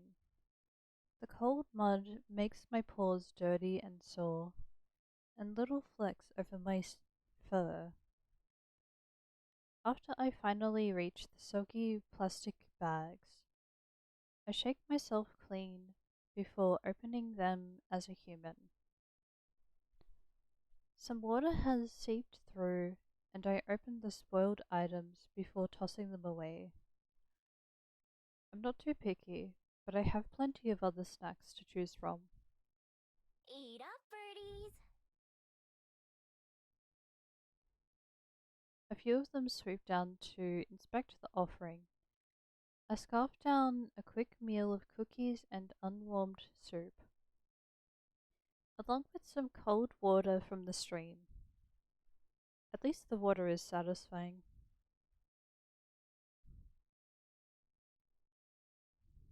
Then, even though I just woke up from a nap not too long ago, I shift back into my fox form to crawl into my den and curl up. I'm sure it'll be a while before I fall asleep. but I don't feel like going back into town. I've had enough excitement for one day. This isn't all that bad. Regular foxes without magic powers have it way worse than I do. Although, back when a fox was all I was, I wouldn't have really cared.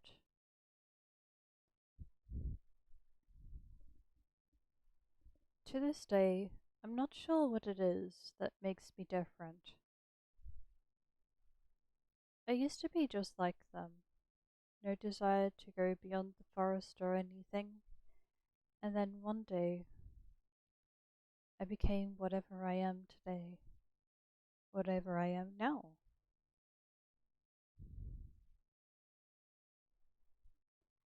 All I had was my necklace, a small scroll that I can't read, and the memory of the person who had given it to me. They were so kind to me, that stranger in the forest. They wished me well, even though I was just an ordinary fox. Somehow that didn't seem to matter to them. I never even knew their name, just their face and their voice. But I know that I'll recognize them when I see them again. It's just a matter of finding them.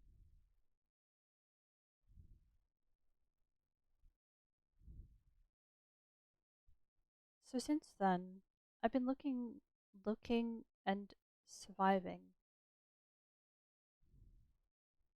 Looking for them is what keeps me going. It's enough to live for. If I wasn't, I don't know what else I'd be doing.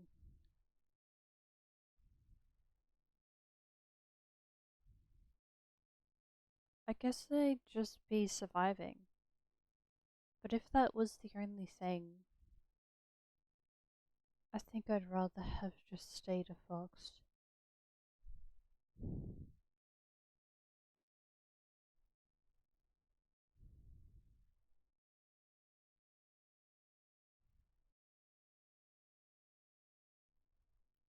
But, but,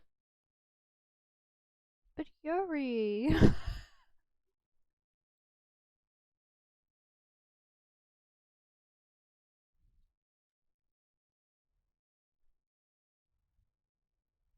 One day, one day,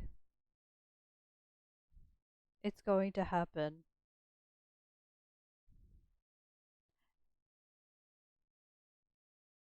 To be honest, I actually don't know when that's going to happen.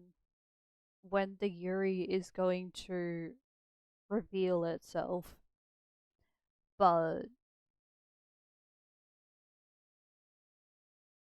yeah. I feel like it could be the next time I play this game. It might reveal itself when I'm part way through the next time I play this game.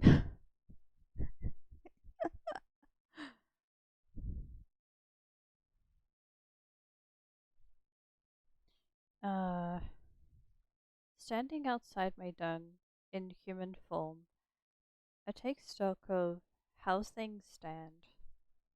The sun's thankfully out this morning, but everything remains damp, from the ground to the muggy air itself. I'm so interested in this. Like,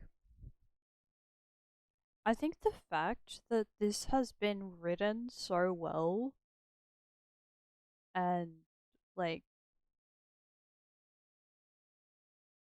it reveals so much of the environment and Miho and the characters that appear in this.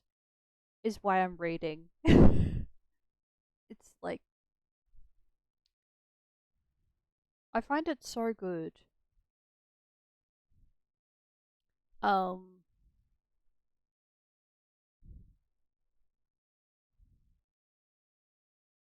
that is why I have not skipped ahead to the part where, oh, the women actually communicate with each other. Um, yeah.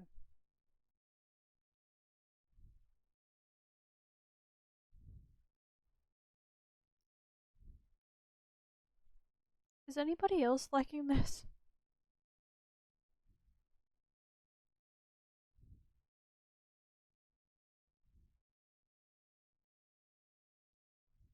Or at least, like, I hope it's relaxing to listen to.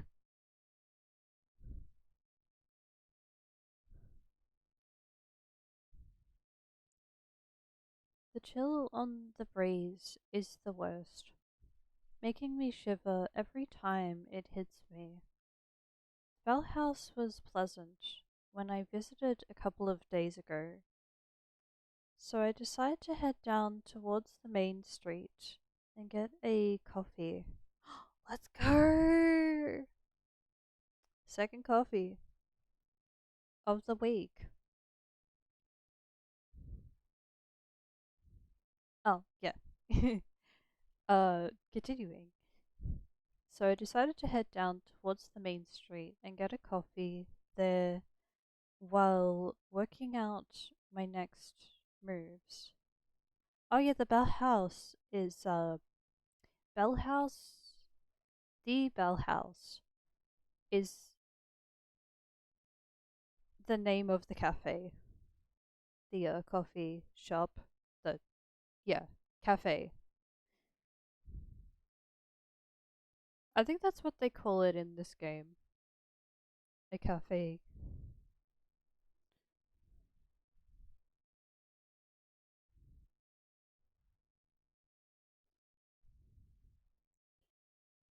Coming to the door at the cafe, I pause and wipe my feet on the mat outside. The human fascination with surrounding themselves in concrete makes little more sense as I work the mud off my feet.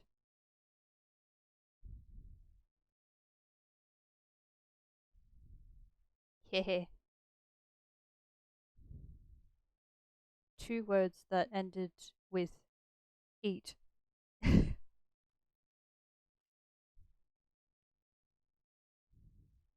that same, yeah, two words in that sentence.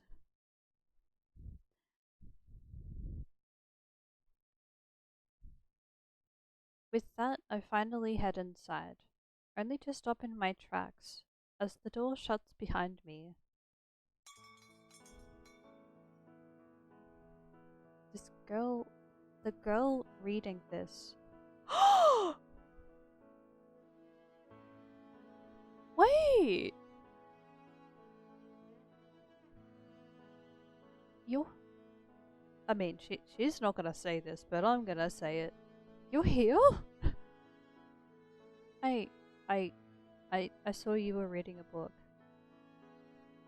in the library. I, I've actually never done that. I've never actually said that to a person that I like. That I just casually saying, "Hey, it's you." I just say it in my head. I just say it in my thoughts.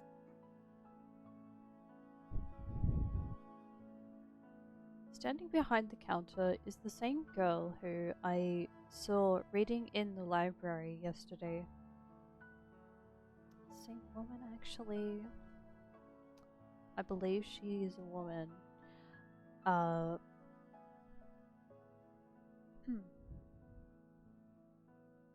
talking with a customer as she takes their order. That gentle aura about her is unmistakable. The person in front of me finishes their order, and I step up to the counter.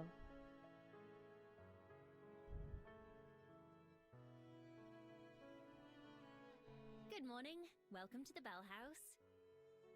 I'm almost ready to translate that word to translate girl to woman, because I don't like the meaning behind that.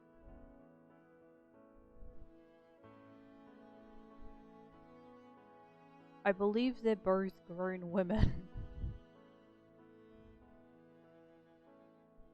They're both adults. Adult women.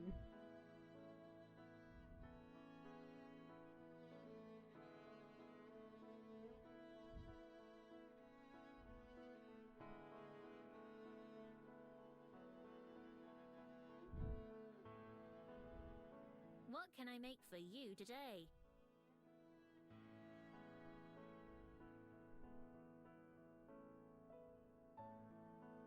Oh, hi. I'll have...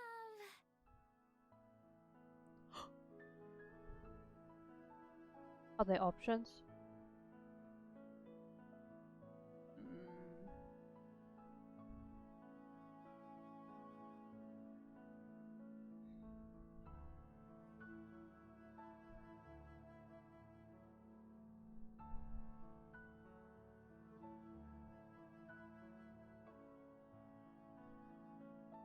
I feel like I'm really asking the wrong question to everybody. But what is more attractive? Like, what is more likable? You know what? Not even that word. What is more likable? What is, like, going to have better conversation when somebody will order the same drink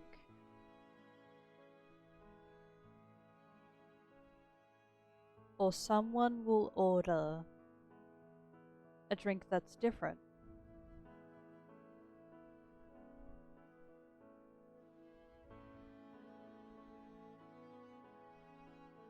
Personally, I like to change it up. I like a variety of drinks. But yeah. I don't change up the order too much that it's like, what is your favorite? Like, what could be my favorite drink? It's just kind of like, well, sometimes I feel like having a coffee drink, and other times I feel like having a tea drink.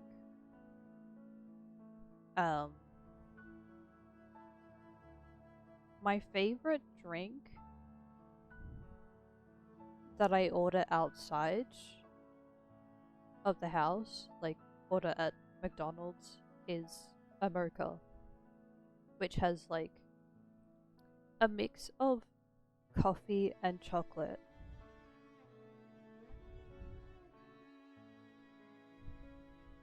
And then other times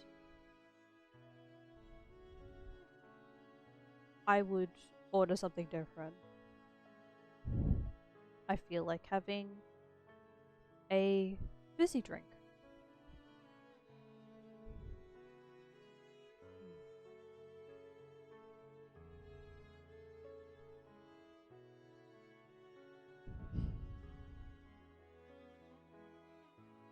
if there is somebody who has two choices, that's pretty good. That's pretty good. Also, it's getting kind of dark in this room.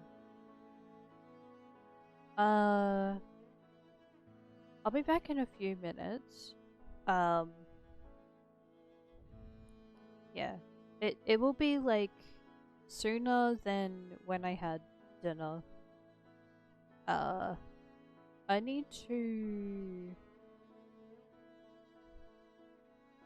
use the bathroom.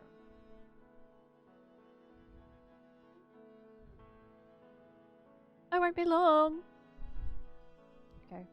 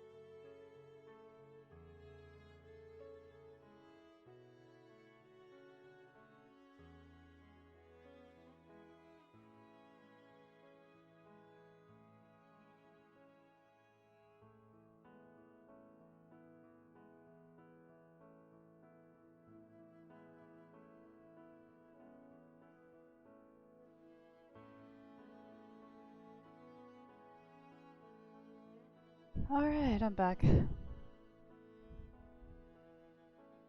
Yay! Fairy Kiss Chiller. Oh. Okay. I like that name.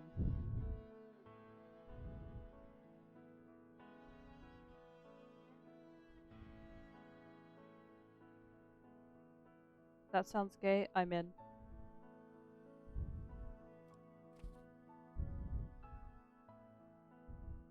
I approve.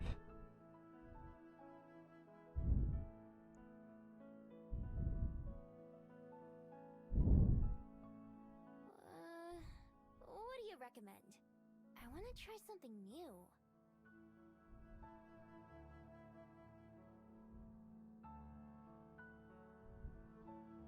I'm glad you asked.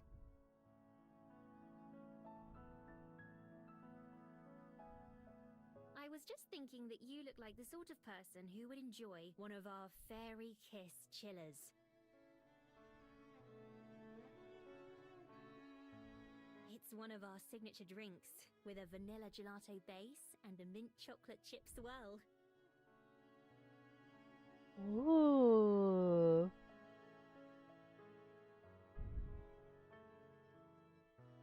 Vanilla gelato base and a mint chocolate chip swirl. I'm already imagining it.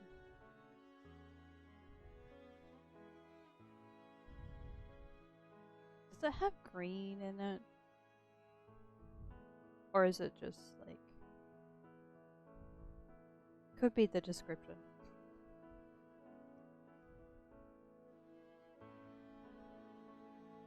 Wonder what it will look like.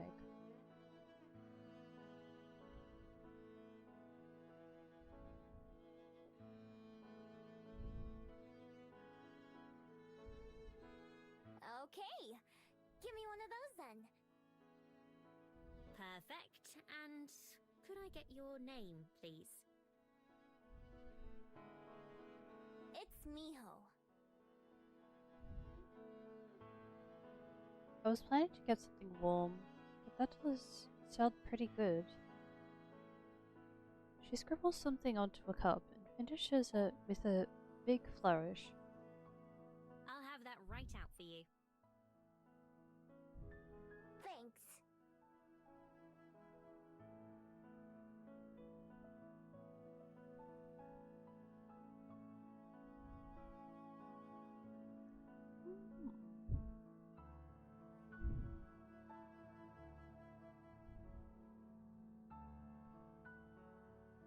I pay and then go take the same seat as before, next to one of the windows. It's pretty empty in here again, so I can sit wherever I want. Before the barista starts making my drink, I spot her writing something else down in a little notebook. She glances my way once or twice, while she does, but I pretend not to notice.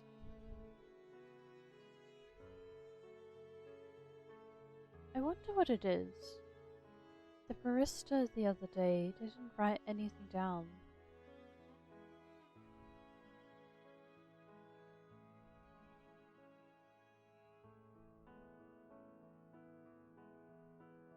Anyway, I've got more important things in my mind.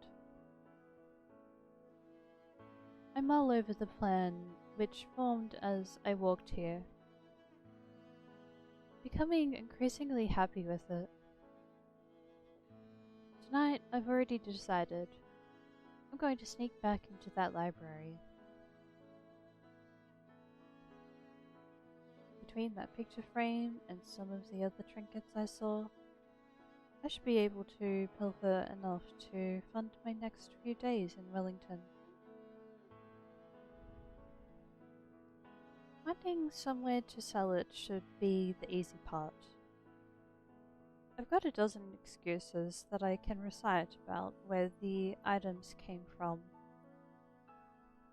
Dead grandma, spring cleaning, new renovations.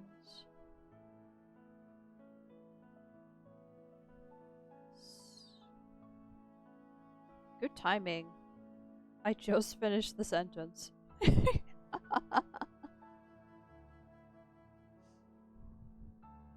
a sip.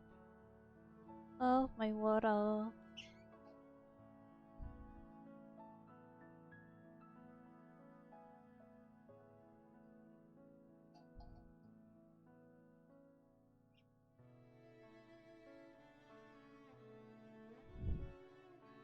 Ooh.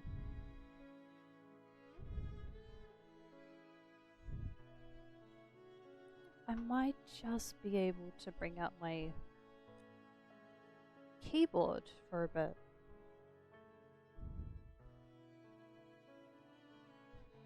Okay. This one too.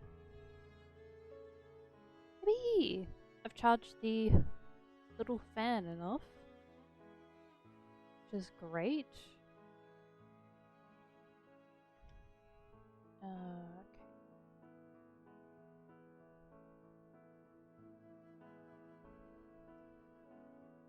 And then I can put my glasses on. Okay. Was it this one? This one.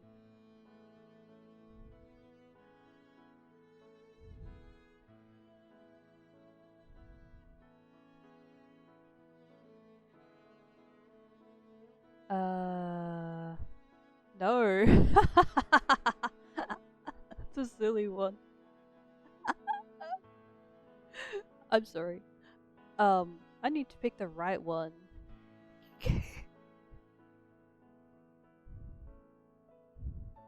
It's this one? Maybe?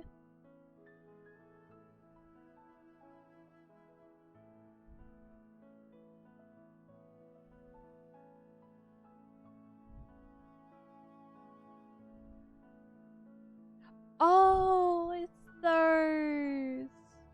Yeah. That's the other one that I changed a bit.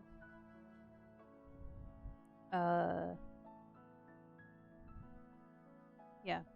Okay. This one? Just looking for the glasses.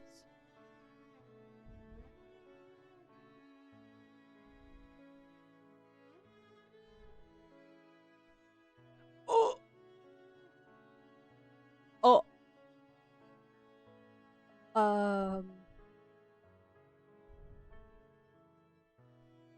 That's not the one, but you know what? Slay.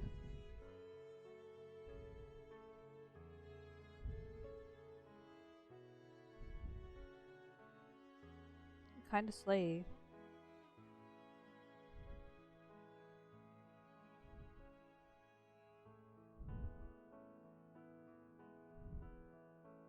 Oh, there they are.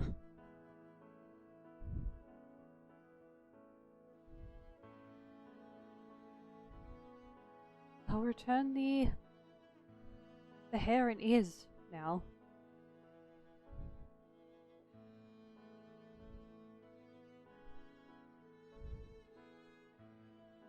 There we go.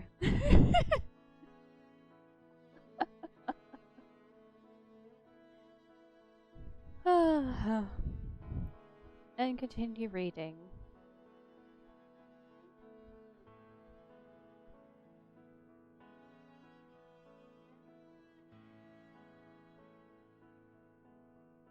After years of watching other humans do it, and trying it out myself, I've gotten good at pawning items off.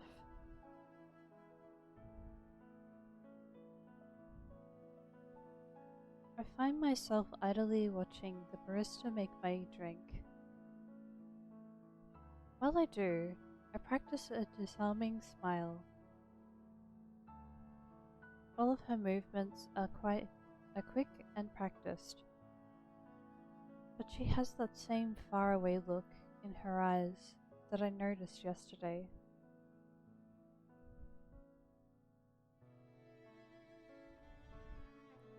She looks up and our eyes meet. I don't look away, and she turns pink before ducking away behind a machine out of sight. Huh. Weird girl.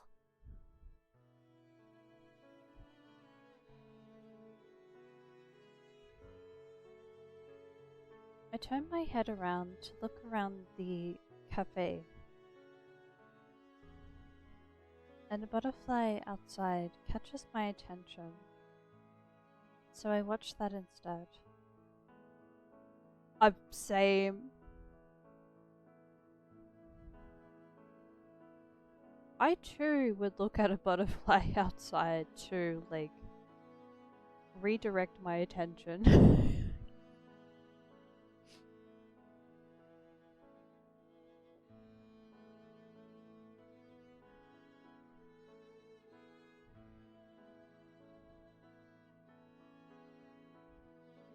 It flutters back and forth, landing on a flower and resting its wings. Miho!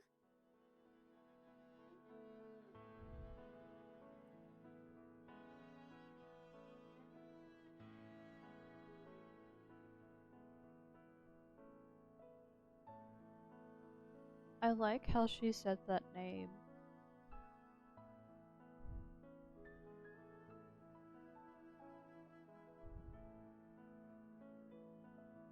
She has a beautiful voice. Sorry. um.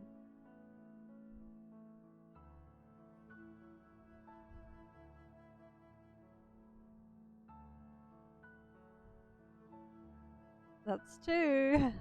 That's two compliments.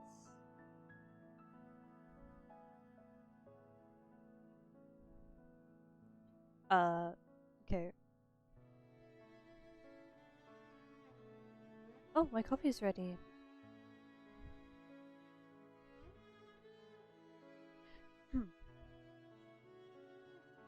I quickly get up and skip over to the counter. Cup in hand, she starts to head over to give it to me. But then several things happen at once. Oh? What?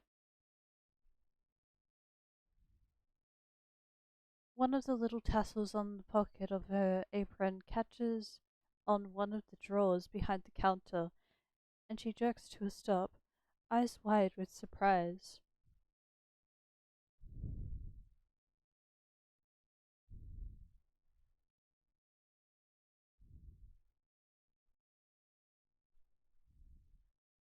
And my drink tumbles out of her hand, landing on the counter with a wet gloop sound as the ice cream splats against it, sending mint green rivers of coffee everywhere. Oh no.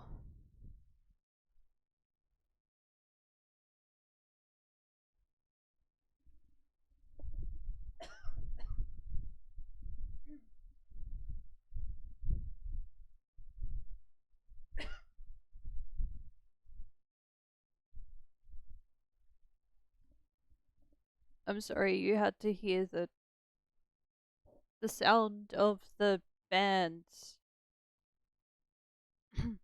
I had to cough. I think I got a bit of phlegm.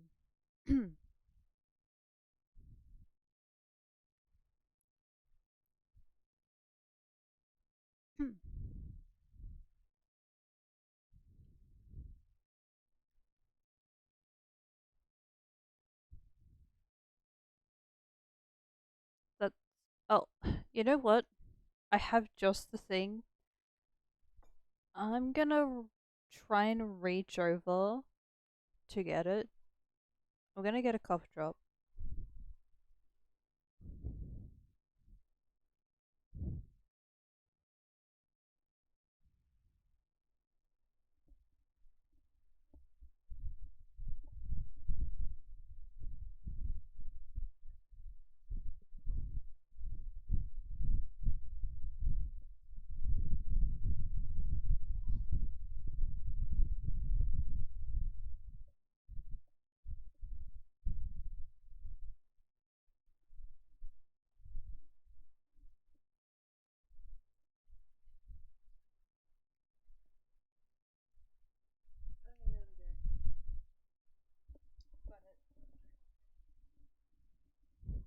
I've got it now.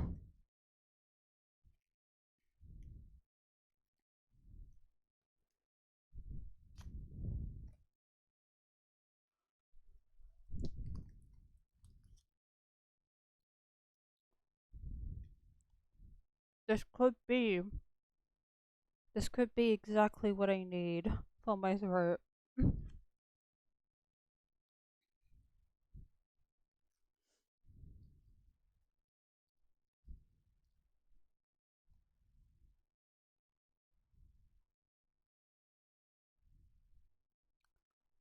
Okay.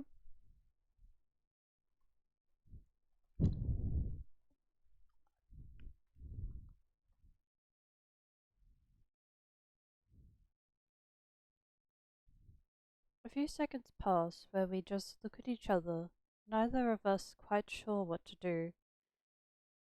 And then she takes a deep breath. I am so sorry. I'll make you a replacement right away. Just give me 1 second and I'll have that ready for you.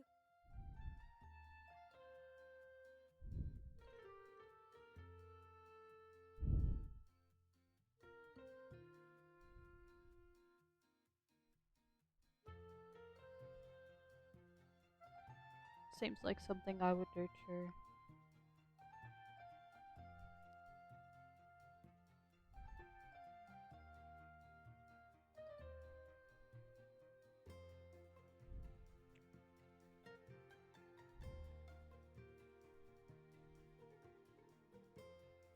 Her words spill out faster than the beverage, making it hard to even understand what she's saying.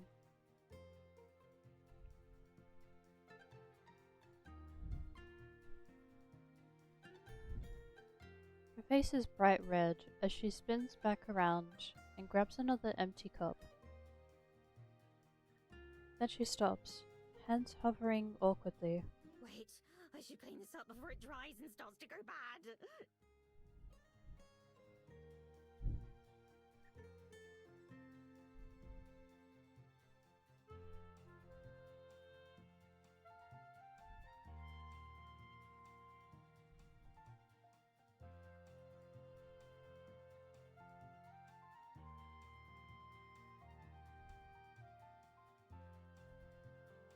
She hurries back to the mess, wiping at it with some napkins. She mops up as much of it as she can with one hand, then leaves the soggy paper on the counter while she starts to remake my drink. I'm really sorry. This is such an embarrassment.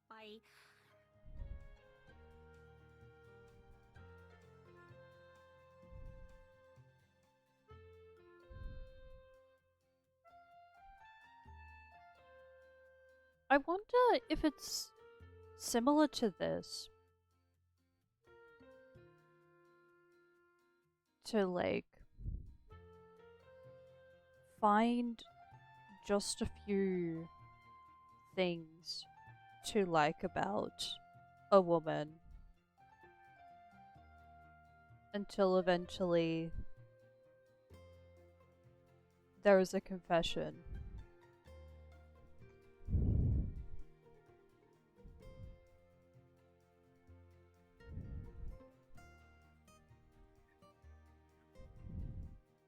I like to set a higher standard,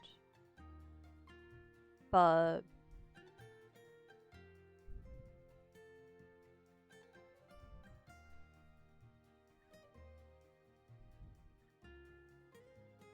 I think to make things a little easier, to make the decision a little easier,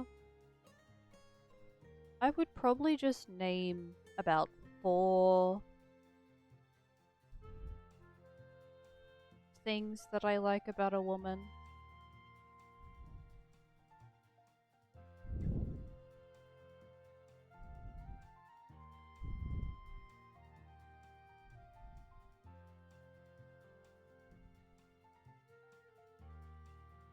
To like, maybe for beginning, there could be like 3, 4, about 3. compliments. 3 things that I like.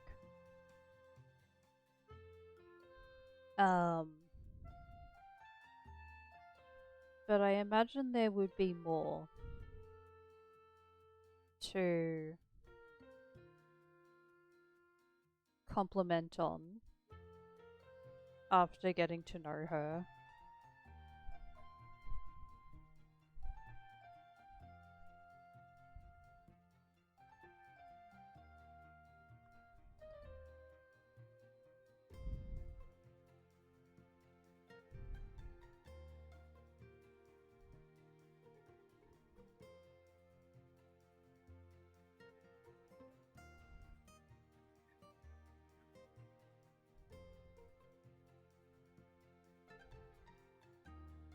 I don't even know if she's talking to me or to herself.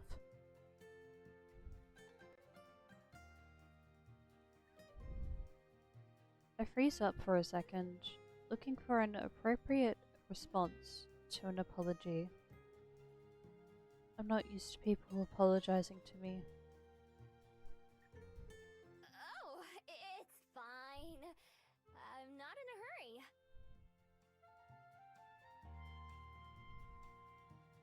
Yes, that would be it.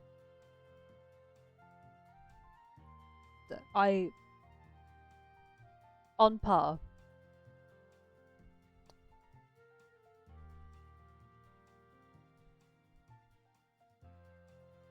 That is something that I would say. Or I would probably rephrase so it sounds a little kinder. Yeah, so it sounds a little more kind or considerate. I'd probably say, "Oh no, it's okay. You can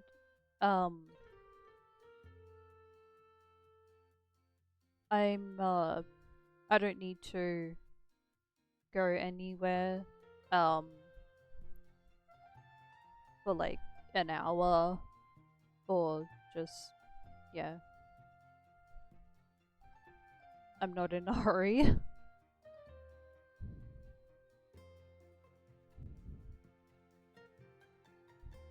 I freeze up for a second looking for an appropriate oh yeah, I read that.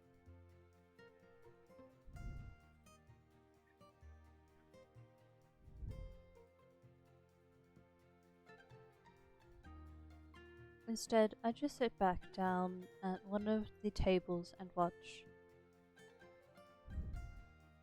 She makes the drink twice as fast, and then carries it very slowly to the counter. Yeah. You don't notice it, but I winked. It was like the thumbs up and then wink. Like to give the message of you did good work. It looks good.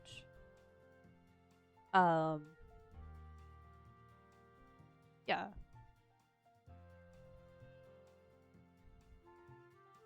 She makes the drink yeah. She makes the drink twice as fast and then carries it very slowly to the counter, setting it down in a clean spot. This time, she takes a deep breath before speaking. Yes.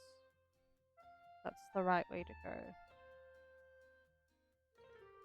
Like she's afraid she's going to mess that up. Yeah. I know that feeling.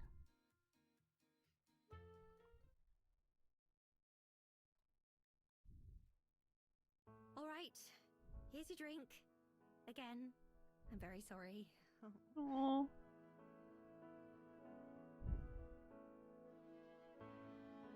This is your first time here, isn't it? I hope it doesn't leave a bad impression.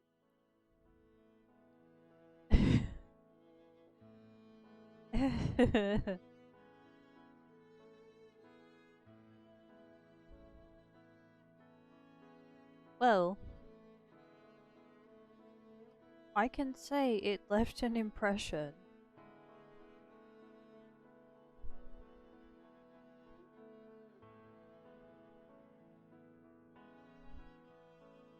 I think I would prefer to see that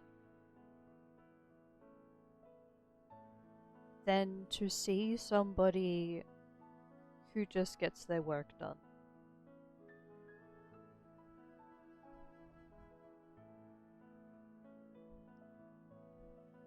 Because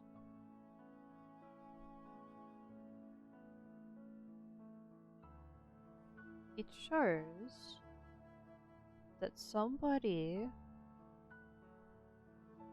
can make a mistake, but they can redo. They can redo what they just created.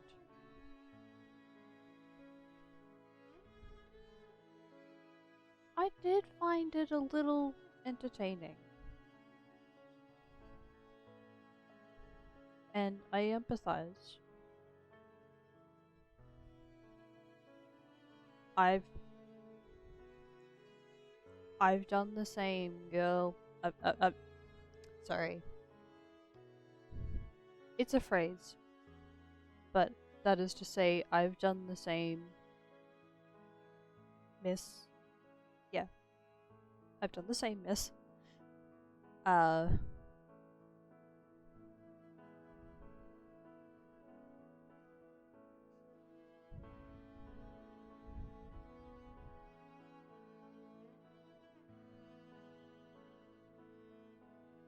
Second, actually.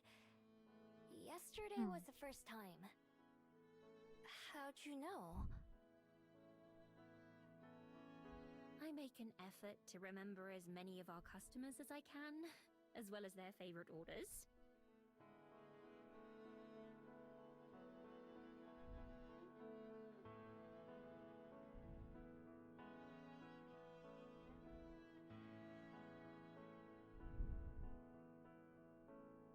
I believe you can learn a lot about a person from how they drink their coffee.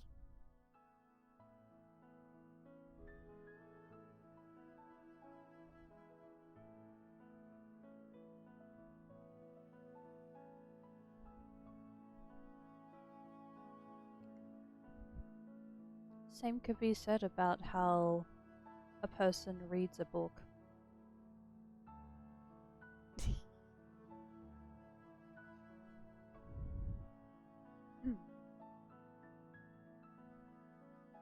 I seem to have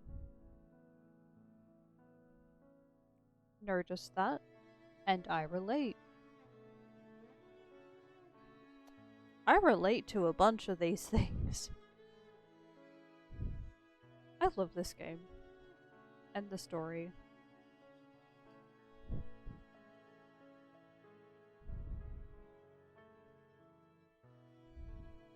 Well, that's too bad for her. Because she won't remember me at all next time.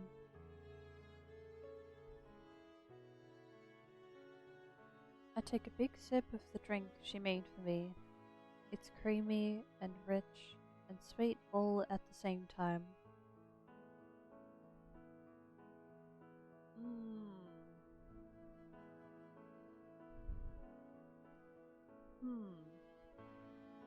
Whoa, this is really good!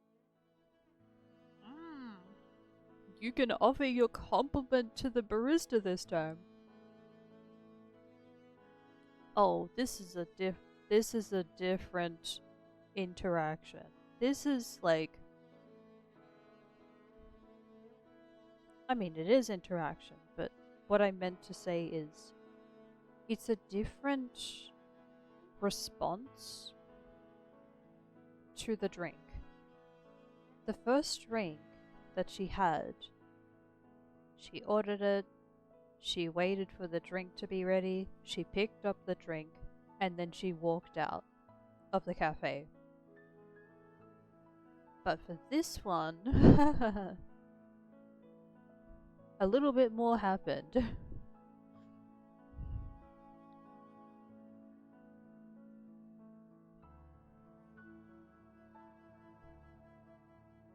By the way, even though I have a lot to say about what happened in this part of the story, I can still accept what has happened previous when she ordered the first drink. There's a chance that the lady who was serving her was probably not interested in, like, wanting to interact. And, like, maybe she didn't want to leave a impression on her. So that's fair enough. There are just some people who want to do their work and put on a smile and give the food or drinks, and then they can be sent on their way.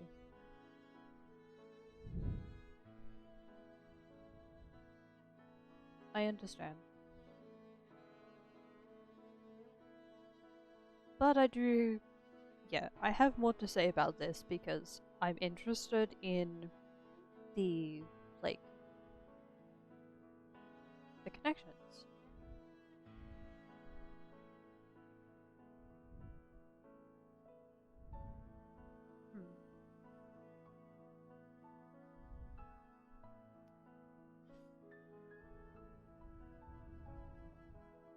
Somehow, I feel like I relate to all the characters. Like, there's a little bit of all the characters that kind of adds up to being me.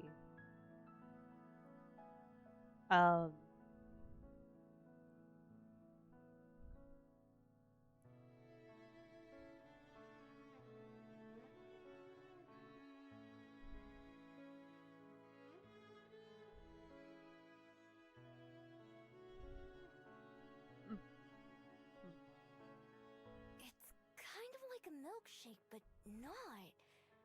But it's not like coffee either.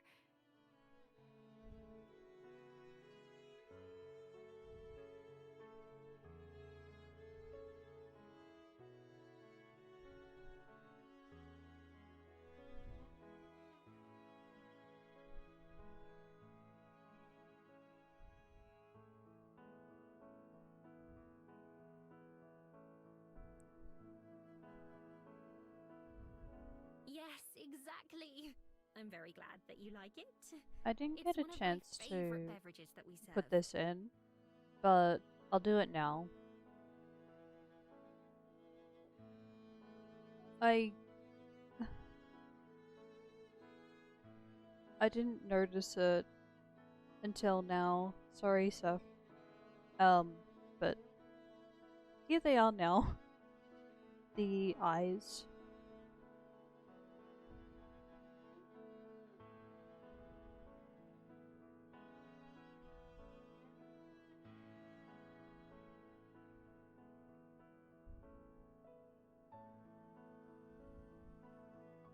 In fact, the recipe was my idea.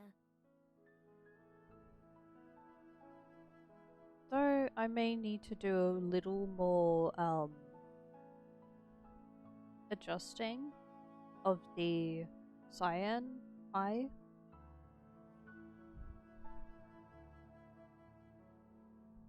Just a little bit. I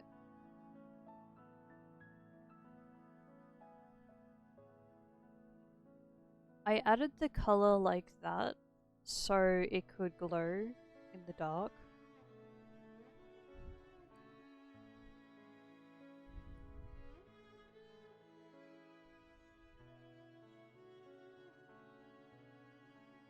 Whoa! They should put you in charge of all the recipes. Oh? She smiles again. Seems like she's gotten over the crisis of the spilled drink already.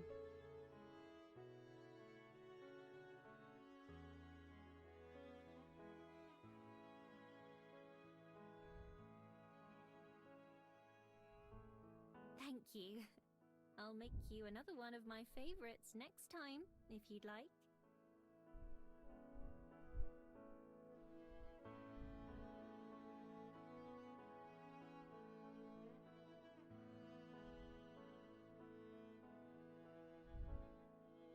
Totally!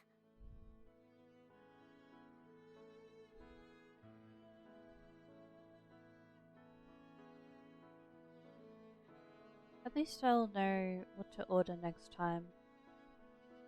Even though I'll have been forgotten, I'm already thinking of this place as my go-to coffee shop. Especially since it's in a convenient area.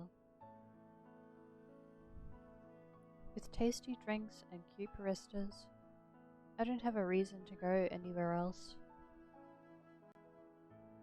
A knocking sound from the employee area gets both our attention. Hey, Aspen, can you set another batch of croissants? Oh, sure. I'll be right there.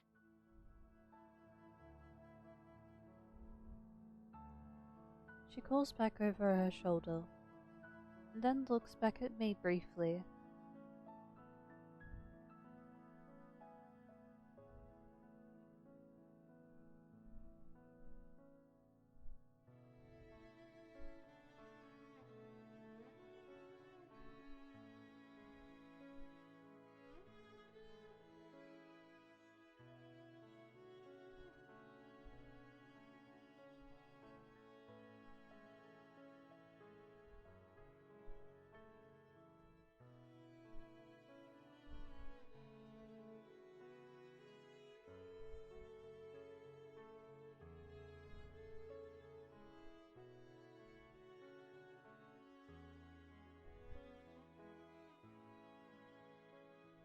Have a nice day, Miho.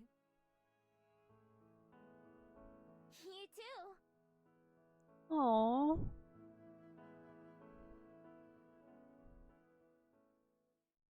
With a wave, she gathers the trash from the cleanup and throws that away before disappearing into the back. So her name is Aspen.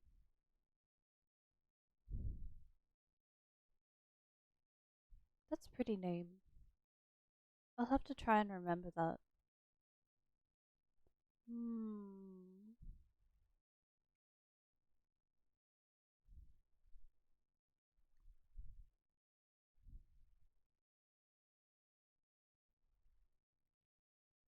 Getting up from my seat, I decide to head back outside for some fresh air, sipping my Fairy Kiss chiller as I go.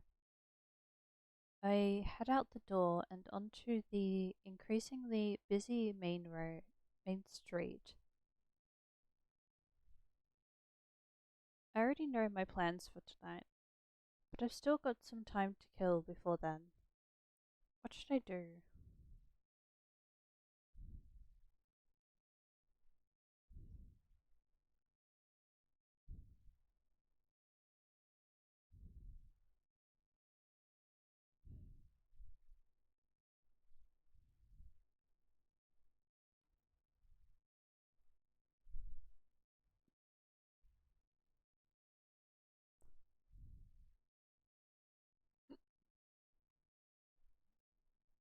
Ooh, looks like we have a few. Cuba Street, Library, Mount Victoria, Mount Victoria, Den, Oriental Bay.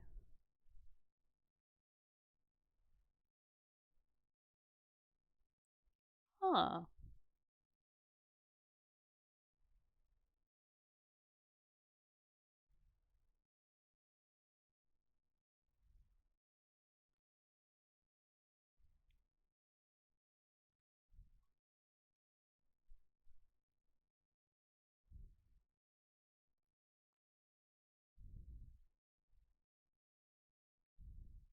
And now we have a choice in where we could go.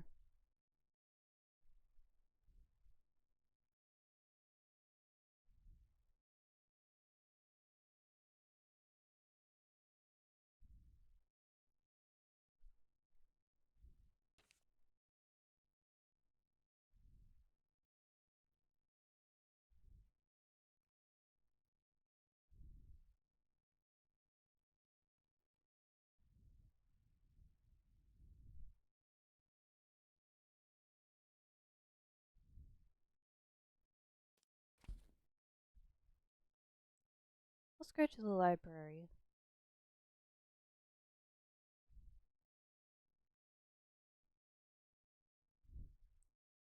Oh, not yet. Okay.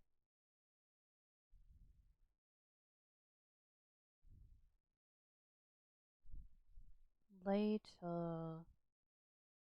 Yeah. We visit the library later on.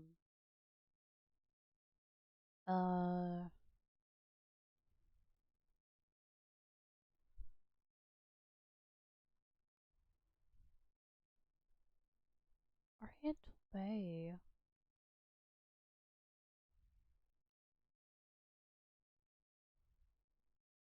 Let's go here.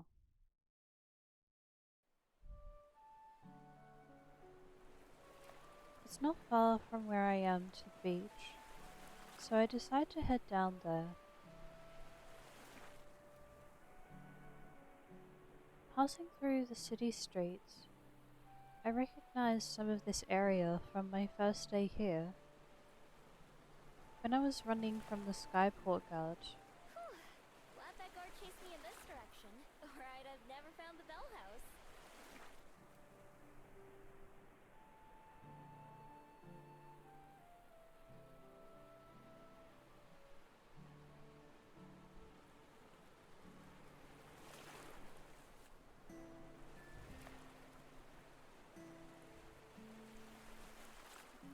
and really, that's been the highlight of Wellington so far. When I get down to the beach, I take a moment to enjoy the salty sea air. From this level, it's impossible to tell where the ocean ends and where the open sky begins.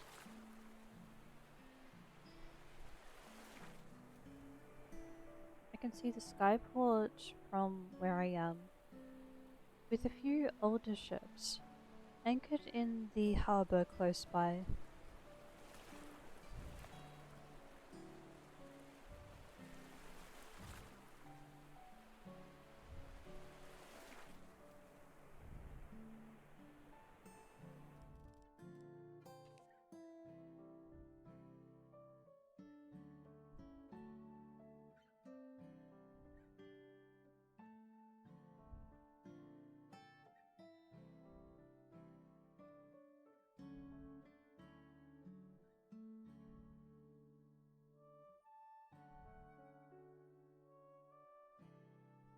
Yeah, like that.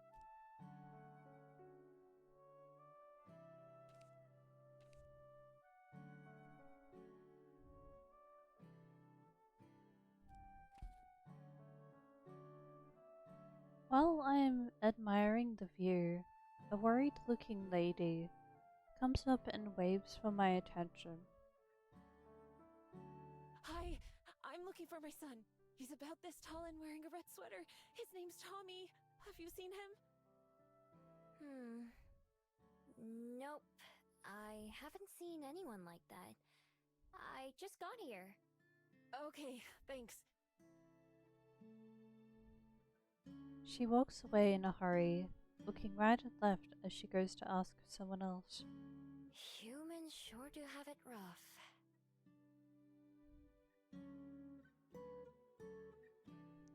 Since they can't smell or even hear most things, it's a wonder they don't get lost more often.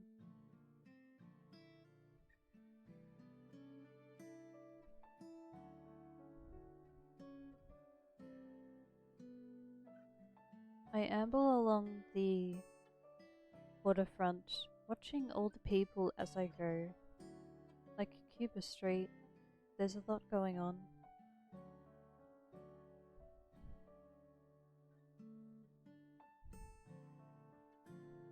Under a nearby bridge, a group of 3 mermaids are racing each other. Close to the bridge are a bunch of people fishing, with a stressed looking guy running back and forth between them. Next to a boarded up market stall and some big crates, I noticed something weird.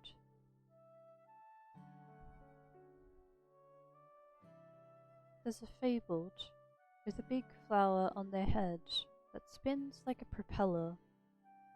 They're using it to drift in a small circle above something near the crates. I have to check it out, of course. Nobody else pays any attention. I wander over and take a look. The fabled stops spinning as I approach and gives me a helpless look, but doesn't say anything. On the other side of the crates, out of sight from the path, there's a little boy sitting on the ground with his back to one of the wooden boxes. Are you Tommy? The kid jumps, totally surprised.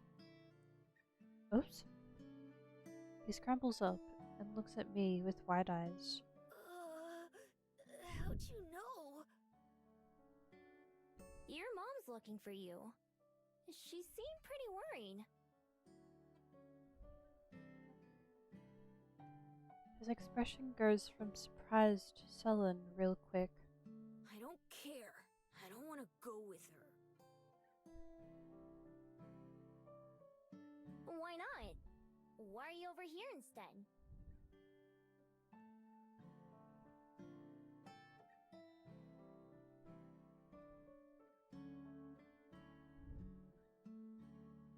Cause I'm hiding.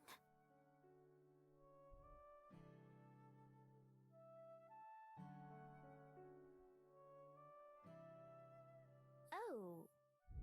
Okay.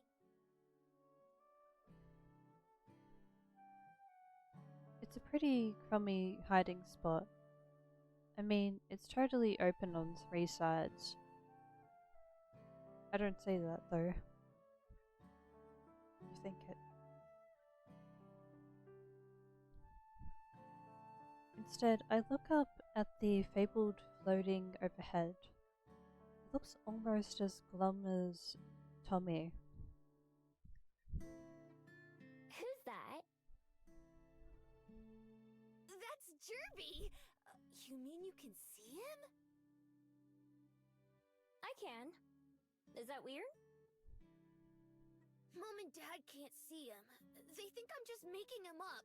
He doesn't talk, but he's real. Jerby waves from up high. He kinda gave away your hiding spot. I saw him from the road. Mom can't see him, and that's all that matters. Why are you hiding from her? 'Cause...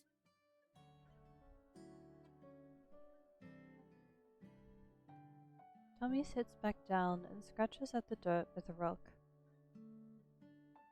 Guess he doesn't want to talk about it. I'm always glad to end a conversation. Well, good luck. I start to walk away. It doesn't seem like he's in any danger, and I don't want to get blamed for him hiding in the first place. Hey, wait a minute. I turn around. He's already standing up again. Are you gonna go tell her where I am? Before I can answer, his eyes get huge again. Tommy, there you are. I have to turn around again. This time is the woman from before. She's already flying past me over to Tommy. Are you okay? What were you doing? Don't you ever run off like that again. Oh, I'm just glad you're safe, though.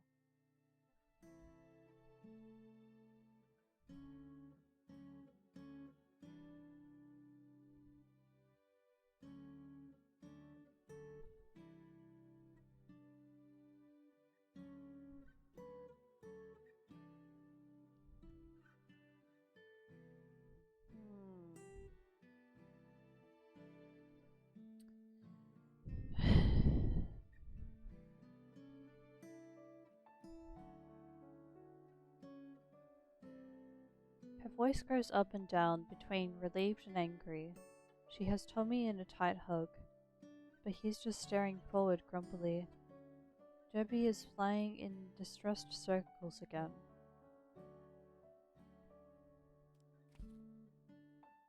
Finally, the lady turns to me. You found him, right? Thank you so much. I was so worried.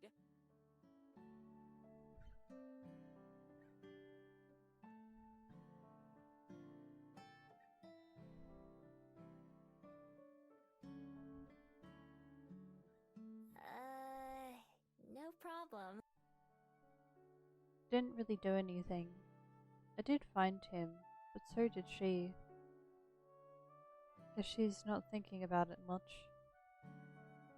Come on, Tommy, let's go home. We'll talk about this there.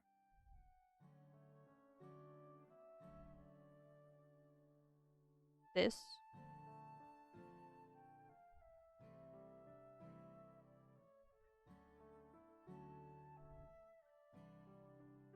No, I'm not going. That's not home. I think he wants to be out in the fresh air.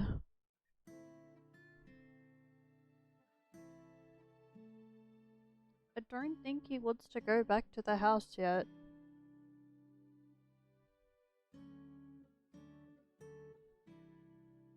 My ears flinch as he yells. He stamps his foot on the ground to make his point. Tommy, sweetie. Home is where it's you, me, and Dad! Not that apartment!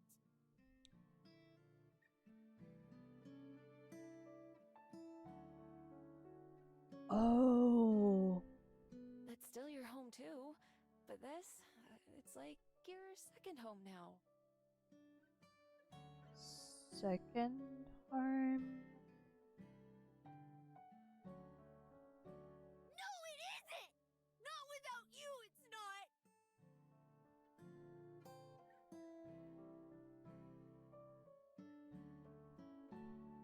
Oh, I think I know what this is. What I'm observing here is they decided to move house. Yeah, they moved from a house to an apartment because she has work that she needs to go to, but maybe she doesn't have enough time to spend at home. I know I imagine it's pretty deep what is like going on here with their story.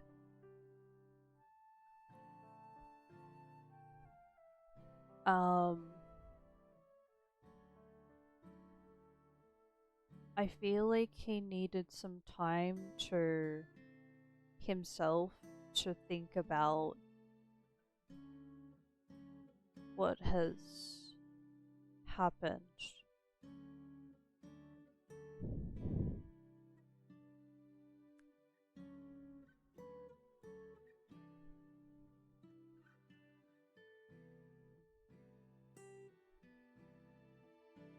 And why would they leave behind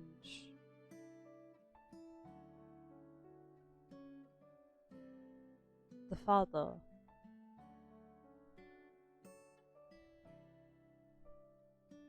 Do you and Dad really have to get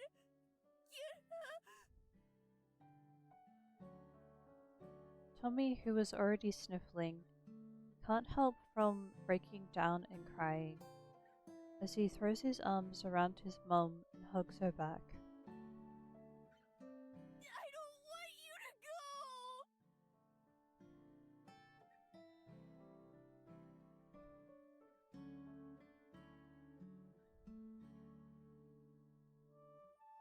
I get the impression that I should probably leave. Normally I'm happy to be nosy and listen in on things, but right now seems kind of awkward. Neither of the humans notice me leave, but Joby the Fabled sadly waves goodbye as I head off. I wonder what makes him stick around. I'd never seen a Fabled like him before. Not being able to be seen by certain people sure sounds useful, though.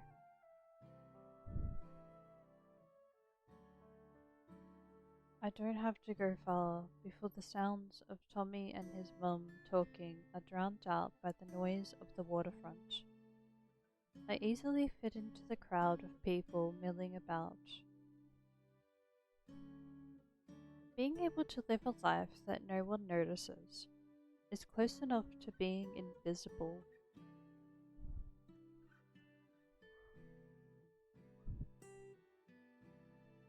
I'm pretty lucky that I don't ever have to have those kinds of tearful conversations or panic about someone missing. No, being part of the crowd is just perfect for me. I stand at the concrete and admire the ocean until I've had my fill, and then I start wandering again.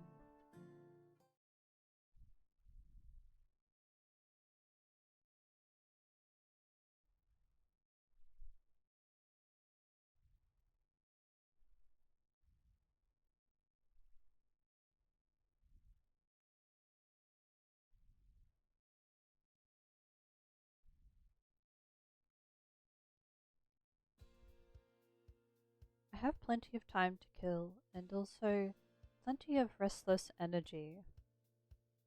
I decide to go for a walk up Mount Victoria, just to give myself something to do.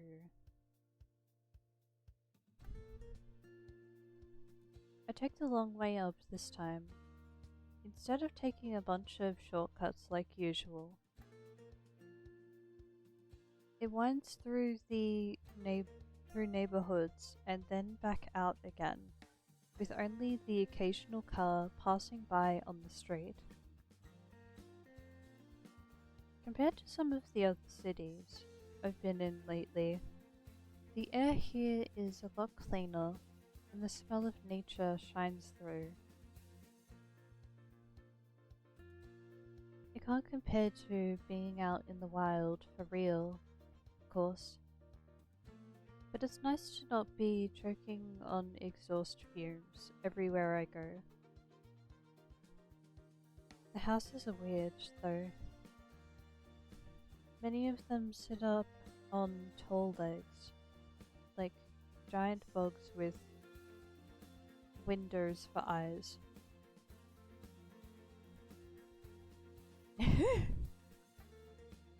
That's one way to describe it. More people seem to be coming down the mountain than going up it. Lots of them zip past on bikes or skateboards, while others are jogging or just walking. This path is longer than I thought.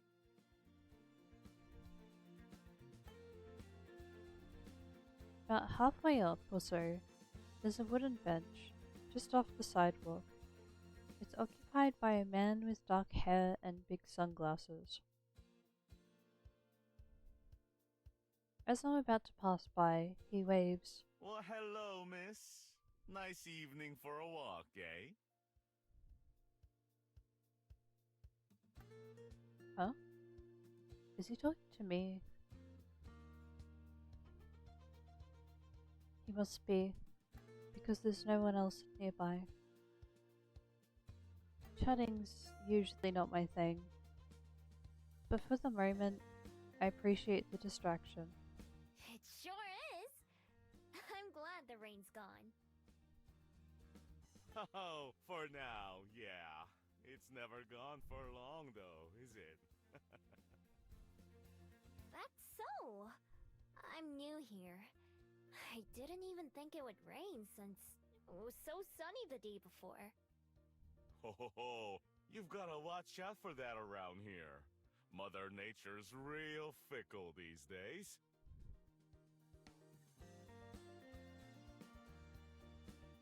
One minute you're on the pier, enjoying the sunshine. Next minute, whoosh! He makes a whoosh sound with his breath and a wavy motion with his hand. Storm clouds, as far as the eye can see. That's just Welly for you, though. You live with the sunshine and the clouds. Where are you from, then? Guessing you're not a Kiwi? Nah, I'm a fox, not a bird.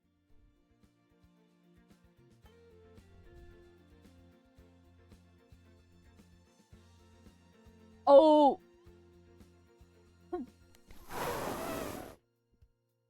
Sorry to make that sound.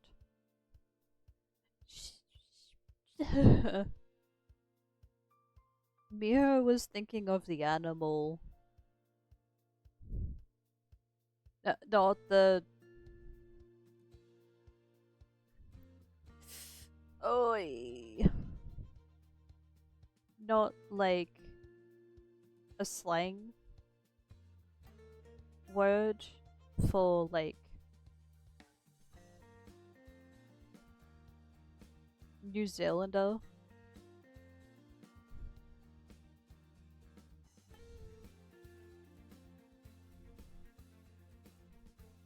Oh, and the fruit. There is also kiwi fruit.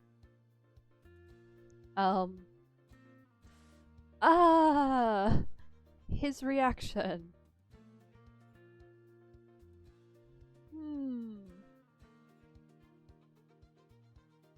The man laughs, a deep belly laugh. Like usual, I'm not sure what I said that was funny. Not like that. Although those little guys are cute. A Kiwi is a word for us New Zealanders in general. Yep. So it's a bird, a fruit, and people. You've got it. All three are delightful. Anyway, welcome to Wellington. I hope you're enjoying your time here in our little city.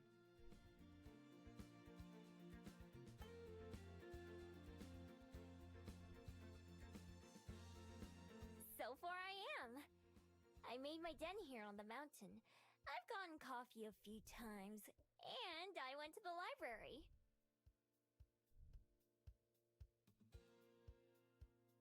This is so surprising.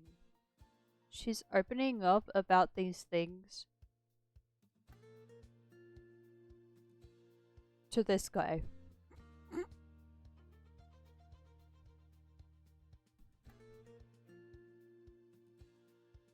Not anybody else. At least not yet.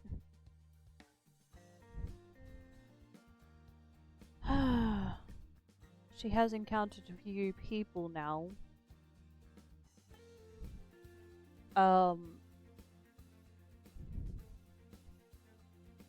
Well, at least she was able to speak with Espen.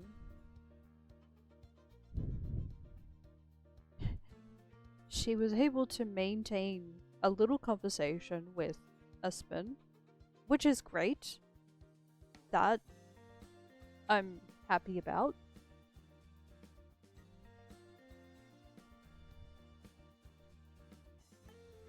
I conveniently leave out my plans for the next time I'm in the library.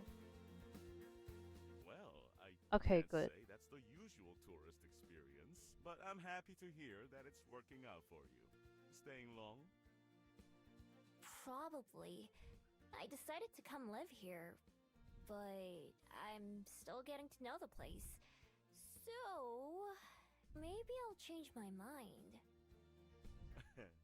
A true free spirit, eh? I felt the same way when I first got here, long time ago.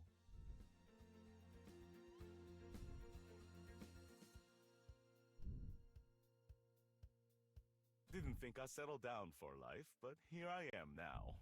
Lived more years here than everywhere else in my life.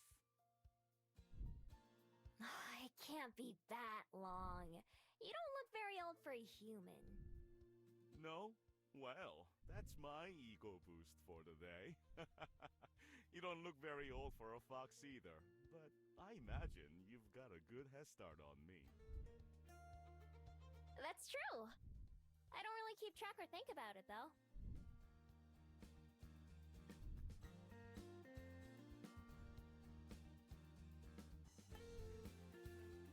He laughs again. Can't say I blame you there. I think 100 years, give or take a little on either side, is I enough won't for even me. bother reading this. The writing that's at the bottom while they're speaking. And I'm only halfway there, so I've got plenty more to look forward to.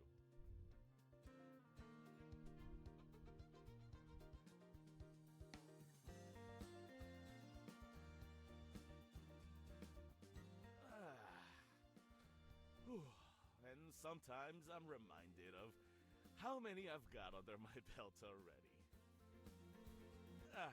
Thank you for the chat, miss. I better get back to the water now and make sure Young Min hasn't fallen into the ocean or anything. It's been a real pleasure talking with you, though. I hope you'll give our fair town a shot.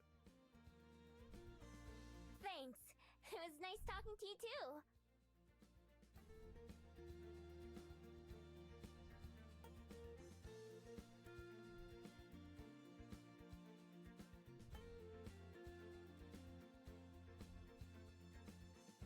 I've never really thought about my age compared to humans.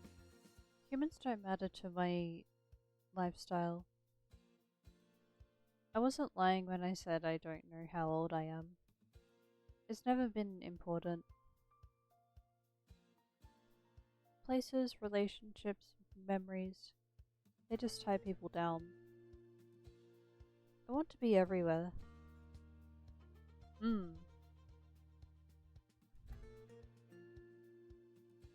When I reach the top of the mountain, I take a deep breath of the crisp air. Wind blows my hair in every direction, and I can't keep it out of my face. The wind is wild and goes where it wants. It doesn't answer to anyone. That's how I've lived my life too. A free spirit. That's what the man called me. And I like the sound of it.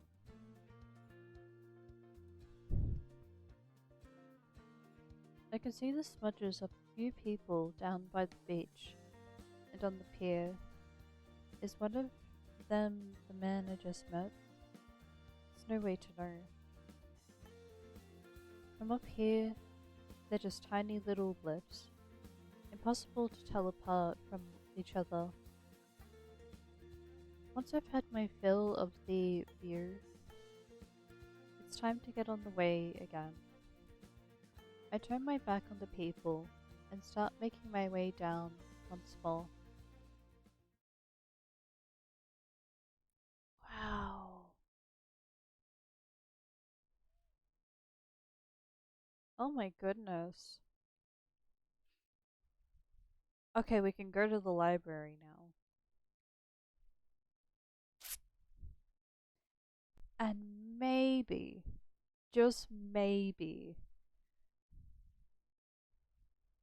this is where I'll be ending the gameplay. I want to find out how intriguing this is.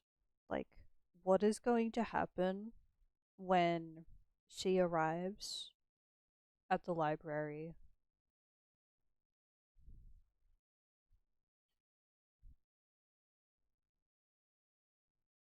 When the moon is high in the sky, I decide it's time. This is the perfect kind of night for me. There's not much wind, meaning I'll be able to hear or smell anyone approaching. It's a little cloudy too, which gives me some cover from the moonlight.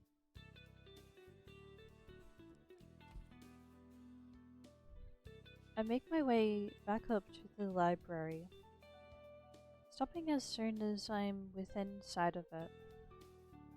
I find a shadowy place to hide and watch the front for a few minutes. Like I hoped, nobody goes in or out. All of the windows are dark too. I slowly creep up towards the entrance, ready to transform and flee if I have to. Nothing happens. No one tries to stop me. I peek into one of the windows. It's dark inside, and I can't see anyone at all. Perfect. I move around to the back side of the building and check those windows too. Same thing. It's dark and empty. This is gonna be too easy.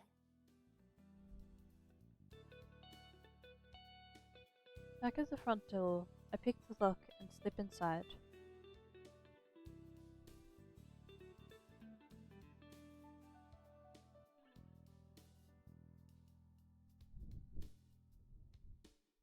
I sneak from room to room, revisiting the items I memorized yesterday. They're not expensive or fancy enough to think of them as treasures. I end up leaving a lot of them alone, since I don't want to carry too much with me. The rest go into my coat pockets.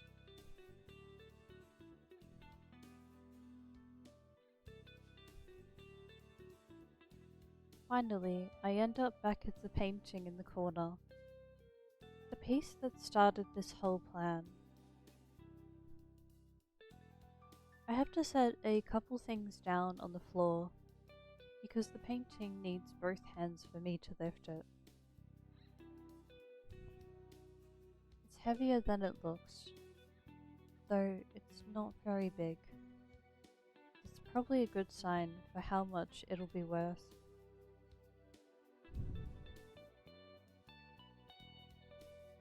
I have to jiggle it a couple times to get it off the hook, but I manage. Tucking the painting under one arm, I pick up the other goods from the floor. This should be enough for one night, just to get in and out quick. I start to head back for the front door where I came in. Before I get there, light floods the room. My heart starts to race as I immediately prepare to run. A quick glance over my shoulder shows the woman from last night, standing at the top of the stairs. Her eyes are glowing blue with anger.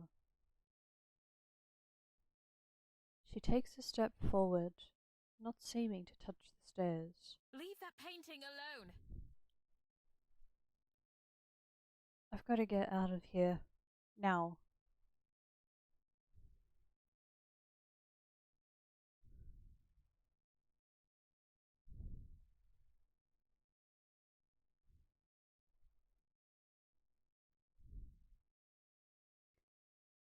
Throwing caution to the wind, I clutch my spoils tight and charge for the door, trying to make myself as small a target as possible.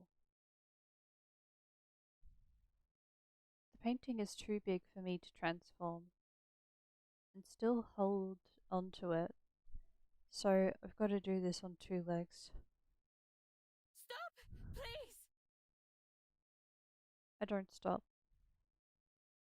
Just like my arrival here, with the guards at the skyport, the thrill of being chased has already taken over. It's exciting and scary at the same time, but either way, it spurs me to move faster. Using my shoulder, I crash out the front door and into the night. I run as quickly as I can, keeping an eye out for patches of slick mud or puddles of water.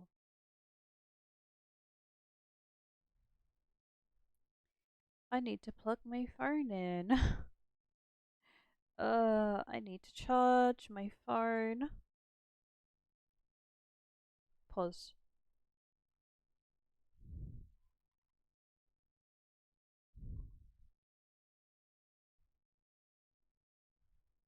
I'm actually wondering.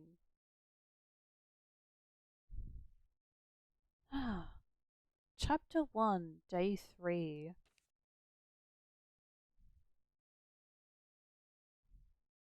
I feel like there's a fair bit to go in the in this game.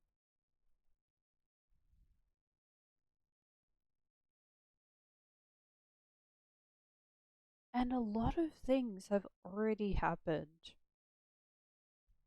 in those 3 days. Man, I love this. I love the game and the story. I'll be back in a minute. I need to plug in my phone to charge.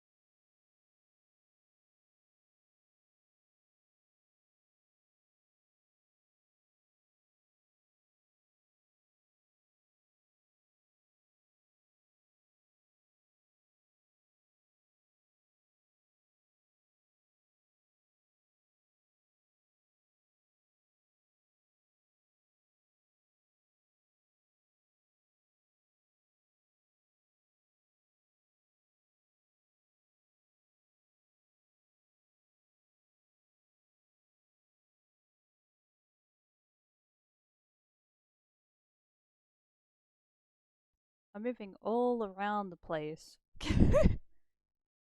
I ended up just standing in the same corner. Like, I was just moving around in this same corner where my desk and chair are. And, I'm charging up. I'm charging up my tablet. The tablet that I haven't used for like 2 years.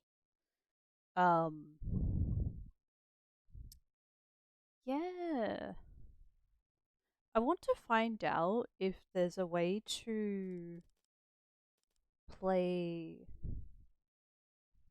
a game on that tablet. Or not just one game, but like a few. 'Cause that tablet is good for drawing and it's good for apps. Like a lot of apps.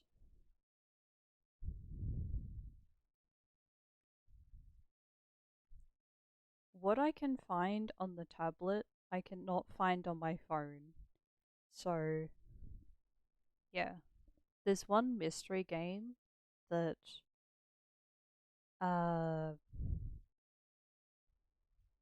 I've only been able to play specifically on that tablet.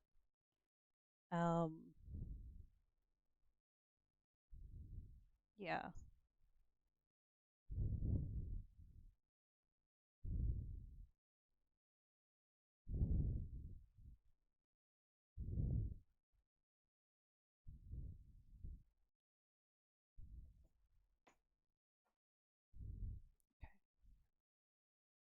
There we go.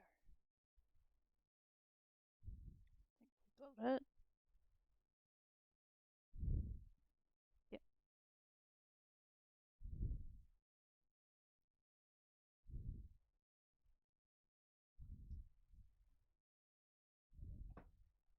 Yeah.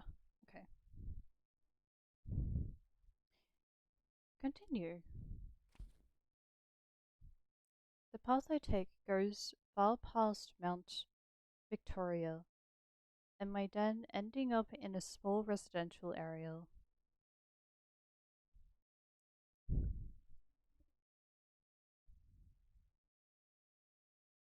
I stash the painting under a parked car, and then take my fox form and crawl under a house, upsetting a mean grey cat who was already hiding there.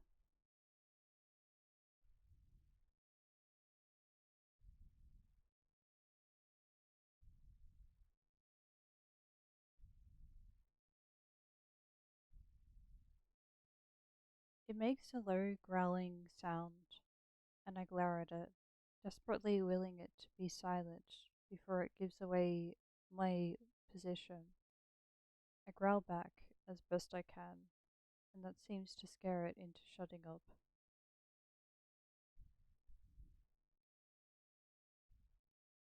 I'm not sure if I was being followed or not, but I don't want to take any chances. After 10 minutes or so, I climb out, pick up my loot, and sneak back towards my den. Now that the excitement has worn off, I just can't keep a smile off my face. There's nothing more satisfying than pulling off a heist, even one as easy as this. Other thieves I've heard about must have had it rough.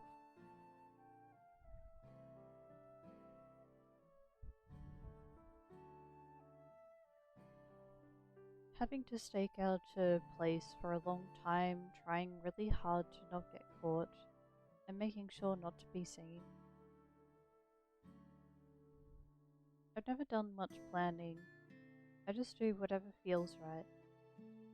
My ability to transform makes it pretty hard to catch me, although I have had to leave behind the stuff I was taking once or twice.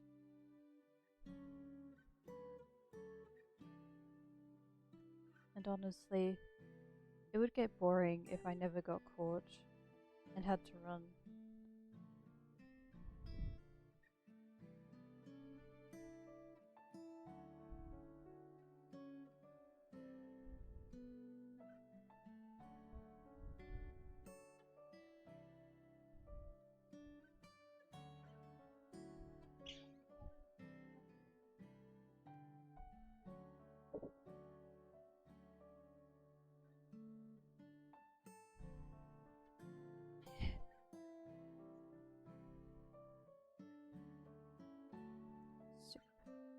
Sip the water time.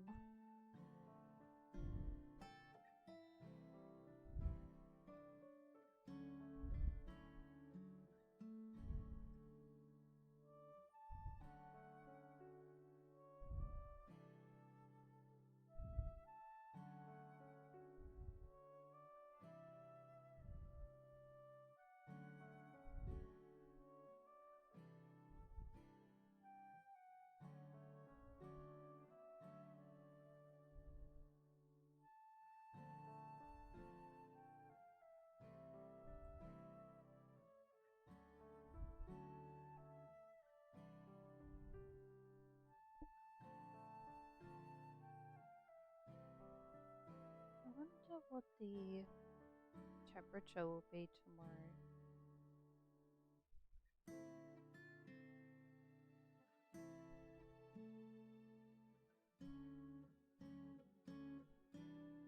Ooh. Wait, that's pretty good. I might be able to visit a cafe tomorrow.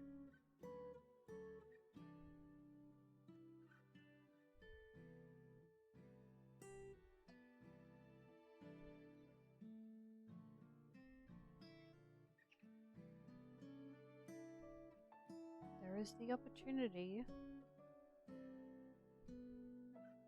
When the weather is nice and it's not like too hot or too cold, I feel happier about traveling out to places for a long period of time.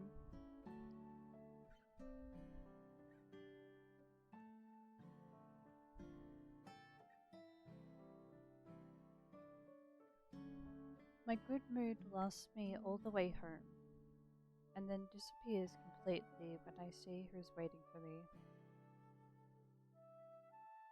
Oh.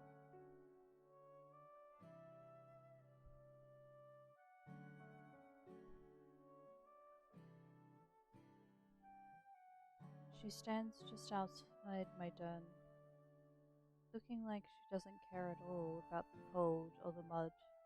In fact, her perfect clothes don't seem to get dirty at all. With her back turned to me, she's staring up at the moon, but she faces me as I approach. She has that same calm presence. That happens every time I scroll. As when I first... Yeah, she has the same calm presence as when I first saw her. I think I need to stop talking soon. I think that might be why I'm feeling discomfort in my throat. Feeling like a bit of phlegm.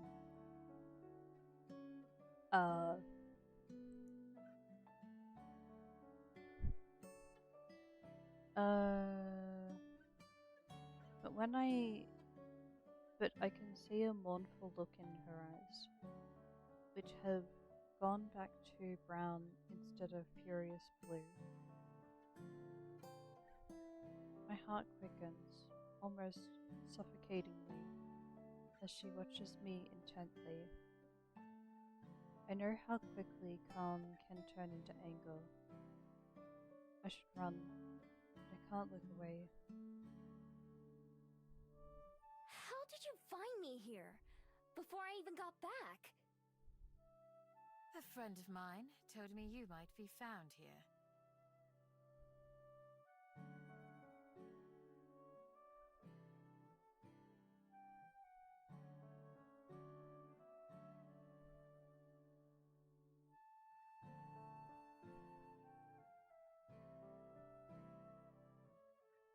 voice is soft and warm, unlike the way she shouted back at the library.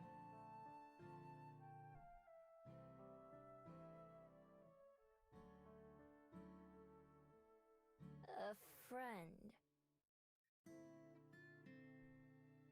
But who? It wasn't followed. I'm sure of that much. With the shock of being found wearing off, the realization I'll need to find a new place to stay sets in. After all that work, too. I apologize for showing up uninvited. I'm here to ask that you please return that painting to me. You may keep the frame if you'd like, but the painting itself is very dear to me.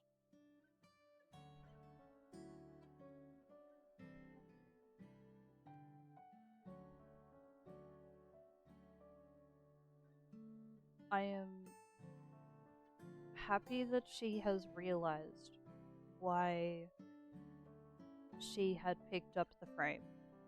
Why Miho had picked up the frame. Like, I pretty much just said it. She doesn't want it for the painting. She wants it for the frame.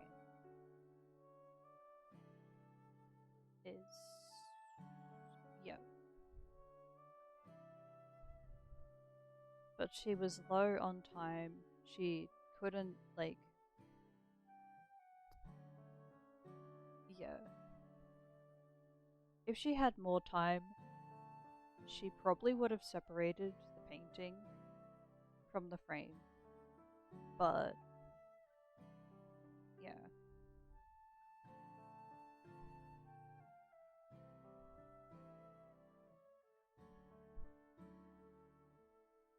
I look down at the portrait. I've been carrying it for a while now, but I haven't given the picture itself much thought. Tell her! Tell her then.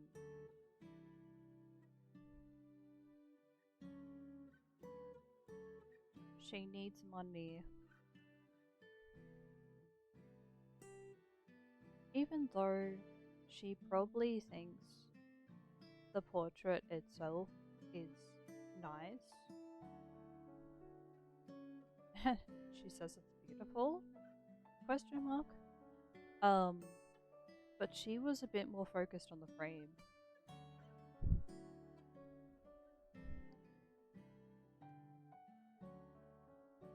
It's a beautiful painting and clearly very old. The girl shown in it is wearing a long flowing dress, looking down with a small smile.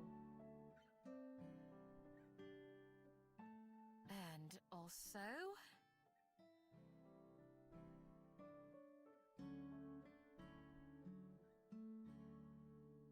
She breathes out slowly, and my eyes narrow. It's the sound people make when they're acting calm but they're angry.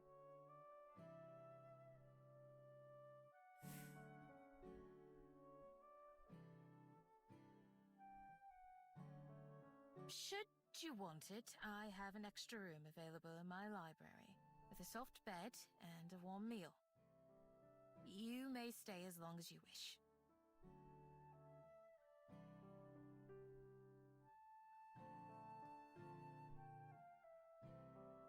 Sometimes it's necessary to word it like that.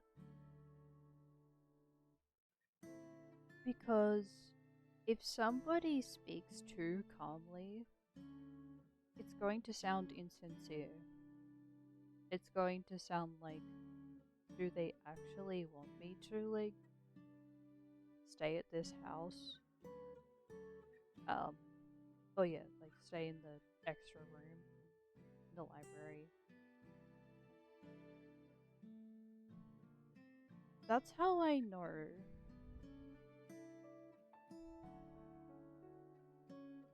I mean, of course, after enough communication between people, some people will probably just get it when somebody is just speaking calmly, softly, and they could suggest something like this. But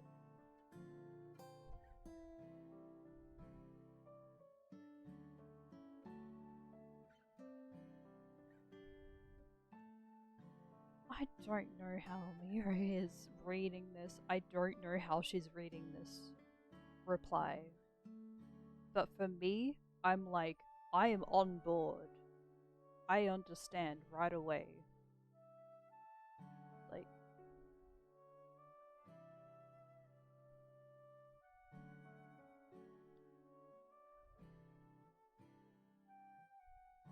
man.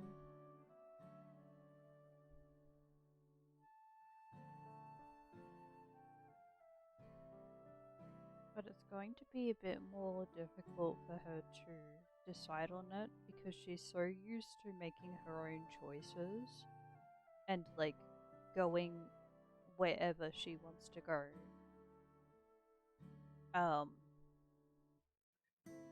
That a lot of the time doesn't involve other people. So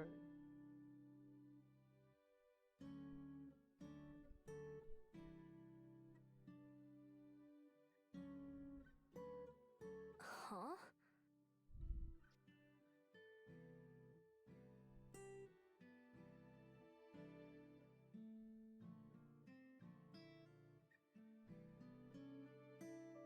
she suggested it again.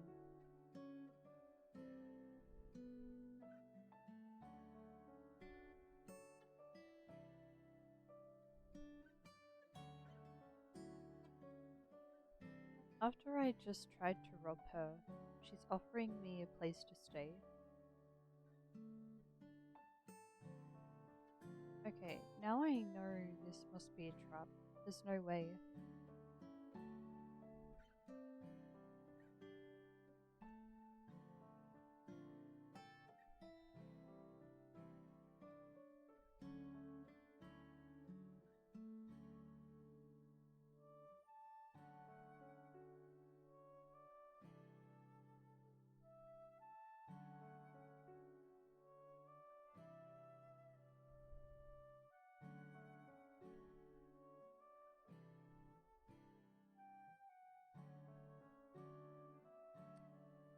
What I find interesting here is she's scared of her, but when she's speaking to the guy, she's open. And like, she talks about a bunch of things, but like, I don't know. Maybe it's the fact that she showed a little anger, that she's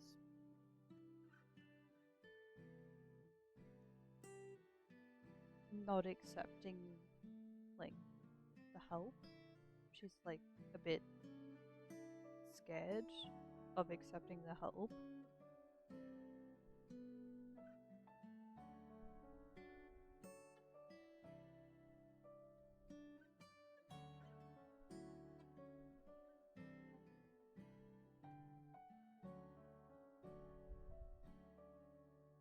It's almost like she might be waiting for her to show a bit more kindness, a bit more like, yeah, kindness might be one way. Bit more friendly.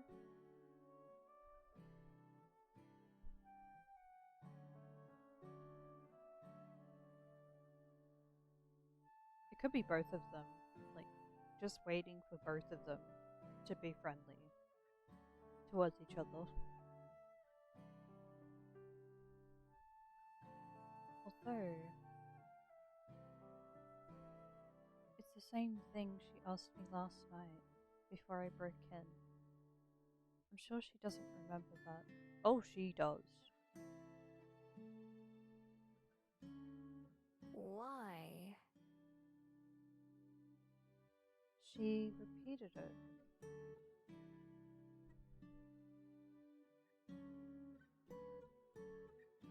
Because I have more beds than I could possibly fill and more food than I could eat.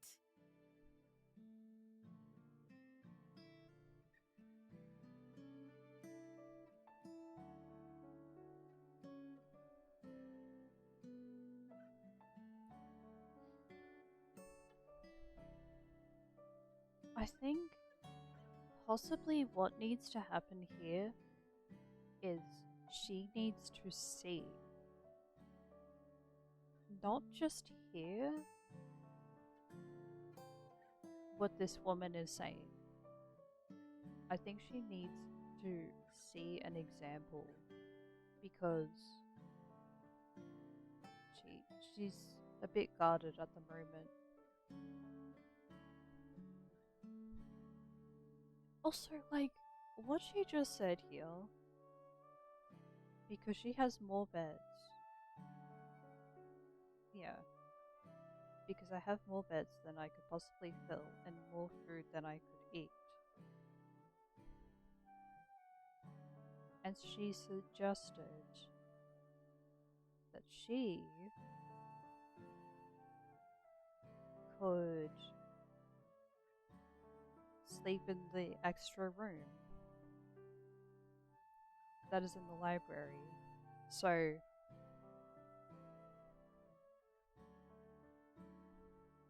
I think she's bringing up some ideas to possibly convince her to stay in the room. Not just stay there, but like to be able to sleep there and to eat food that is provided. I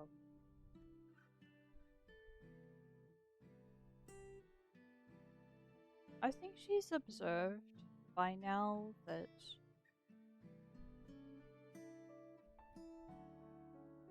she doesn't like to stay in one place. She likes to travel around.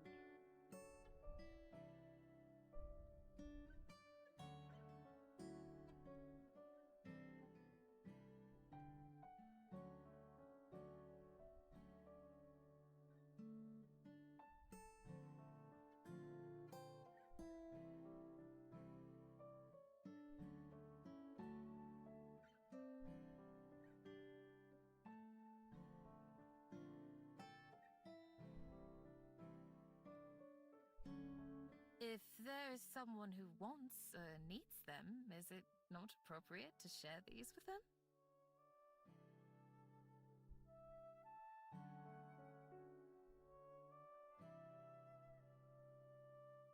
That is a good point. Is it?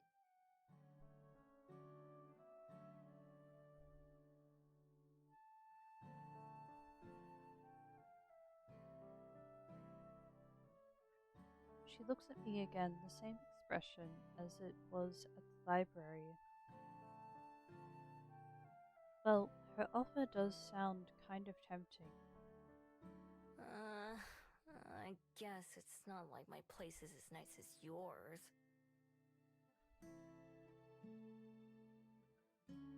Not anymore, at least. Not after it rained and made half of it mud. I looked down at the painting again. If I sold it, it was just going to be so I could buy the same things she's offering me.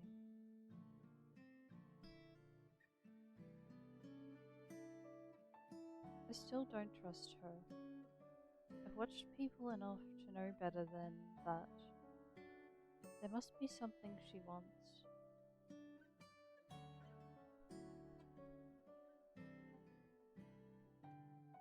But I don't think she wants to hurt me. She knows I don't have anything worth stealing.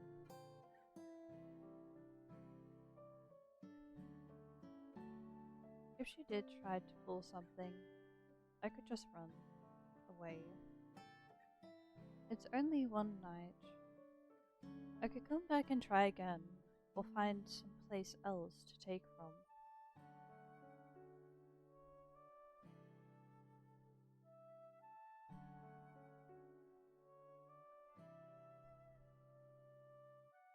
I look down to the burrow past where she's standing. It looks less a den and more a pile of mud. The thought of sleeping there again practically makes the decision for me. Fine, I'll take it.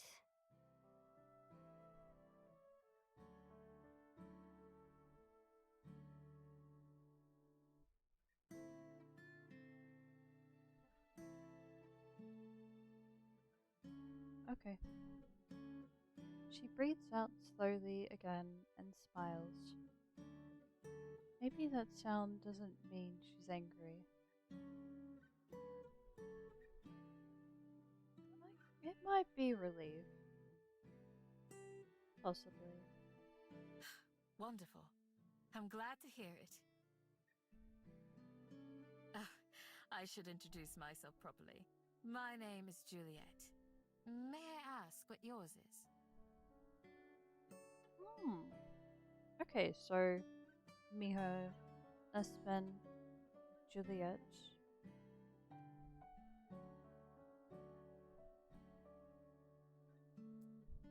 Unfortunately, I don't know the name of the other cafe staff. The other lady who works at the cafe.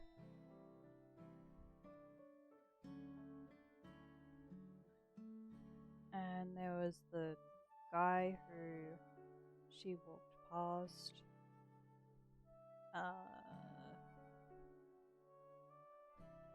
A woman and their son.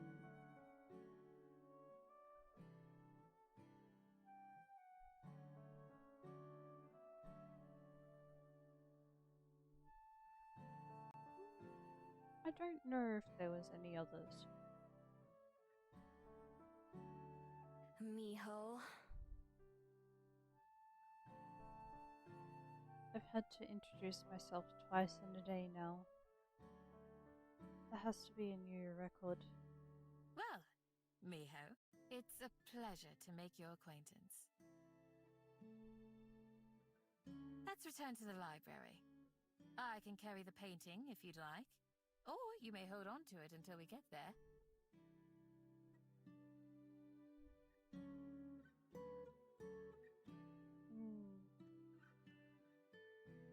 Okay.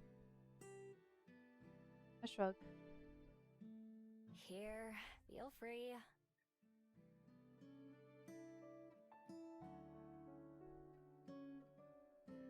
Ooh, new art. Okay.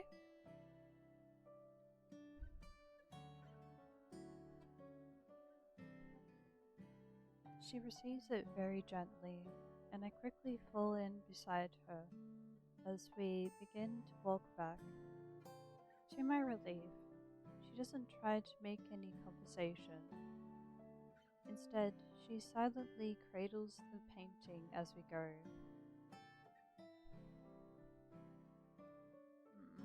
Is it okay?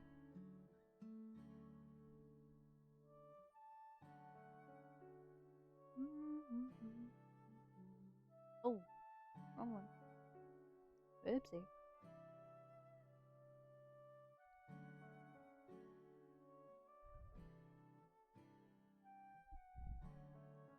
When we get back to the library, the lights are off, and the door is still unlocked.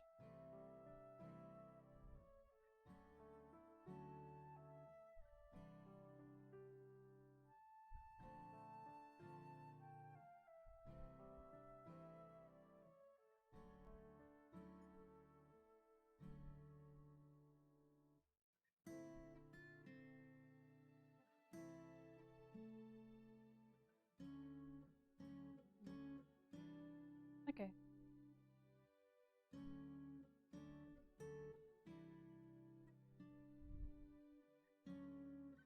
After setting the painting down on the desk, Juliet gestures towards the stairs. It's on the second floor.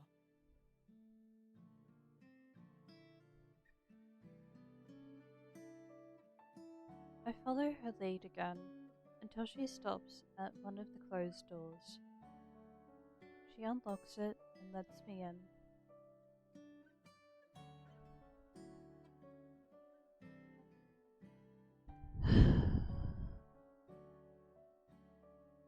Now, what kind of room is this? This is another time where a character will introduce a bedroom to another character when they already have some other bedrooms. Is it going to be the best bedroom that they introduce, or is it going to be a bedroom that is nice but not the best one?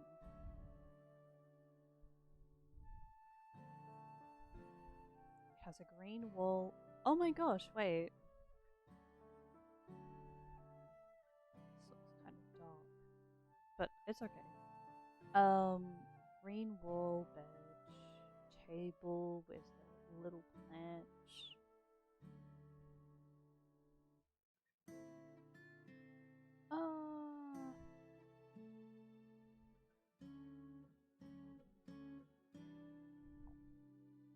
Is that like... That looks like a chest of drawers.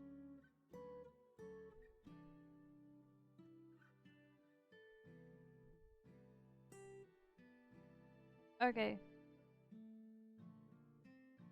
And returning back to that now.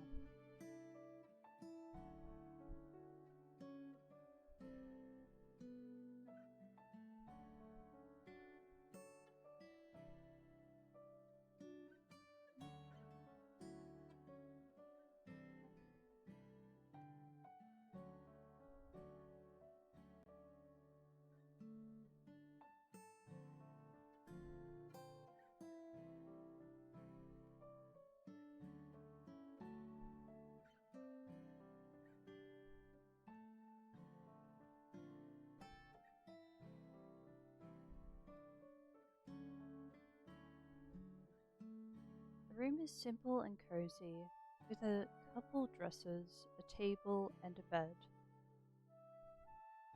Over the bed, there's a boxy window with a wide sill, big enough to sit on.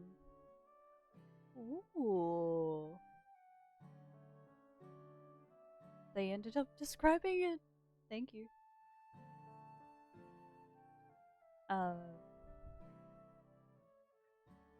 wait. Last one. Hi.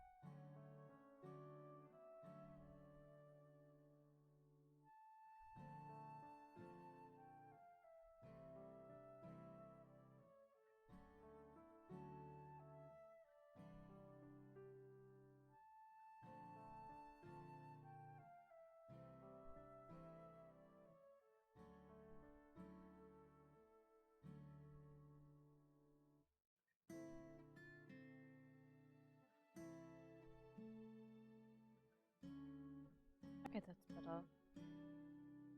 Yay.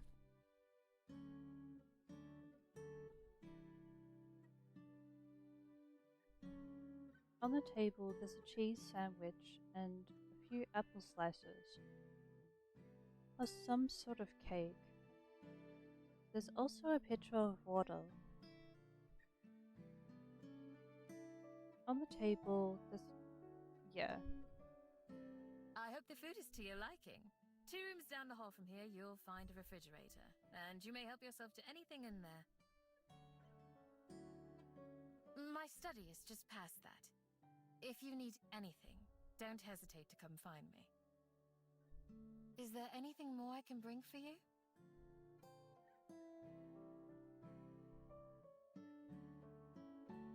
I shake my head in disbelief. What am I even supposed to say in a situation like this? I just stole from her, and now I have both a bed and food in return.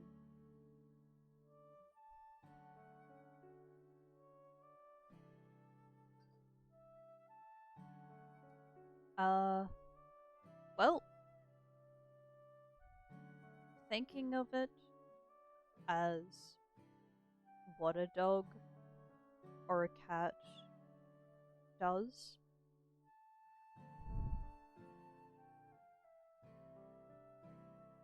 some owners will treat them with kindness, so they want to treat you the same way.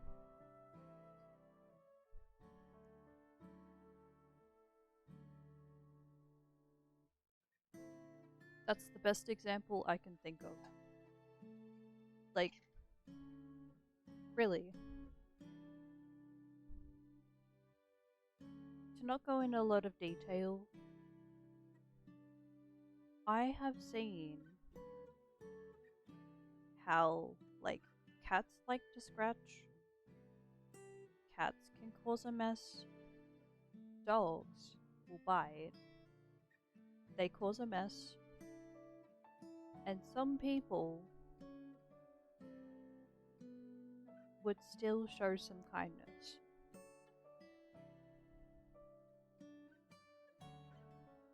Because they deserve it.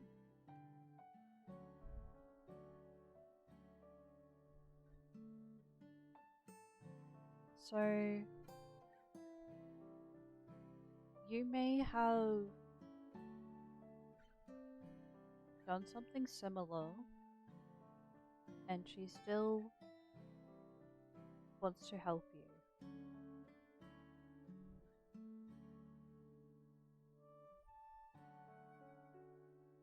As if to answer my confusion, she gives a calm smile.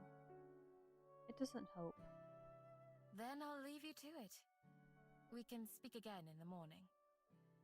Good night, Miho.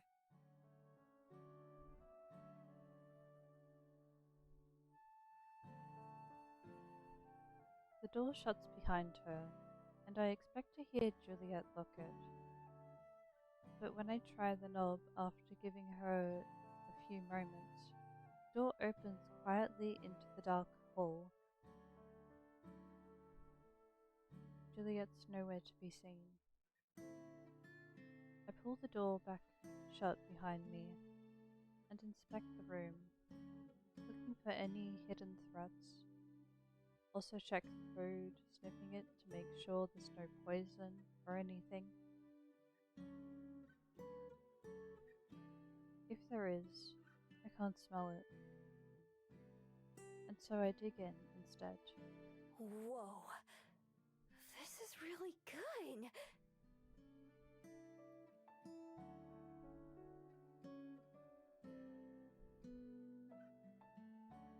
There's 3 different kinds of cheese in the sandwich, which is 2 more kinds than I knew existed.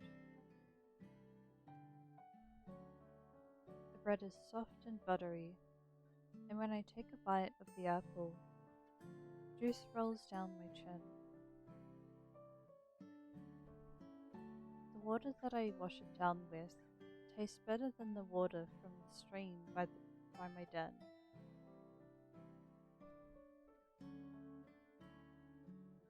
When I'm done eating, I climb into bed, still feeling overwhelmed. More specifically, not knowing how to feel.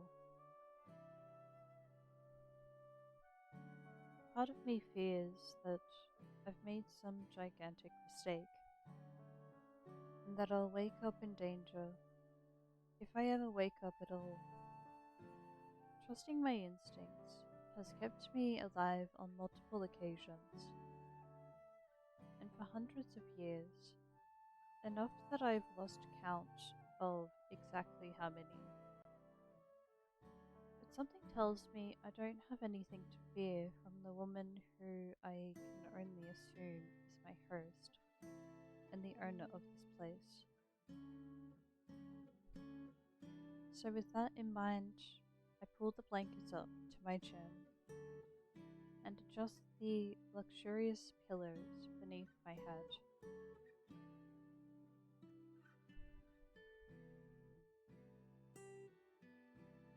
Who knows, maybe the morning will bring trouble with it. But right now, just sleeping sounds alright.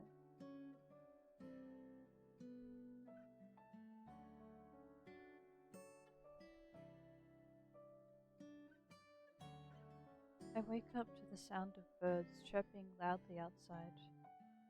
Blinking wearily, I prop myself up and look toward the warm sunlight beaming through the window. The sheets under my hand feel soft and dry. My hand goes to my neck, taking in the smooth familiarity of my necklace. It's still here. If someone was going to rob me, that's the only thing I have that would seem valuable.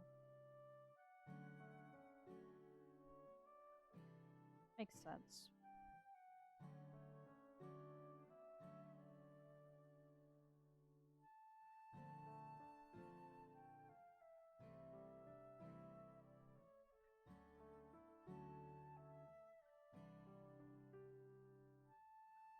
I sit up and look around. It doesn't look like anyone came in while I was asleep. Maybe I really am safe here. I wonder if Juliet's friend was the scent I noticed outside my den on the first morning. I don't know how else she could have found me, or how they did it without waking me up. If it happened before, it could happen again, as much as I hate to admit it. So I check around the room very thoroughly, but still don't notice anything different from when I went to bed. Maybe it's not a trick.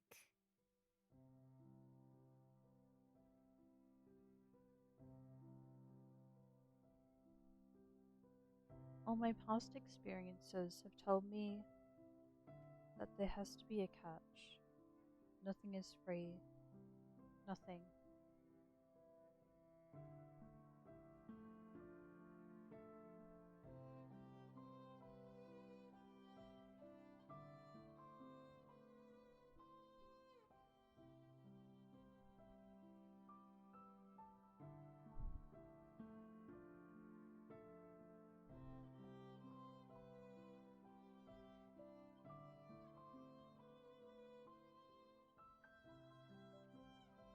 But no matter how hard I try, I can't figure out what it could be. Could Juliet really have been telling the truth? It just seems so unlikely.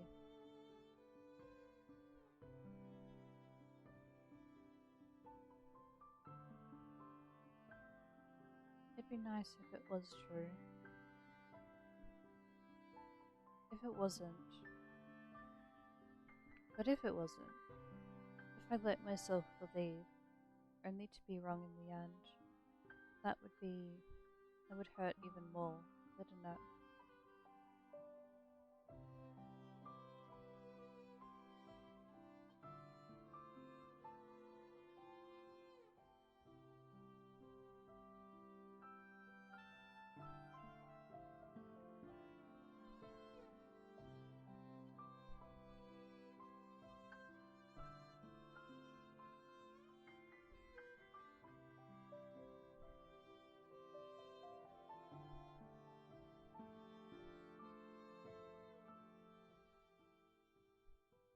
better not even take the risk. After all, I've lived a lot of years this way, and it's not like I hate it. Making my mind up helps me feel better right away, too. It just makes more sense. Even if I tried to stay, I don't think I'd ever stop worrying. This way, I'll know for sure that I'm in charge of my own destiny. Now that I know this room is unoccupied, I might be able to sneak back in sometimes when I need a place to stay. Sneak back in.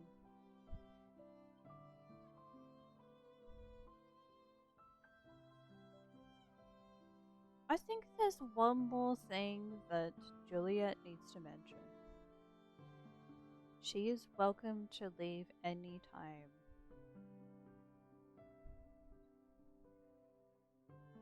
I think I started mentioning something along those lines.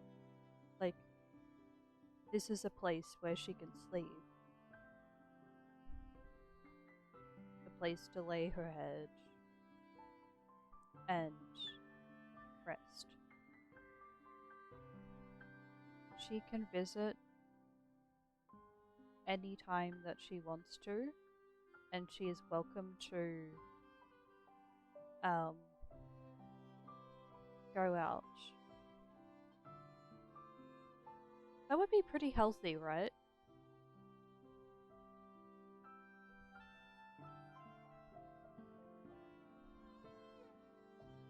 It's good to have friends like that.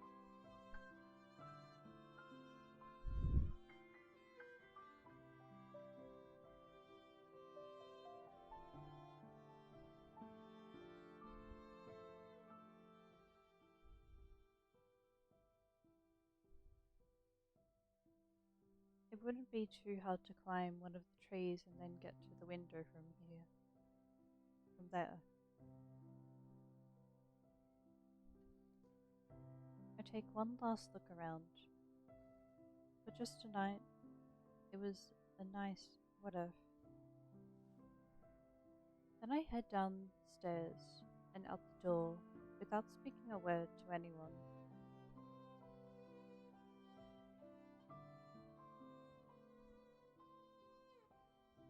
It's another day. It's another nice day. The same as when I first arrived in Wellington. Warm sun and blue skies with just a hint of clouds. For a while, I meander around town, eating the last of my pastries from the convenience store halls. Convenience store hall. For breakfast.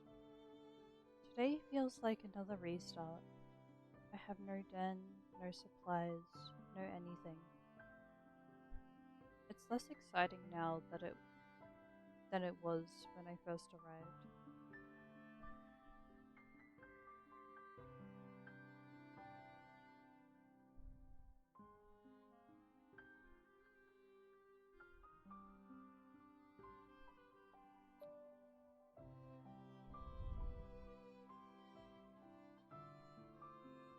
Is it though?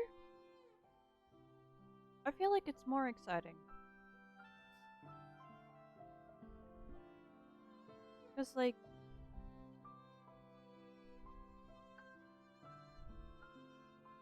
there is somebody who is getting paid and they can buy food. And they can afford to have this library and have, like, a few rooms.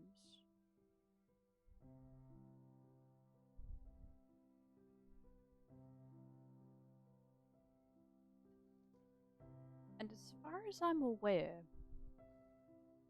there could be 3 of those rooms that are being used. For, like, maybe 3 guests. If Espen is there, if Espen has, like, a room there, she would be the 3rd. Unless Espen has her own home.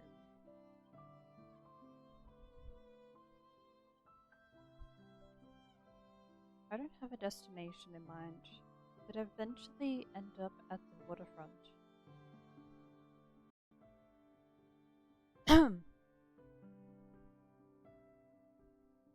There's an airship over the bay, descending closer towards the skyport. A couple kids down on the beach wave up at it, seeming excited.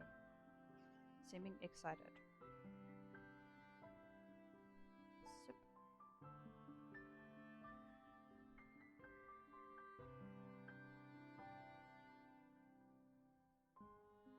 The people arriving on that ship all have somewhere that they're planning to go when they get off, huh? They've all got people waiting to see them. What have I got? Some trash and an old scroll.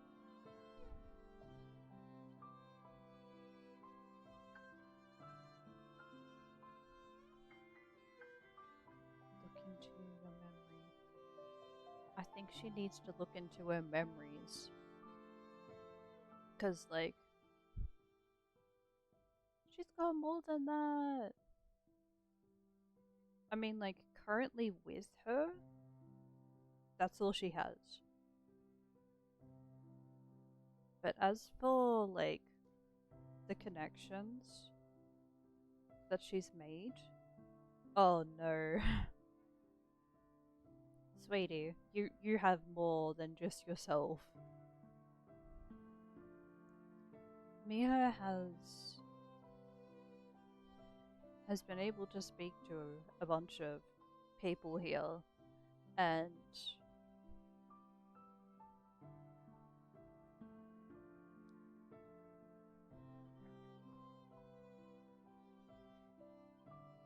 at least two of them you would be able to have another conversation with. You would be able to see them again.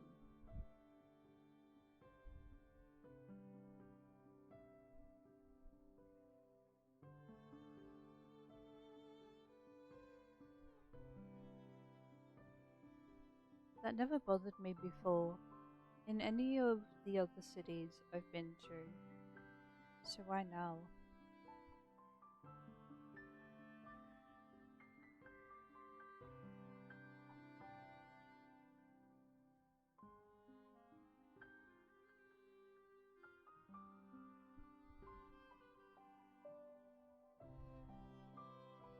Guess that's another question for the pile.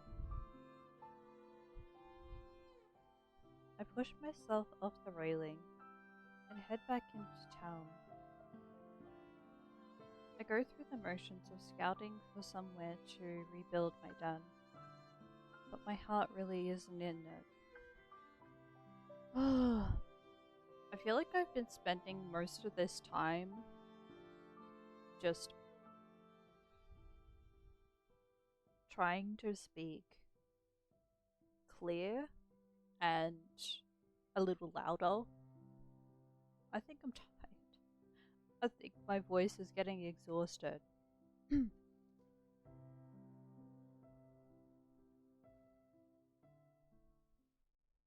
It's time.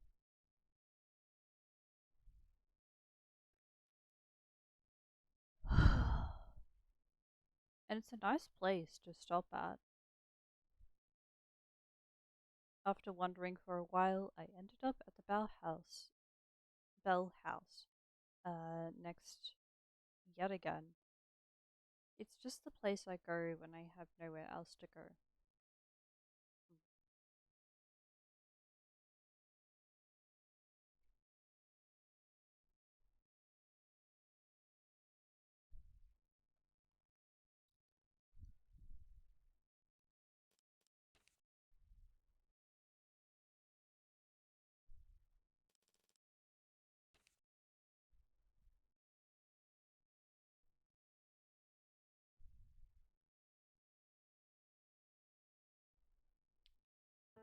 Yay. that was pretty good. There's still more to go, but honestly, I feel like I've been able to do a lot in the story. I'm on to day 4. I think it's day 4. Oh, you didn't finish this one! Yeah, day 4. Bye-bye! See you next time! Yeah. Wow. Well, I don't have much to say, considering the audience now. But thanks for stopping by, everyone. And yeah, thanks for those who were chatting and for lurking. For those chatting and lurking, I'll be back with another stream tomorrow. Gonna play Silent Hill F. And yeah. That's gonna be cool. And scary. Yeah. And we'll set up my next schedule in at the start of next week. And yep. I hope you all take care, and I hope to see you sometime soon. If I do not see you and you have something else planned, I wish you good luck with it.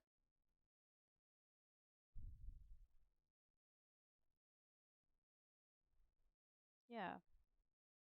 I'm gonna see if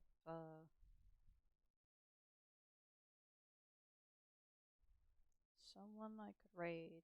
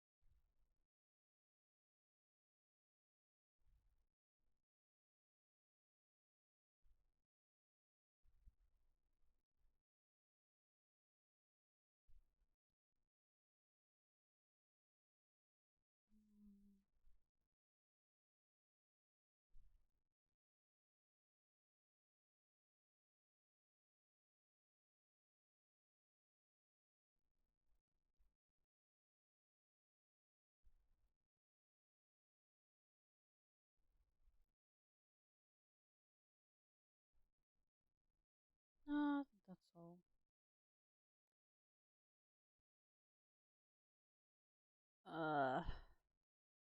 I don't like that notification. Okay. Bye bye, everyone.